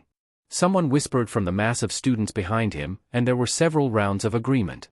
All Might went on to tell them about the exercise and teams and yada yada, but Midoriya had only one question. How long do you have to be tied up in order to be out? All Might shifted. 5 seconds? All of the students began whining about how that was such a short amount of time, but Midoriya bared his teeth, although no one could see it. 5 seconds was all he needed. They started the exercise, and everyone stood in the viewing room to see everyone's strategies in the making, instead of just whether they fail or not. Midoriya couldn't bring himself to watch, so he was standing towards the wall with his back facing the screen. Shinso was beside him, facing the same problem, and they comforted each other. The students, yeah, they were young, but they made so many mistakes that would get you killed in the real world. He couldn't watch Jairu close her eyes whenever she listened for her opponents, or the way Yaoyorozu put trap after trap up instead of working against her opponent's quirks, the way Ishido and Aoyama freely used their quirks without thought of hurting possible civilians, the way everyone came through the front door, as if they didn't think that villains wouldn't drop a bomb on them as soon as they stepped through, everything. All of them spoke loudly, arguing as they searched the buildings, and they split up when they needed to stick together, and stayed together when they needed to split up. Midoriya realized now why Nizu wanted them to attend in uniform. These innocent students have not yet been introduced to the horrors that laid in the profession they wanted to learn, and it was up to Shinso and him to show them the ropes. It was painful to be reminded that that was how he was supposed to be. He was supposed to be carefree and mistake-prone. He wasn't supposed to know how to survive on the streets, or how to pickpocket in order to survive, how much someone can bleed from a certain spot before death, or how much. He was up. Thank God he was partnered with Shinso. Except their opponents were Bakugo and Todoroki. Fun. What's your plan? Shinso asked when they were standing outside the building, the floor plan already memorized. Midoriya had been pacing, and Shinso was staring at the building, trying to see if he could play the layout in his head. I don't know, Midoriya said, burying his hands in his hair. They both have fire quirks, so I don't know, to puppet. What am I supposed to do? I can't just. I could sense Dabi, but then what is red like blood bleeding, choking. Shinso was suddenly in front of him, his forehead pressed to his as he took a deep breath, and Midoriya instinctively copied him. How about this, he said softly, breathing syncing with Midoriya's. You'll go in from above and find the bomb, and I'll go in and deal with them? Midoriya took a deep breath. I can handle Todoroki. He won't use his flames. You're going to have to take Bakugo. Shinso stared into his eyes, and the horn blowed behind them, telling them the exercise had started, but they both ignored it. It was best to give the students a bit of time, before they swooped in and won. Are you sure? Midoriya nodded, and Shinso exhaled. Okay, try not to be Machiavellian too much, otherwise you'll kill them. Midoriya nodded again, and they both took off towards the building, Midoriya slowing a bit so when he jumped on the wall, it wouldn't shock him so much. Midoriya pressed his brooch twice and jumped onto the wall, while Shinso ran straight into the building, his footsteps silent. He and Shinso could run extremely fast, so he didn't even know how many floors the boy had cleared while Midoriya only got up one. I'm not moving. Tell me what you hear. Puppeteer said over their comm, who knows how many floors up, and Midoriya crinkled his nose at the quality. Hatsum sounded like the person was right beside you, not that they were 3 feet away talking through a phone. He would bow down at Daedalus's feet and praise her for her excellent quality when he got back, because he really took her technology for granted. He reached up and pulled his earbud out, and suddenly he could hear one person running on the 5th floor, another person breathing lightly but not moving, and the other person standing still, but the sound of someone's running through the halls, heavy footsteps. So heavy gear? I think that's Bakugo, but Todoroki is guarding the bomb and it sounds like he's getting ready to freeze the building. Get ready to jump over it. Alright. Midoriya put his earbud back in and quickly scaled the building in record time, shoving himself up into the air as ice quickly froze over the place he had been crawling up. He landed in a silent crouch and felt the adrenaline rush through his system, because he was only thinking of getting the bomb. He took a deep breath, because this was a simulation and he was against children, not trained villains. Despite his calming down, he was hyper-aware of everything around him, and could see the camera in the corner of the roof, pulsating colors like a rainbow vomiting. Midoriya bared his teeth as the adrenaline made him feel alive, and he pressed his hands to the concrete, where small vibrations traveled through the ice. Someone was right below him. He grinned and stood, pressing his calm, "I'm jumping in, 3 when you're in place." 3. Midoriya put himself in a runner's start position, and said, 2. 1. They shouted together, and Midoriya took off towards the edge, and he slid last moment, snatching the edge of the building and using his momentum to throw himself towards the window, where he clicked his heels together and braced himself for impact. He shattered through the window, sending ice flying everywhere, and making the 2 villains in the room duck to cover their heads. He landed in a loud crouch, "Thank you knives," before throwing himself at the bomb. As soon as his hand touched it, All Might's voice rang over the speakers, "Hero team wins." "Who?" Midoriya said, standing up straight before squeaking as his heel got caught in the metal, and he crashed down to the floor. "Ha!" Shinso cried, and Bakugo shook his head, looking majorly confused. "Sorry buddy, controlled you for a second there." "It's over?" he asked slowly, and Midoriya cringed. Bakugo might not take lightly to being under Shinso's control again. Thankfully, the boy seemed more out of it than angry. "Yeah," Midoriya said, clicking his heels together and the knives retracted into his shoes. "Sorry about that, we didn't want to swoop in and kill you, so we have you a bit of time to formate a plan." That was a lie, they kind of just winged it, which could have been their downfall if they were too cocky, but it seemed like it worked out to Midoriya. They did win, after all. Todoroki's hands were clenched, and he slowly turned to face Midoriya, anger in his features. "That wasn't time, you came in and beat us." Midoriya shifted, turning to face Shinso's guilty face. "Oops. Please come back to the room, we need to continue the exercise." Midoriya got the strongest urge to flip off the camera that was sitting in the corner of the room, but then his dad would be disappointed in him, flipping off the #1 hero on camera? "Nope, you gotta do that where there's no evidence." "Alright, we're coming." He deadpanned, waving the camera in a shoo-shoo motion. He turned and skipped his way to Shinso, ignoring the 2 students behind him, before grabbing his arm and he leaning in close. "Race you." He took off immediately after that, ignoring Shinso's indignant screech, and he laughed. He made it this close to being first, but he tripped on the heel and met the ground hard, his ankle twisting in a very painful way. Shinso was the first one into the room, but he turned around to come back for Midoriya. "I'm injured," he ummed, placing the back of his hand on his forehead like a damsel, and Shinso scoffed, ignoring the student's incredulous stares. "You'll live," he said flippantly, and placed Midoriya on the ground, where he kneeled and pressed his fingers to Midoriya's ankle. "Ow!" Midoriya jerked his leg out of Shinso's touch, and the boy rolled his eyes, standing up. "You probably just sprained it, you'll be fine." Midoriya sighed heavily, and leaned back, crossing his hands over his chest as he closed his eyes. "This is it for Machiavellian, vigilante of 6 years, she shall be missed." Shinso snorted and sat down, putting his ankle in his lap as he slowly began taking his boot off. Shinso hissed at Midoriya's darkening ankle and waved Todoroki over. "Come here full buster, I need your ice." Midoriya snorted, and Todoroki confusedly walked over, holding his right hand out as he created an icicle. "Full buster?" Shinso shook his head, but amusement was coming off of him in waves. "If we may continue with the exercise." All Might coughed into his hand, and Midoriya rolled his head to the side to face him with much difficulty, due to his mask. "Everyone's done. What could possibly be left?" All Might shifted and pointed to the monitor. "What you did wrong. Tell me what I did wrong." Midoriya cooed, and the class shifted uneasily, his tone not matching the words he was saying. "Well, for one, you broke the window. Aoyama and Ashido destroyed the pillars and building with their quirks, and you're going to lecture me on a window?" All Might paused, like he didn't understand why Midoriya would just sit there and listen like the rest of the students. You sent ice shards everywhere, and it could have hurt the villains and host. If we were up against real villains, I would have just gone in there and knocked them out without being flashy. I wouldn't have worried about hurting them or damaging property. Midoriya tilted his head to the side. I could hear into the room, and I didn't hear any hostages or robots pretending to be hostages. All Might seemed to be getting more and more irritated, his smile becoming strained. You can't. Go ahead. Midoriya yelled, trying to get to his feet again, and the entire class stepped away. Tell me I can't be a hero. Say it. You had no problem. Shinso slapped a hand on his voice changer and switched it off, forcing Midoriya to stop his rant. That's enough. He picked the shaking boy up and turned away. I'm taking her to recovery, girl, continue your lesson. Shinso carried Midoriya away from all of the shocked occupants in the room, and the door slammed shut behind them. Well, Kirishima said uneasily. Something major just went over our heads. All of the students agreed, but All Might was staring at the floor in stunned silence. He had only told one person they couldn't be a hero, and that was the Aizawa boy, the son of Eraserhead.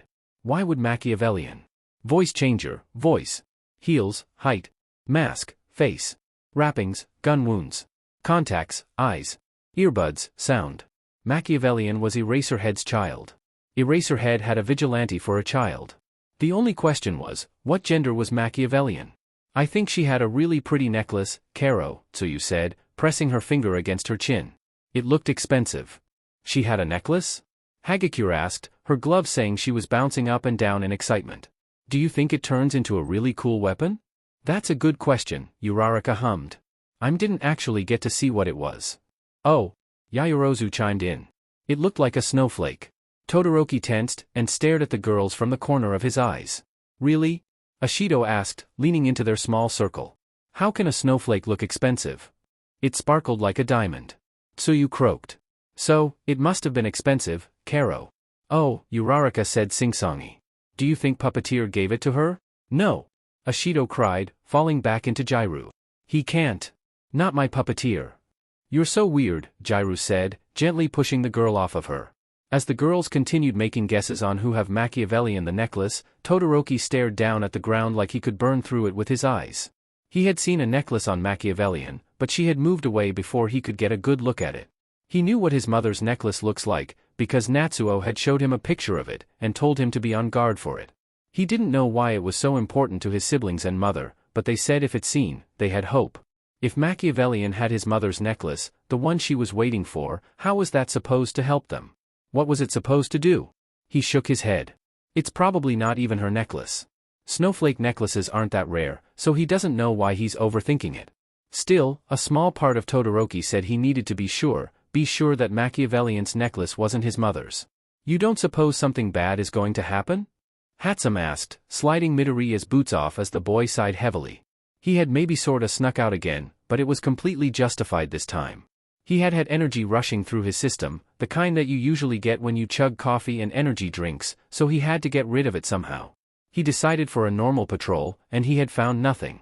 No criminal activity, no villains rampaging around, drag trafficking, nothing. This would be even a little suspicious if it happened just one day, but he had been seeing nothing for the past week. The streets had been silent, even the normal drunks hadn't showed up to their usual bars. Did that mean Midoriya had been sneaking out for an entire week? Yes it did. What, you gonna snitch on him? Actually please don't, Yamada would have his head served on a silver platter. I'm really hoping not, really hoping not. Especially because of that field trip coming up, the one All Might's supposed to go to? You don't think Kiki's up to no good, do you? Hatsum chuckled, before shaking her head. No, Shigaraki hasn't had any appearances since you kicked his butt a few years back. Why would he act now? Midoriya crossed his arms, before slumping to the floor for Hatsum to get him out of the top. I don't know, it's just kinda weird, don't you think? He claims he's the hot stuff, but if he was, why would he disappear off the radar? Hatsum hummed as she tugged the top off, and Midoriya hissed until it was off of his head. Pride? You handed him his butt, anyone would run away with their tails between their legs. Midoriya shrugged, and stood to pull his pants off. I guess you're right. I just think it's kind of weird. Kiki did say he would be back. Hatsum snorted as she put his boots and gloves back on the stand, the top and mask already in place. Stop calling him Kiki, it's weird. Midoriya gasped, and slipped on his normal basketball on. Never. It works. Shigaraki. Kiki. It's perfect. Hatsum shook her head amusedly, and finished putting his uniform on its stand as he pulled his contacts out, demonstrating just how vast his colorful language was. After he had put the case in Hatsum's hand, he bade her goodbye, and slipped out of the base, swiftly making his way back to the apartment. He had to stand by the wall before he could scale it, because stupid passerbys would probably call the cops for illegal quirk usage, even though he's quirkless. As soon as they were gone, and he was sure they were gone, he turned and climbed up the wall like the gecko Hatsum said he was. God, I need to be something other than a gecko. Gecko Man to the rescue? Hell no. If only Spider-Man wasn't taken. He pulled open the window and slid through, closing it behind him. He then kneeled down to put the covering over the sticky substance, but the light switched on and he looked up in shock, the perfect example of a deer in headlights. Aizawa crossed his arms and shifted his weight to one leg. Sneaking out? Midoriya rocketed to his feet, and Shinso jerked out of the bed, looking just as startled as Midoriya. What's happenin'? He slurred, voice scratchy with sleep as he stood slowly and wiped his eyes with a yawn. Aizawa raised an eyebrow. Your brother snuck out. Shinso hummed, before slumping over onto Midoriya, burying his face into the crook of his shoulder, his body still warm from sleep. Sneakin' out when you're grounded is a no-no, sweetheart. It's a big rule. Really? Midoriya asked, promising himself that he would treat Shinso to coffee for a whole week because he's playing along. Why? Leavin' Issa, privilege, Shinso hummed, sounding like he was closer and closer to falling asleep standing. Wait, Aizawa said incredulously, uncrossing his arms as he stared at his son. You don't know how grounding works? No? You said I was grounded and that I couldn't eat katsudon? I didn't know there were other rules. White lies are okay, Midoriya told himself on a repeated mantra, only when it's saving your skin. Aizawa shook his head and pitched the bridge of his nose, and Midoriya could almost hear him praying for patience. Never mind, we'll discuss it more tomorrow. Good night, boys. He turned and switched the light off, closing the door behind him and leaving the two boys standing in the middle of their room. You owe me big time, Shinso whispered, and Midoriya nodded. Thank you for saving me. Midoriya whispered back, and muffled a squeak when Shinso fell back onto the bed. You're buying me coffee at that expensive cafe until you've repaid your debt. Midoriya chuckled and kicked off his boots, setting his headphones on the nightstand before slipping under the blankets, Shinsu's chest acting like a personal heater. He was asleep in no time. You want to tell me where you were last night? Shinso asked as they walked back to the classroom with their food. Normal patrolling. He held up a hand at Shinsu's hiss. The weird thing is, there was no activity. No villains, criminals, even drunkards. It was completely silent, for a whole week. He pulled open the door and slid in, Shinso darting in after him in shock. You snuck out for a whole week?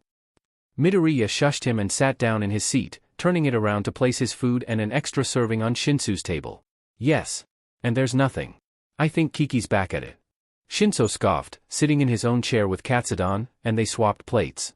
Shinso only got katsudon to switch with Midoriya, and they didn't say anything to their parents, especially since Midoriya was bribing Shinso every day with expensive coffee and free kitten cuddles. Well, free for Shinso, everything came from Midoriya's pocket. Shinso removed his changer with another scoff, his voice back to its normal pitch.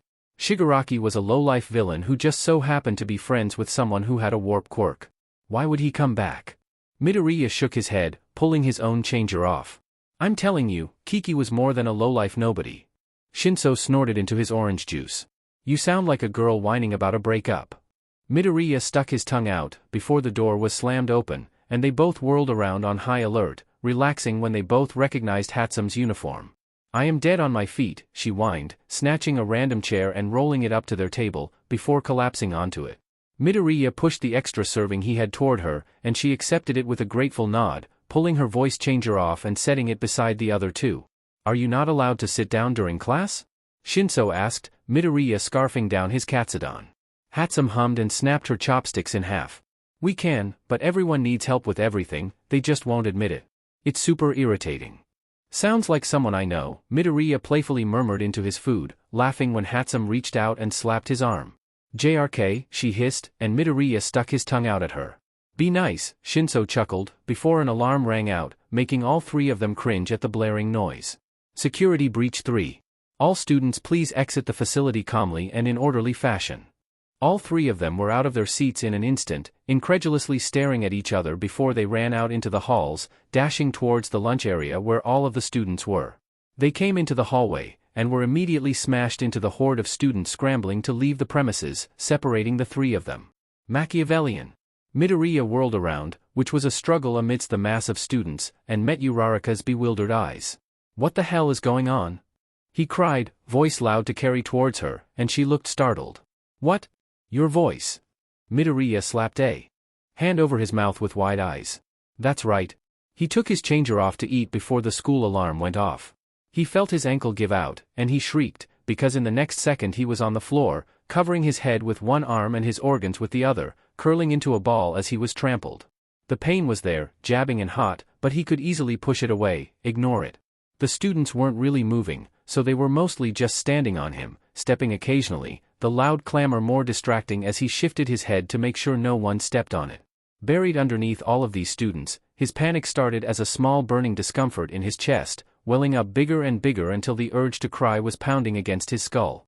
He curled smaller, and muffled his cry as someone stepped on his ankle, twisting it painfully. His instincts to get away was screaming at him, telling him to run or else he'd die, and frustration was welling up along with it, because he couldn't move. His brain was screaming, his body shaking as adrenaline and fear turned his veins to burning stone. His lungs were heavy, struggling to get oxygen as everyone closed in, and the air was hot and thick with the smell of fear. Tears welled up in his eyes as his straightened hair was stepped on, sending jolts of burning pain to his head, and it throbbed in synchronization with the rest of his body. The burning hot pain clashed with the freezing cold floor, but it did nothing to soothe him. Someone stepped painfully on his stomach 3 times, and he convulsed, spitting blood from his clenched teeth as tears fell into blood, and made his mask slick. He cried as he curled further into himself, breathing heavily and praying that everything would just stop. Suddenly, the students stopped moving, and someone was shouting loudly, and there was gasping, before the mass of gray that was suffocating him opened, and he could breathe. He coughed hard as the air cleared from the putrid smell of pandemonium, more blood seeping through his lips. He slowly unfurled from his ball as someone dropped to their knees beside him, everything throbbing and the fading bruises on his ribs reminding him that they never fully healed. Someone was speaking to him, their words muffled to his ears as he was slowly pulled to a sitting position, and he dizzily made out purple in the mass of the gray blob. "Puppet," he wheezed, his voice not fully working, and he wondered if someone had stepped on his throat. He couldn't hear what Purple was saying, but soon a blue blob was beside him as well, and the two colors gently hefted him to his feet, where he swayed slightly, unable to gain his bearings. His body throbbed, and it was a different pain from when he got shot. That pain was concentrated on one spot, and his earbuds falling out had made him delirious with agony, while this was spread all over his body, throbbing with the sharp pain that promised bruises. It made his head spin, pain everywhere jabbing irons through his body as he was dragged away from his blood. The gray blob shifted to the side as his head lolled, his neck not responding to what he was telling it to do. He could move his legs, but they were slow to respond, every movement sending the stabbing pain up a level. The purple blob was angry, Midoriya could hear it even if his fuzzy brain couldn't pick out the words that were being spoken, and the blue blob's words were becoming more and more worried, like it was expecting something to happen, and nothing did. They began moving quicker, and they broke from the gray blob as Midoriya felt his body go numb, numb from the throbbing pain and the fuzziness, numb from the fear and adrenaline, numb from everything. He was unconscious before he even realized he closed his eyes. He was warm when he finally came back to consciousness and stayed there. Someone was pressed against his back, and by the low humming and familiar beating of a heart, it was Shinso. He slowly peeled open his reluctant eyes, and met the white walls of Recovery Girl's office. He made to move his arm, but a sharp pain from his ribs made him JRK, and that movement sent pain up his throat, and he cried out as every movement made everything hurt, and for a second he was on that table, bleeding and screaming, thrashing in someone's hold, because he needed to find something. His headphones were slipped over his head and he coughed, tears spilling down his face as his body stung, large zings of pain telling him not to move. "Izuku? Are you okay?" "Hurts," he croaked, before coughing from the dry feeling in his throat. The warmth left his back and Shinso was in his vision, a white cup in hand as he kneeled down. He placed the straw into Midoriya's mouth, who took a grateful gulp as the cold substance ran down his aching throat and into his stomach. He turned his head to the side when it was too much water, and Shinso placed the cup back on the stand he didn't see earlier. Shinso rested his head on his arms, crossed on top of the bed beside Midoriya's shoulders. "Guess who broke their ribs again?" Midoriya groaned, and coughed when that small sound sent a spiky sea urchin down his throat. "Don't speak. We had to heal your ribs again, and then your broken ankle. You were also suffering from lack of oxygen, so those injuries came first." Your bruising hasn't been healed yet, and that's why everything hurts. Shinso's eyes welled up with tears as his voice broke. You scared me. Midoriya felt his face twist in guilt, but his throat told him he was swallowing sandpaper, and his body said it had been an elephant's trampoline while he was gone. You weren't responding to anything Mimi said, and the blood coming from your mouth just, his voice broke, and he buried his face into his hands.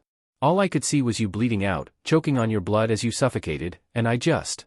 Toshi, Midoriya wheezed, and the boy sked in a deep, shaky breath.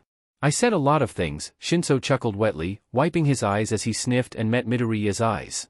A lot of things that Dad and Papa would have washed my mouth out with soap if they heard. I basically threatened to massacre everyone there, and one stupid boy had the audacity to ask why you had even been hurt, since 1A is supposed to be so much better. Shinso huffed, before a sheepish look appeared on his face. I took hold of him and made him punch himself in the face. He broke his nose, and that got him out of my quirk, but I almost feel bad for it. Shinso suddenly sat up straight, an excited look on his face. Which reminds me, I didn't ask him a question.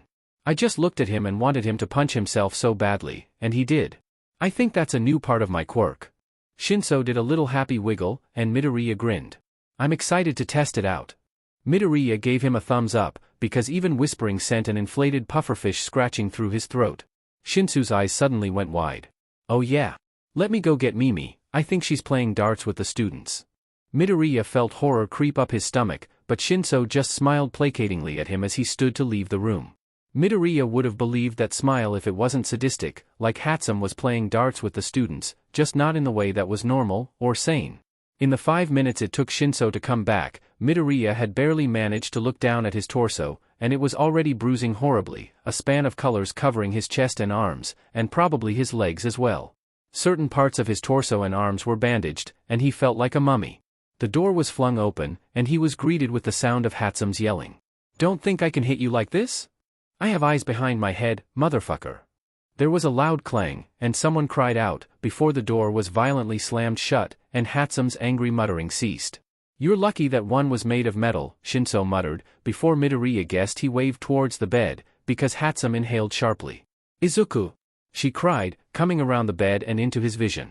She was still in uniform, masks and all, where Shinso had only his top mask, and he had only put it on when he left. You're so lucky you're injured, otherwise I'd have put a wrench through your head. Midoriya smiled softly, because despite Hatsum saying she would murder him if he wasn't okay, her relief was palpable, and it touched him.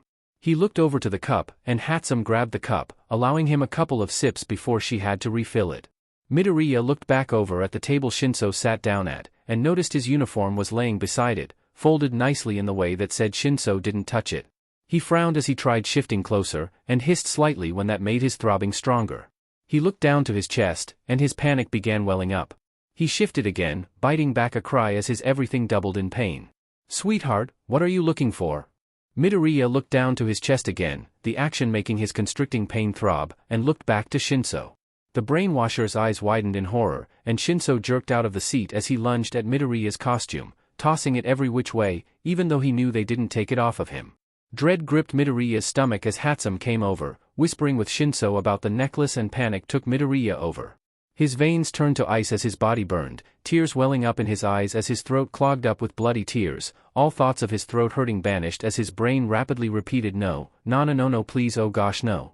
His throat clamped up as his dilated eyes wildly darted around the room, his heart racing as Hatsum shook her head at Shinso, and it felt like a cluster of bombs went off in Midoriya's brain, turning everything to mush as panic overwhelmed his very being, because that was Dabi's, it was Dabi's necklace, and if it was gone then so was Dabi, but he didn't want Dabi to leave. Dabi promised to come back. Dabi promised him he'd always come back. He vaguely heard Shinso say he would go check the hallway, and Hatsum told Midoriya to stay in bed, before she too took off. They want you to stay. They want you to stay. They want you to. Dabi's necklace is gone. Midoriya jerked up and out of the bed before unleashing a scream at the pain that brought him, the zinging, burning, aching, throbbing pain that reminded him that he had just been trampled by a horde of panicked students. He panted on the floor, trying to regain his bearings before his brain reminded him that Dabi's necklace was gone, and he agonizingly pushed himself to his feet. Pain was racking his very being at every movement, but he could push it away. He told himself that he's been through worse, he can handle a bit of bruising. He jerked to his feet, biting his lip to keep the cry of pain lodged in his bleeding throat. He stumbled to the door, everything tilting on its axis as his vision swirled, and colors he didn't even know existed splashed into his vision. He pushed past it, sliding the door open as he was suddenly very close to the floor, but he grabbed the wall and began quickly sliding across it, his vision looking like something straight out of a hallucination. He knew where his dad was, he knew where to find him, because the sky was darker outside, even if it was a reddish tinge, so he just had to trudge his way to homeroom. With his drugged-up vision, and the pain jabbing through his body, he felt a sharp pain in his lip, and looked down to his chest, where blue liquid dribbled down. Fun, he had bit through his lip. Was human skin supposed to be teal? Was he human? What was? Dabi. Necklace. His urge to get to his dad was renewed, and he was pushing past his hazy brain, where he finally arrived at the door to 1A, who knows how long later. Decades or minutes? Who keeps track of those things? The door was size of a space shuttle, and then a small kitten, but he slid it open, and locked eyes with incredulous students. Oh yeah huh. He's not in uniform. Sheet. He woozily looked around the room, stumbling inside as his dad was suddenly by his side, weary hands drifting over his body but not touching. He was saying something, but everything was a mush of sounds to Midoriya. He lurched backwards as the floor came up to greet him, and clutched onto his dad's sleeves, before shaking his head, and that didn't help. His brain played merry-go-round with his vision, and he swayed against his dad, who was still saying something. "Eve, you need to breathe." Midoriya tried skiing air into his lungs, but they were stone in his chest, not responding to him. His eyes went wide as he clutched a hand to his chest, doubling over as the colors swirled faster, before dissipating as he sked in a scratchy, halting breath. He looked up into his dad's worried face, and clutched his chest. "Necklace." He wheezed, and Aizawa's eyes blew open wide. "Neckel," he coughed, and no, blood doesn't look good on his dad. "This necklace?" He turned and cried out in relief, Dabi's diamond snowflake, dangling from a gold chain, and he snatched it as tears spilled from his vision. He felt his legs give out beneath him, and he hit the ground hard, pain racking his body, but he didn't care.